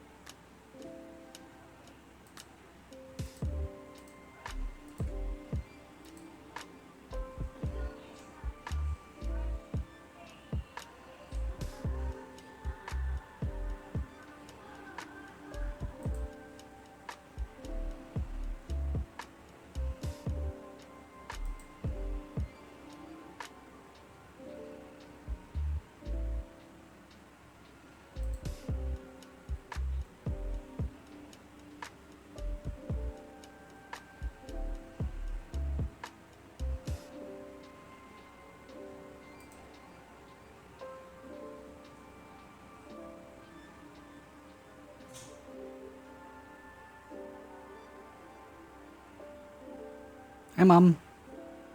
How are you feeling?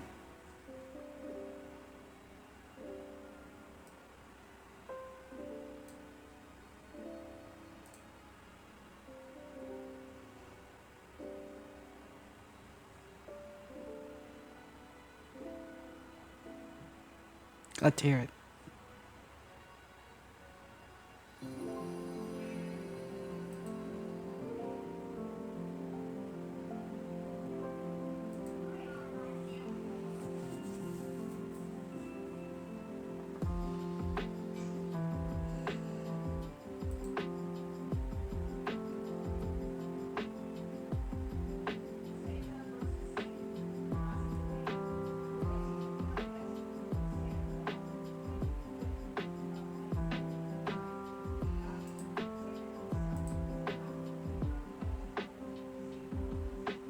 Not yet. Looking for one. This is just a background while I'm searching.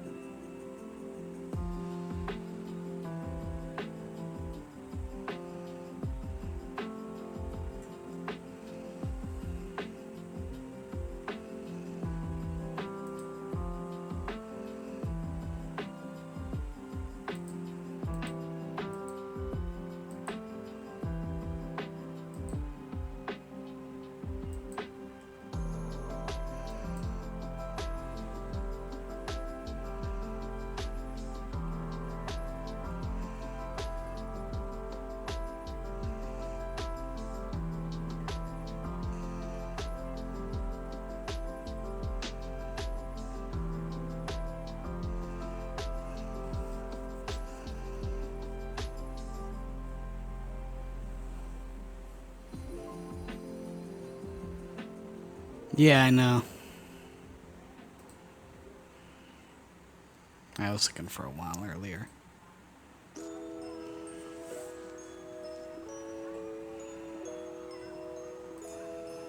There's one that came out, it's about like putting up Christmas lights, but I don't know if that'd keep me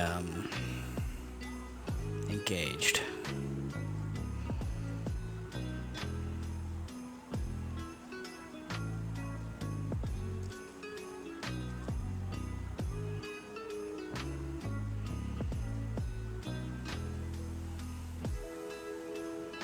Well, neither of those are gonna be playing on stream, so.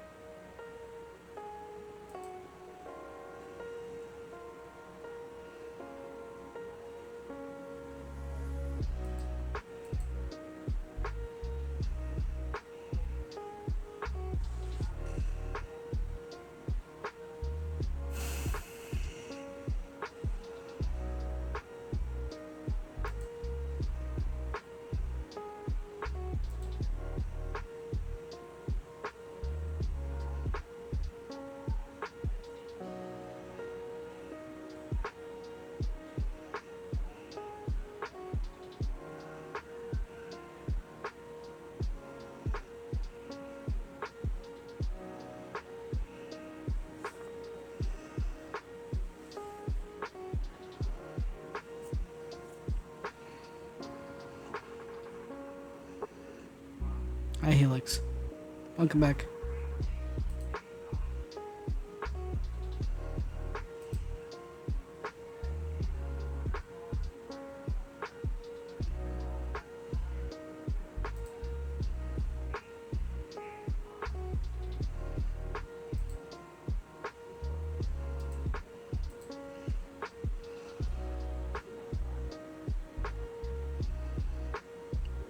Thank you.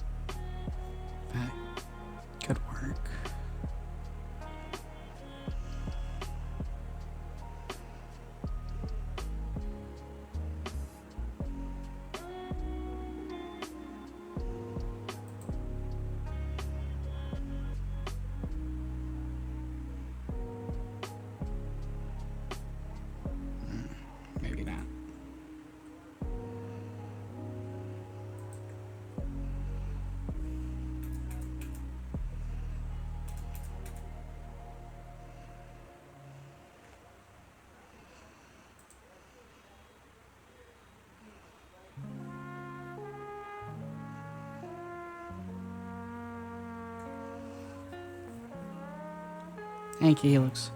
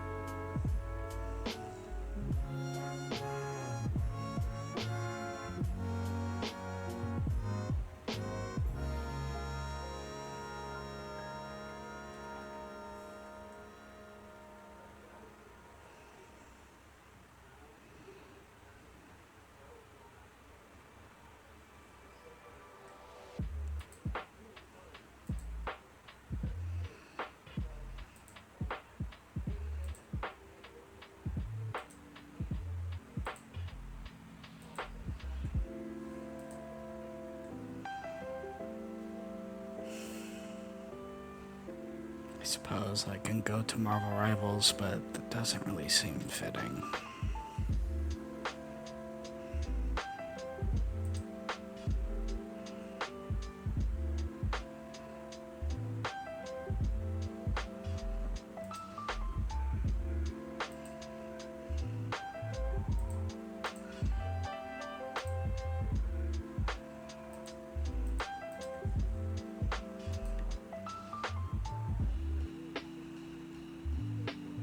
No, you're not wrong.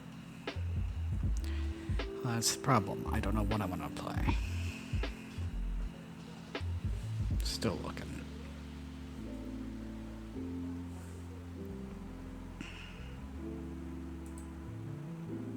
Tron Identity was fun, but my voice is not up to it tonight. Hugs.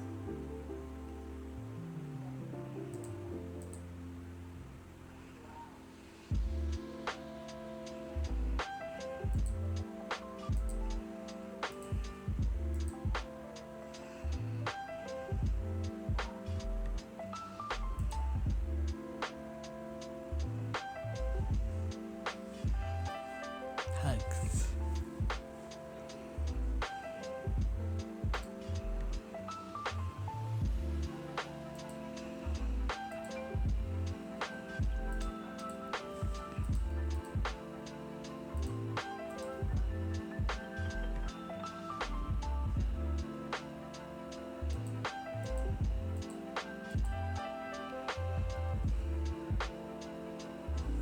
Thank you.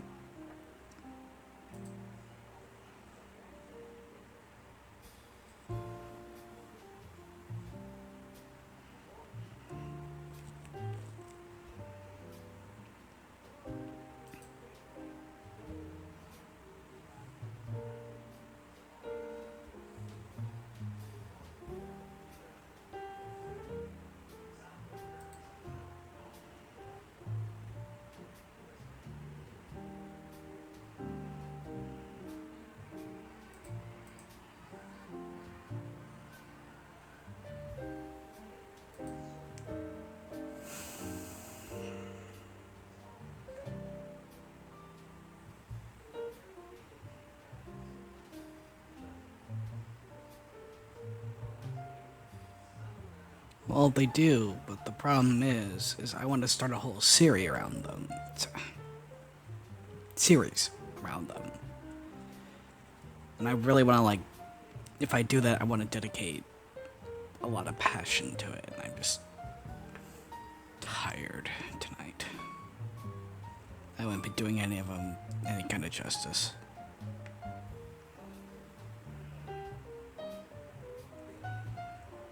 Yeah, I feel like shit for that.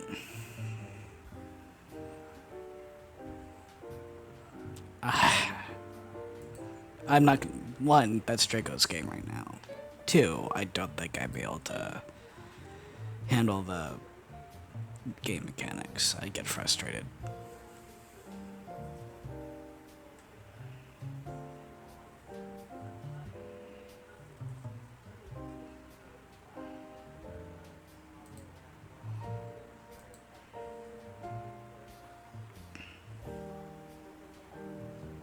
I know.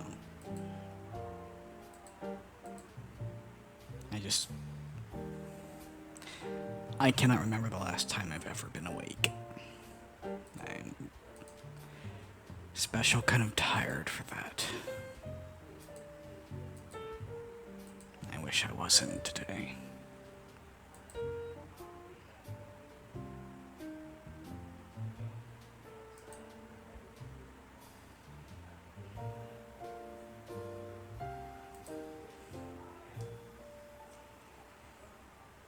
You all do enough. I'm just really bad at being thankful for it. Outwardly, anyway.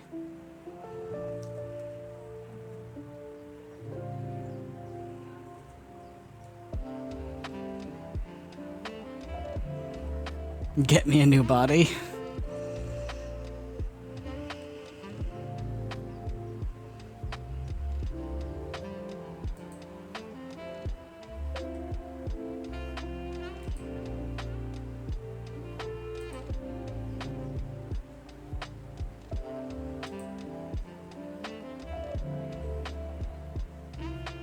Is this one? It keeps saying this. No, I'm not a human.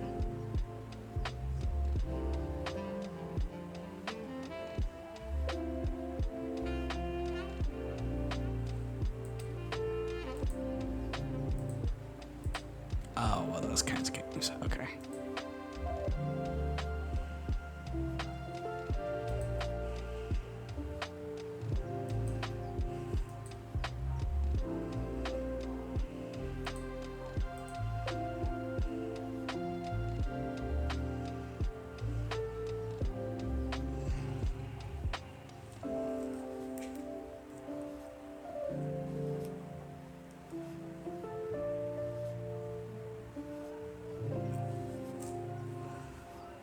I wonder. Let's see.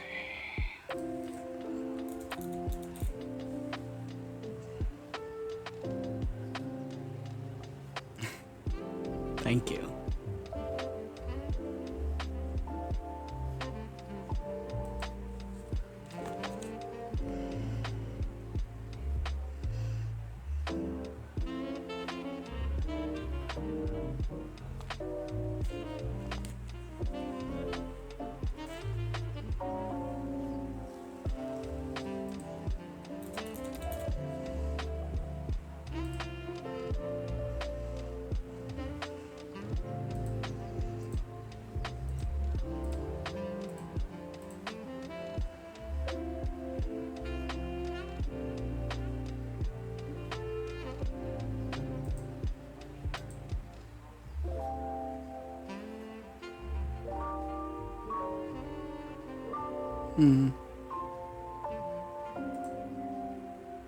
I'm not paying for that.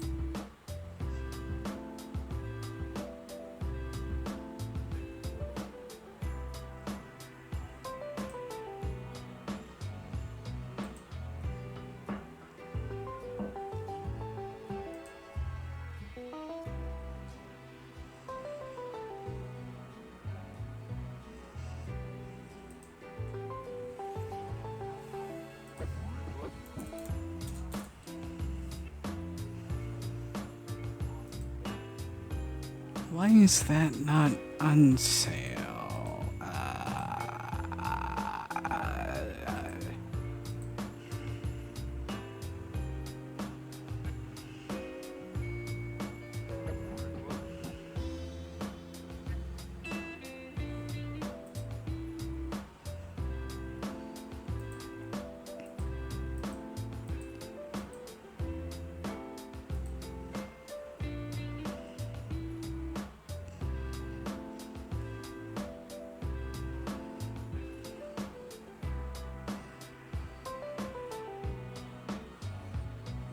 Don't get it for me, please. Just like a Bomb Rush Cyberpunk. Or, is that right? Yeah. Yeah. I'm a huge fan of, like, the Jet Set Radio games. And that one's been on my radar for, years. And I'd love to be like, I don't know if there's a mod that makes the city wintertime. Doesn't seem to be an update for it. I mean, doesn't seem to be an update for it, but I'd love to just, like, be in a setting like that. Noom around, look at the sights. No, Bomb Rush Cyberpunk.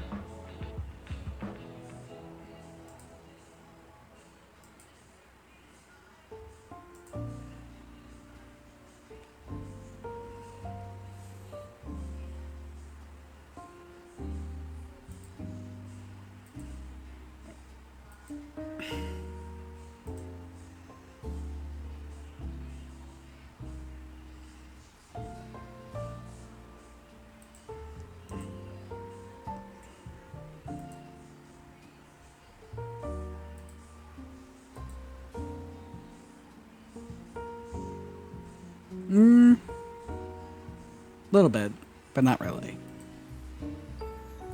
If you look at Jet Set Radio, for like Dreamcast and stuff, it's based on that. It's from the same creators. It's just Sega was not allowing them to make another game in the series, so they went indie and took it into their own hands.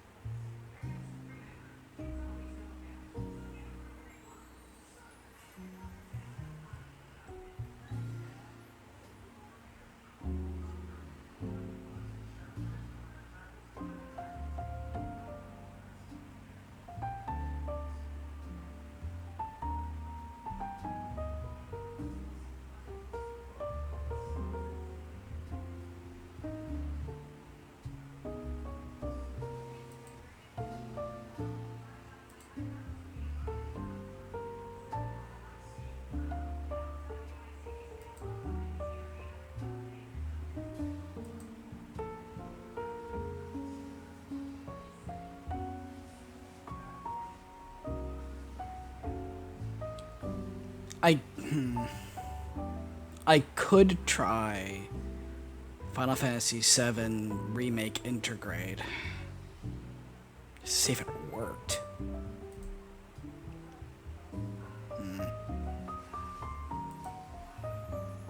No. Not tonight.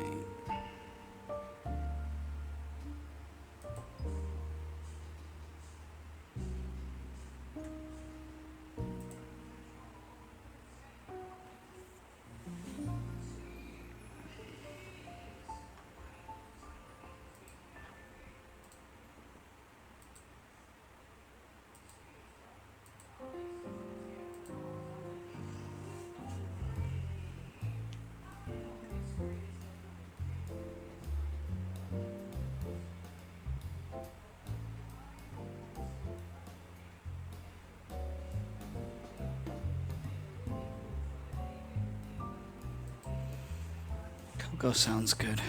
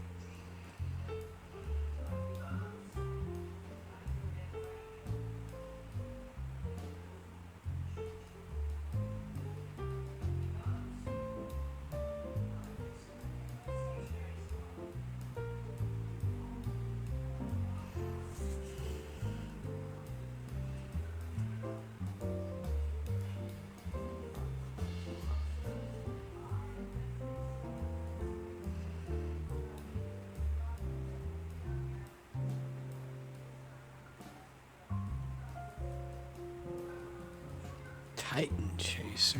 I'm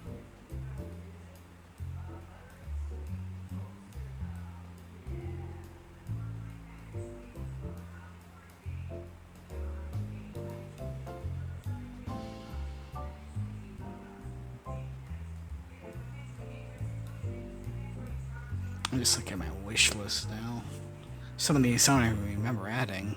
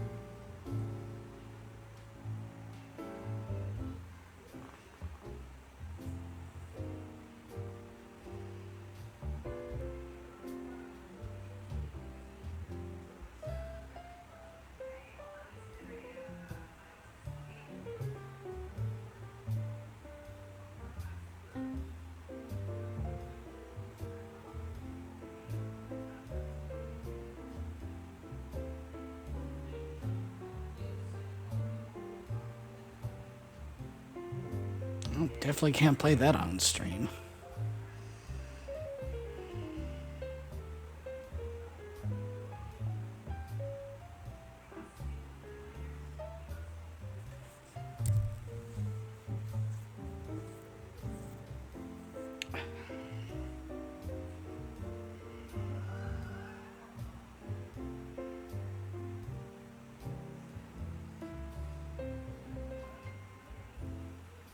Oh. Something Will said that I found out the other, like, the day before yesterday. That one game I was playing for a little while, 20 minutes before dawn. The mobile version has been getting consistent, regular, huge updates. The Steam version hasn't seen an update in 2 years.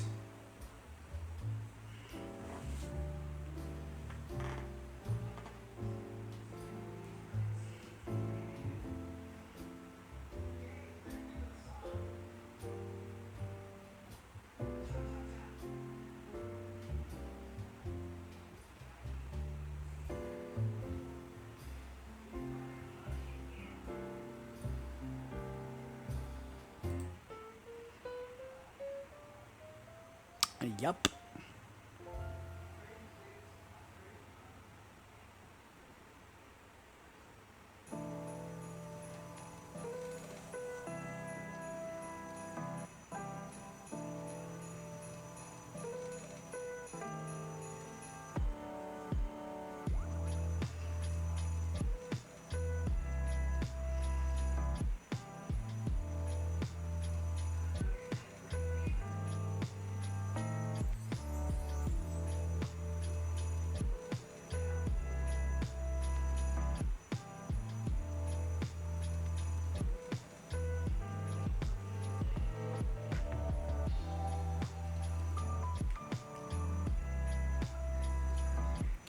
I add that when I couldn't play it?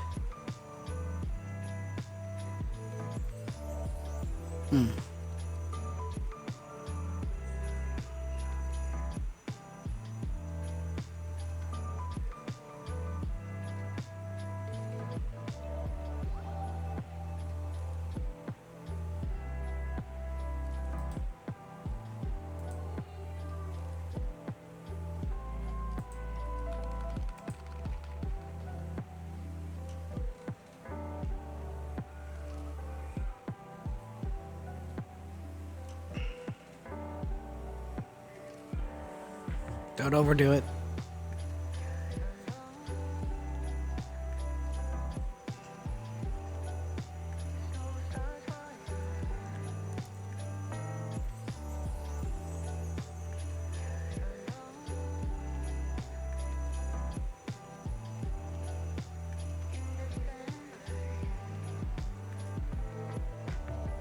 Wait, that came out today?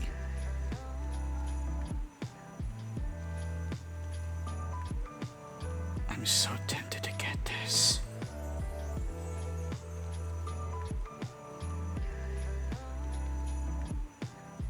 It's borderline not safe for work, but...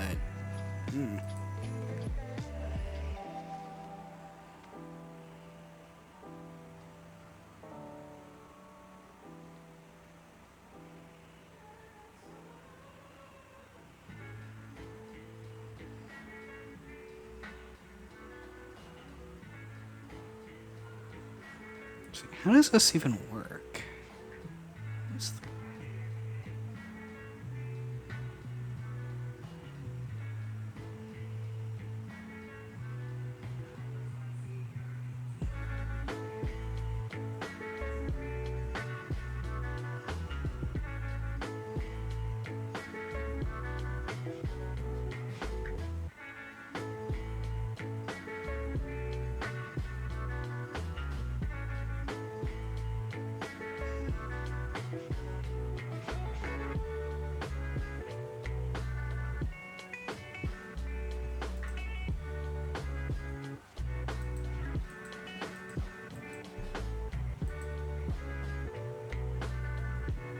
I have no idea.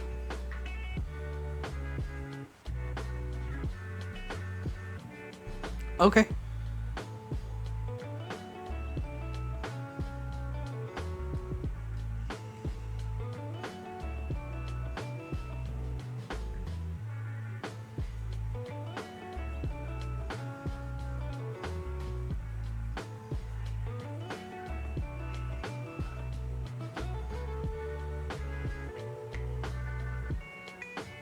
Ah, it's getting review bombed.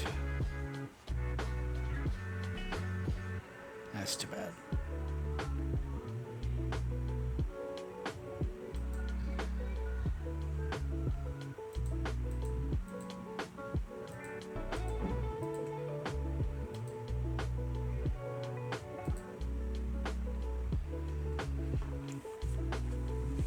Okay, keep looking then.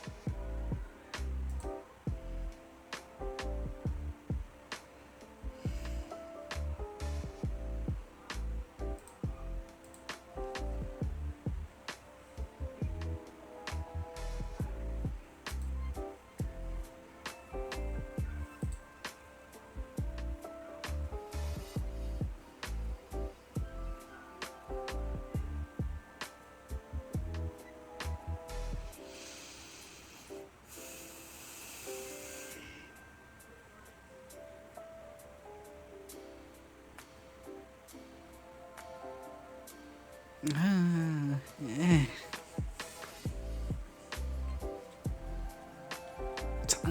I shouldn't. No, not that one. Until I can arrange some stuff.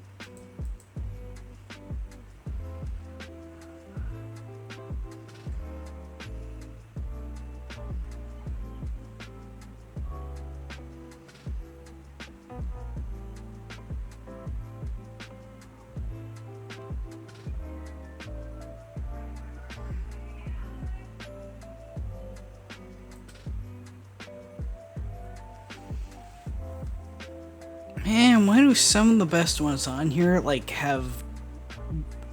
Why are they basically porn? I cannot stream these. Ugh.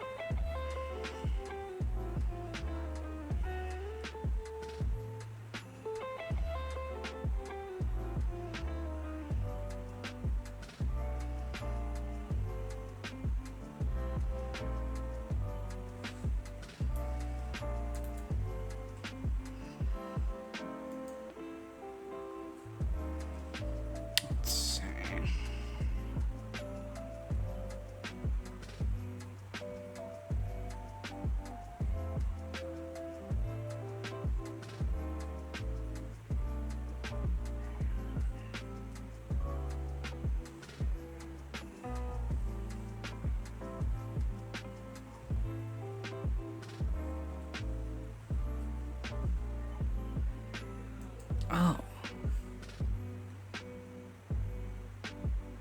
This came out?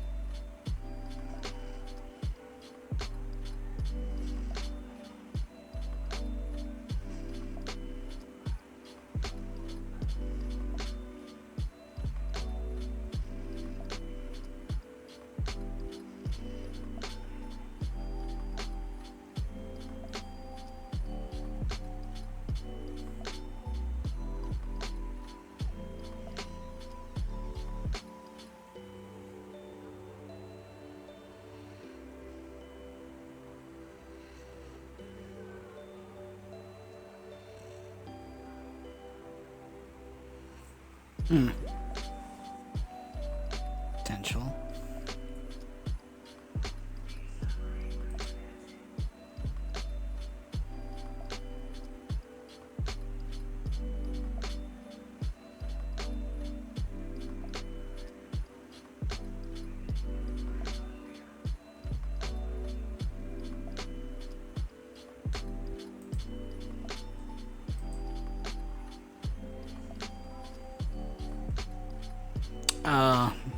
It's not completed yet. Never mind.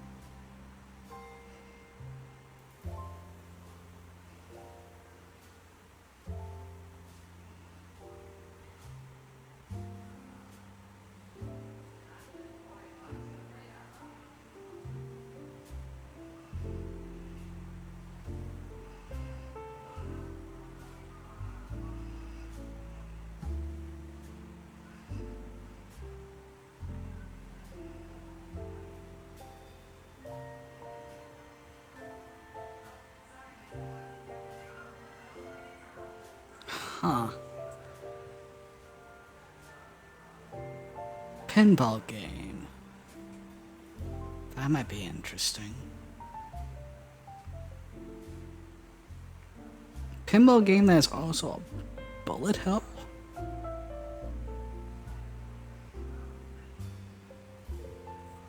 Yeah, I'll keep an eye on that one.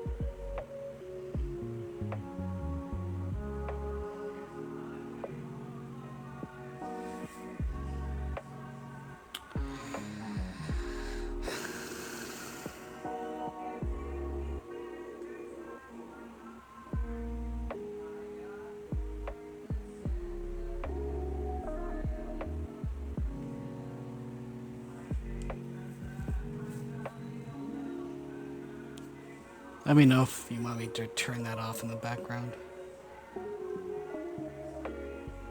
You're welcome. Glad you enjoy it.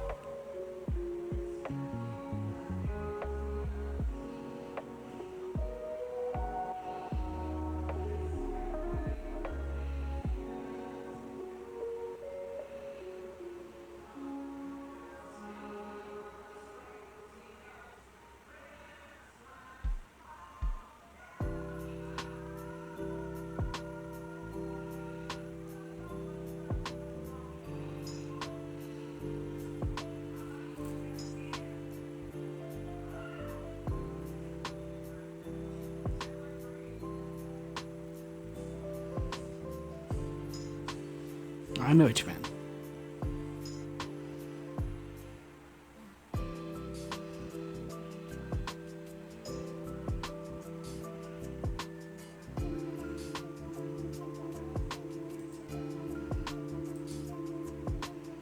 Why is... What?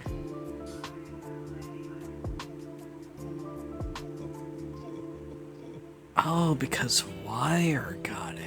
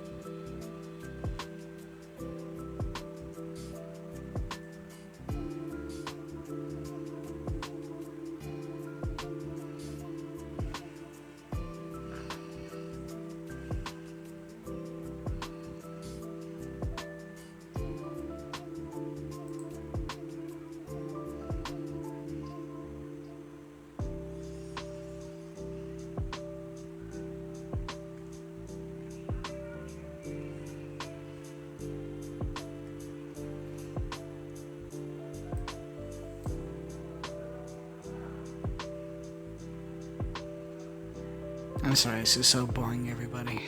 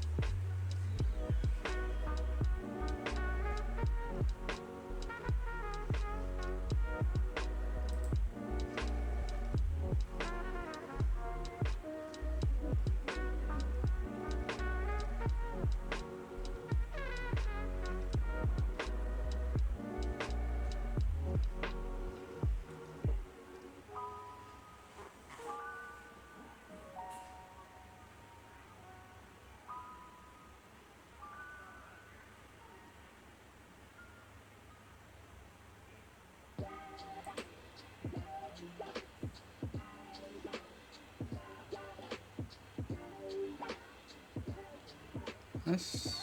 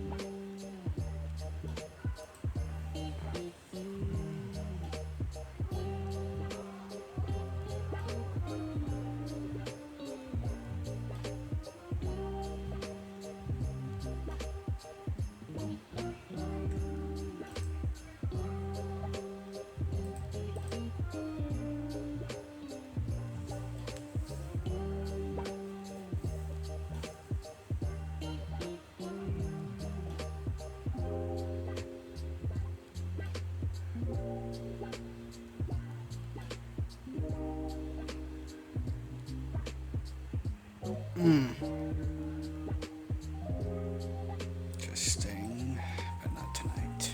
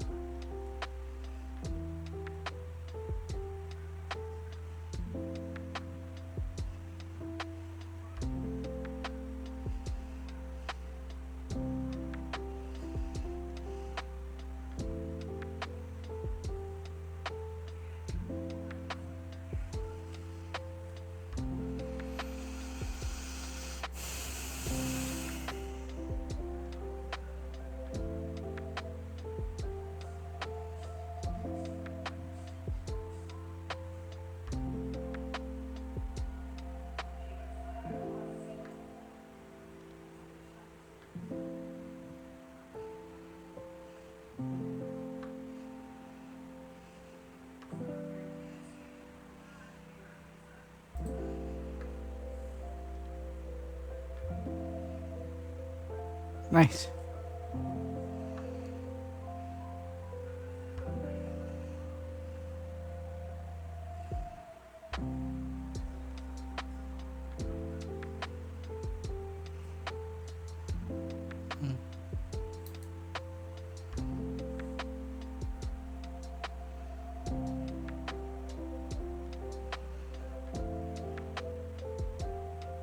Thank you.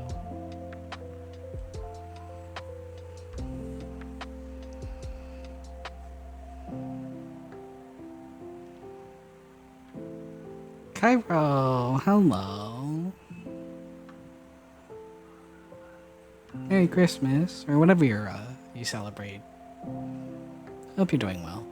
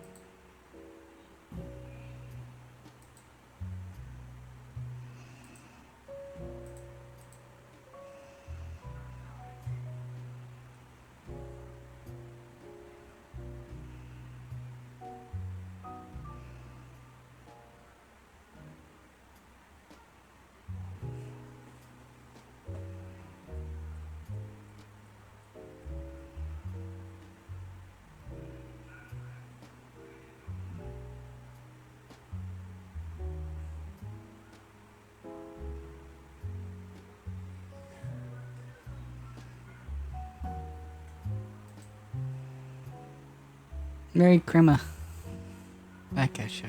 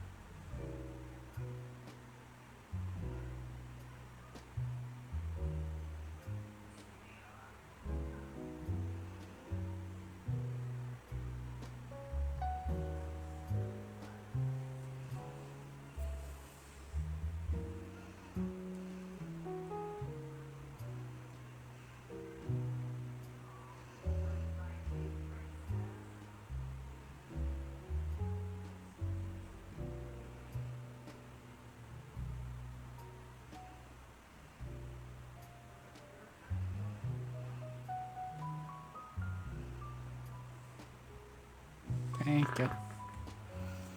Oh, it's always good to see you here, Cairo.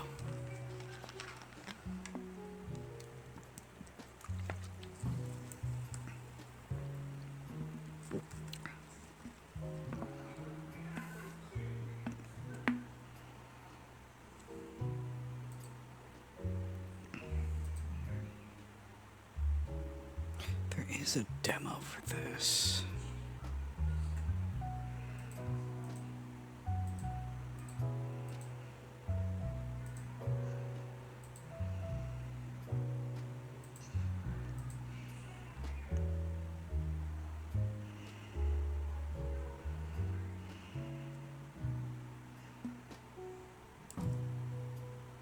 Nah, I don't think I'll be able to do that tonight.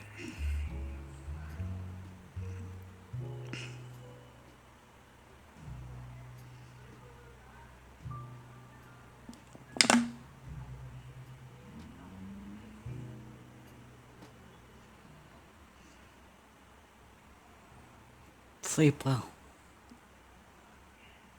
May you get everything you want and more.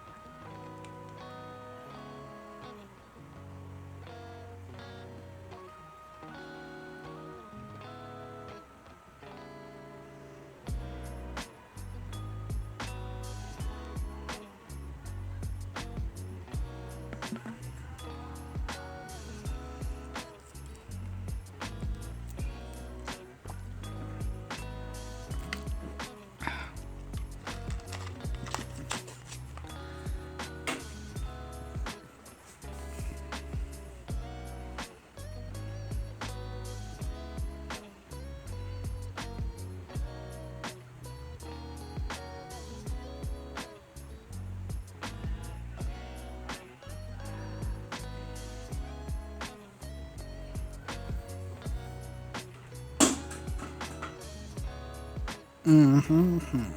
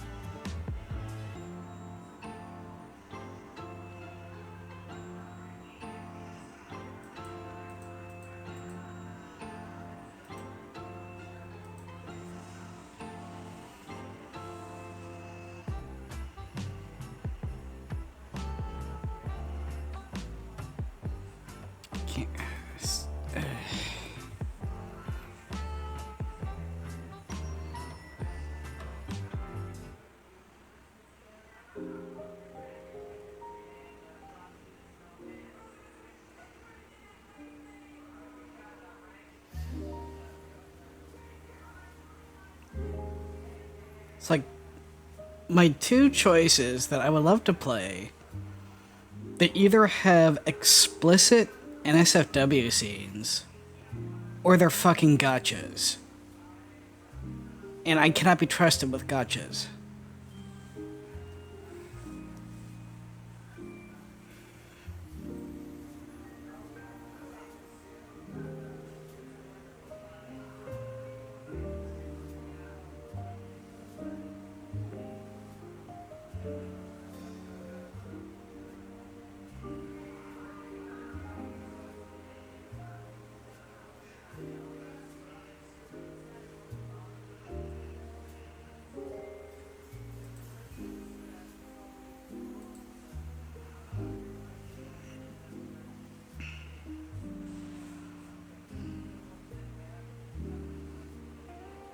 I don't know. I did exactly maybe 2.5 hours of gaming. Took a depression nap for 3 of those, and we are now going on almost 2 on just music and me doing jack shit.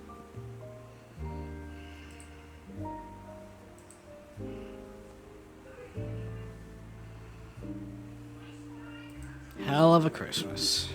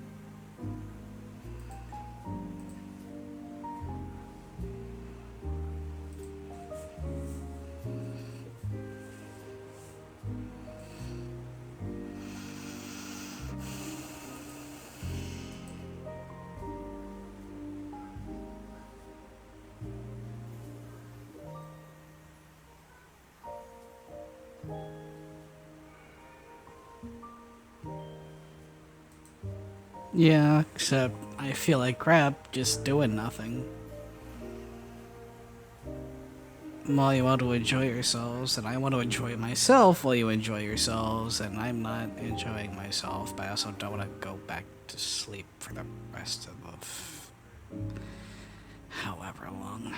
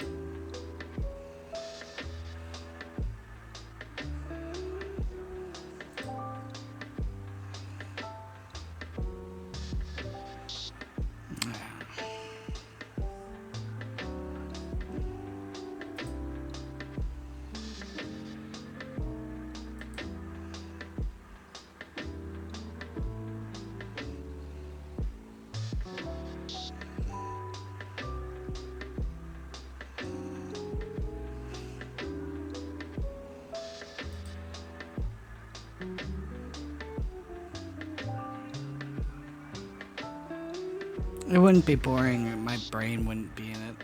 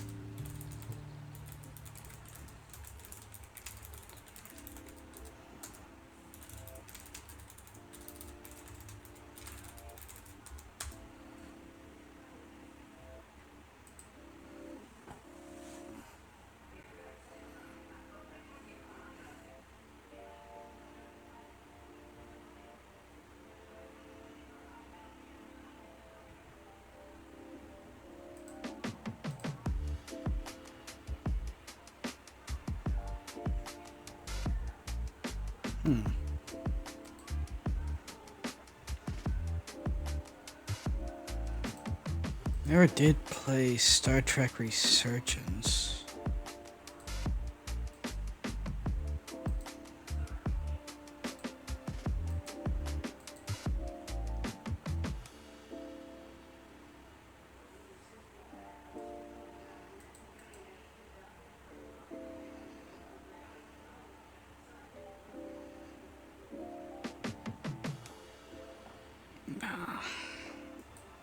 Another one of those I need to be in the right mood for it. God damn it.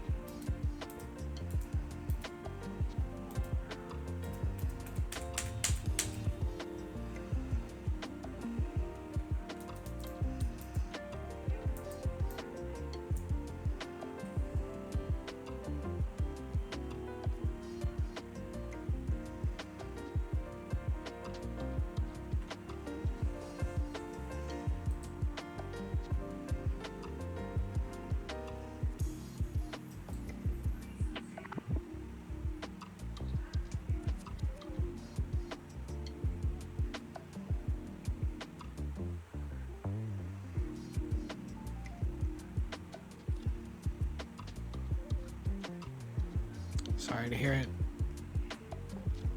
Hope it wasn't too bad.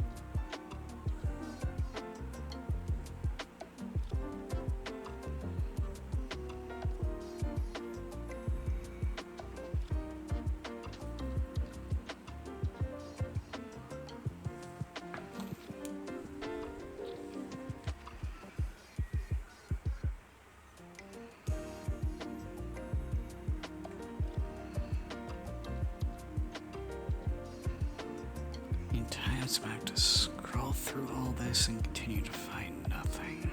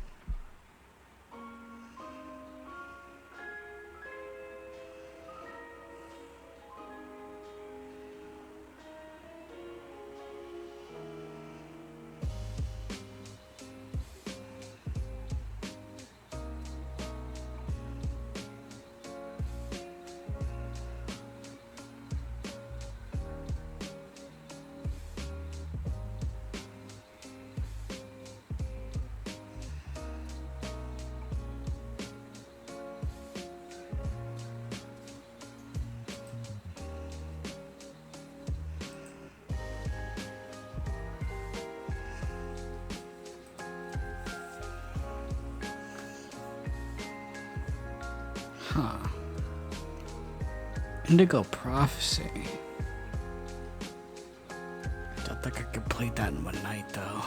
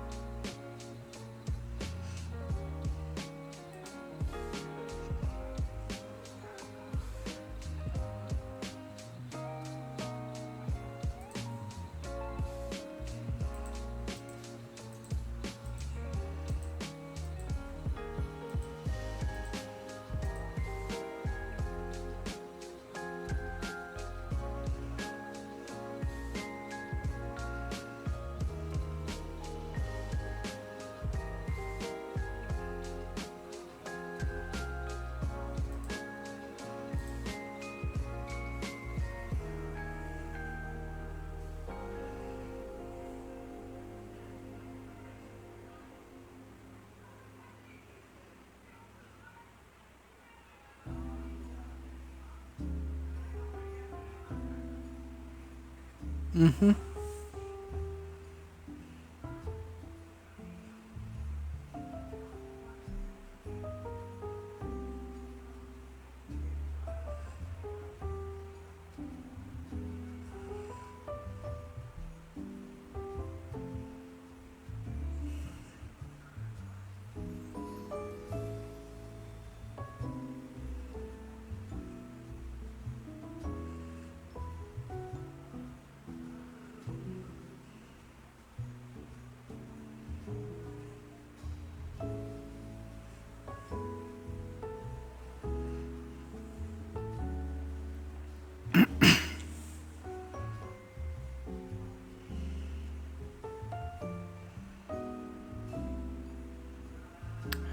try the forever winter.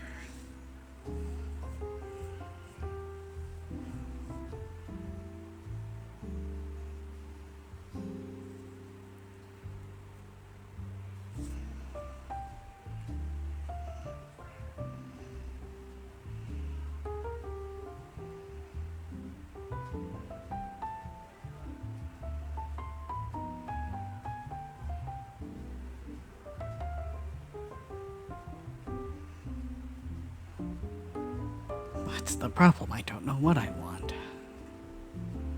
I don't think anyone can suggest anything that made me go, oh yeah, I'll want to play that. I'm in a foul mood.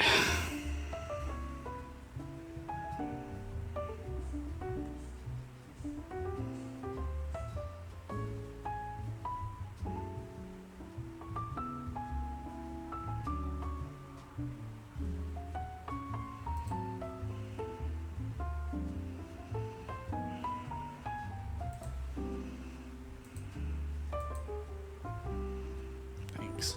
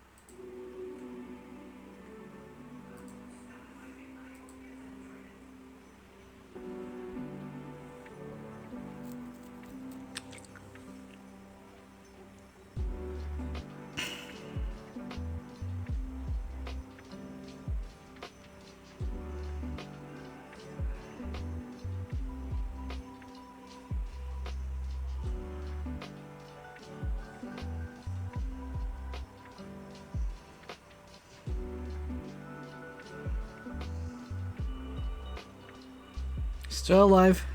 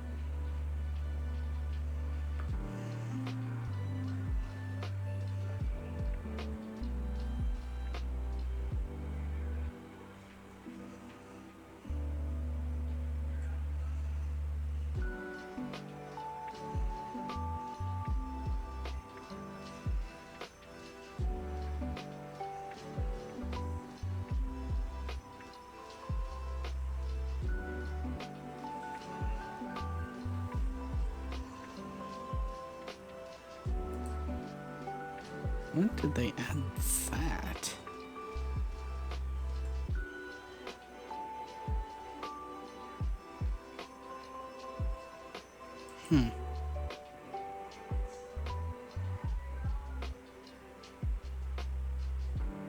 I'll try.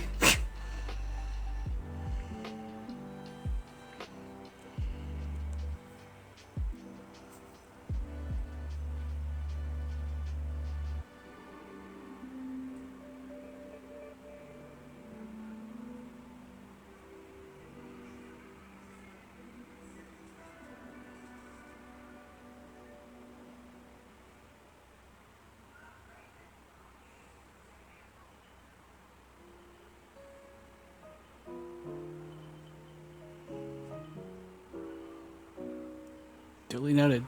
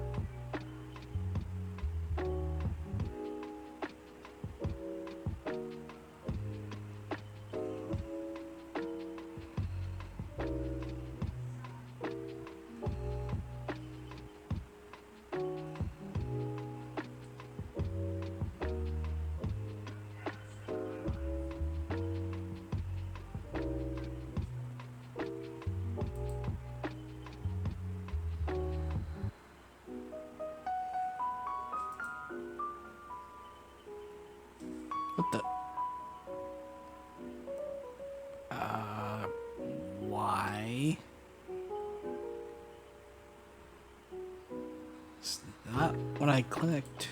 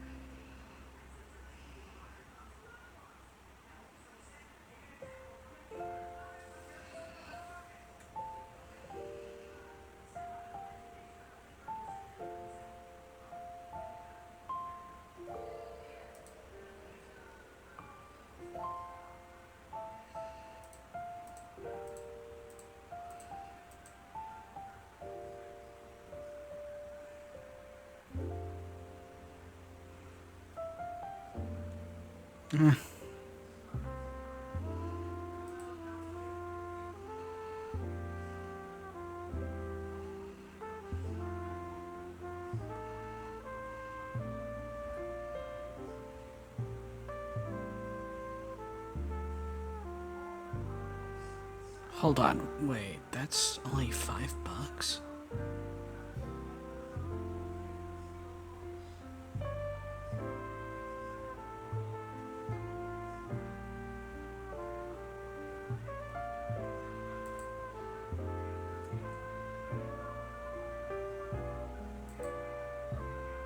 Oh shit.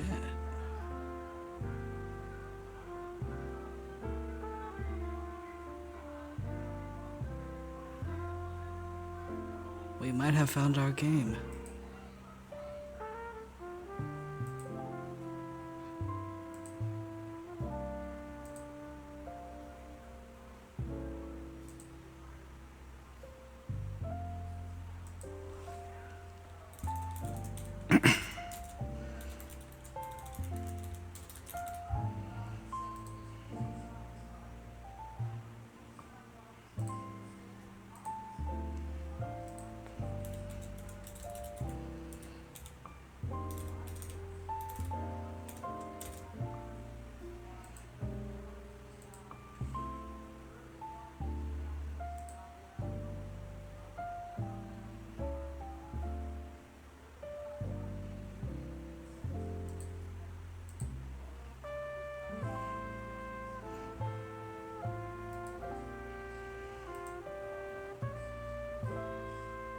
I'll be damned.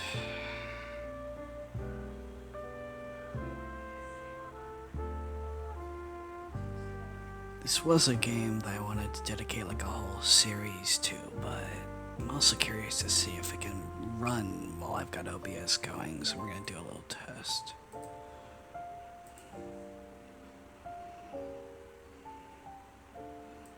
And if it crashes my computer, then, well, that's as good a time to stop as any, I suppose. It's called Nobody Wants to Die.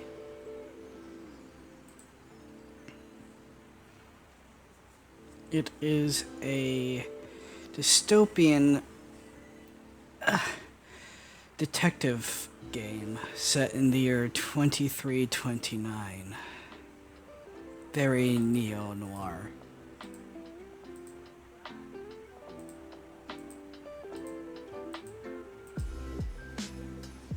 Very BioShock inspired.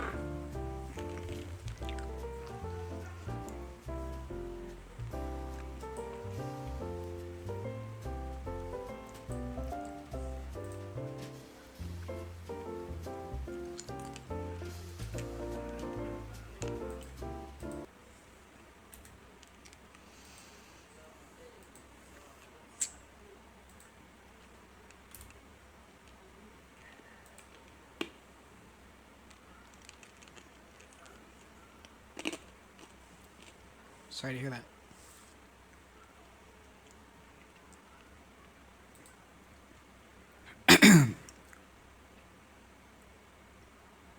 Okay, you go up there. Oh, wait.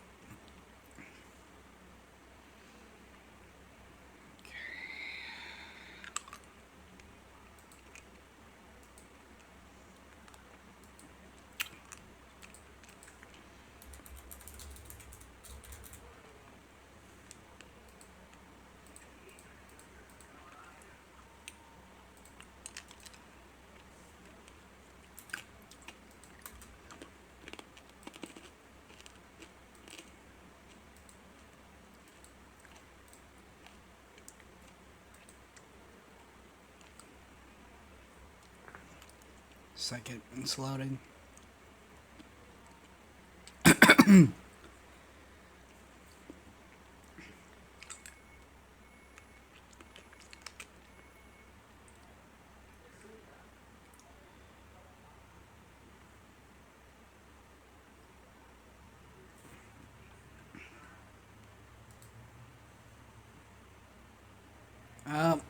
I see I've gotten coding errors. Well, shit.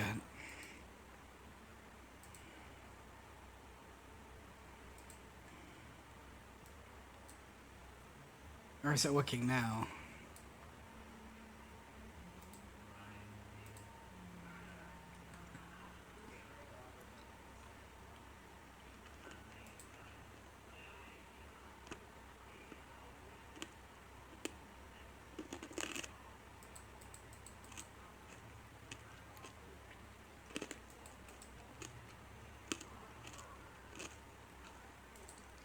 Okay.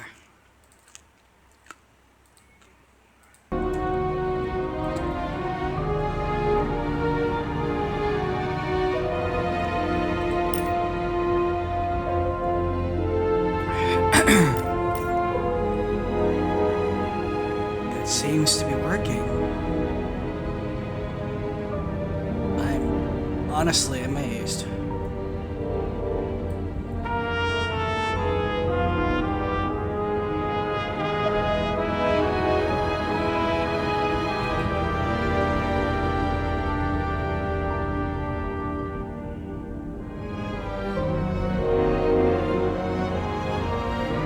I'll be right back one more time. Just need to get my other meal out of the microwave.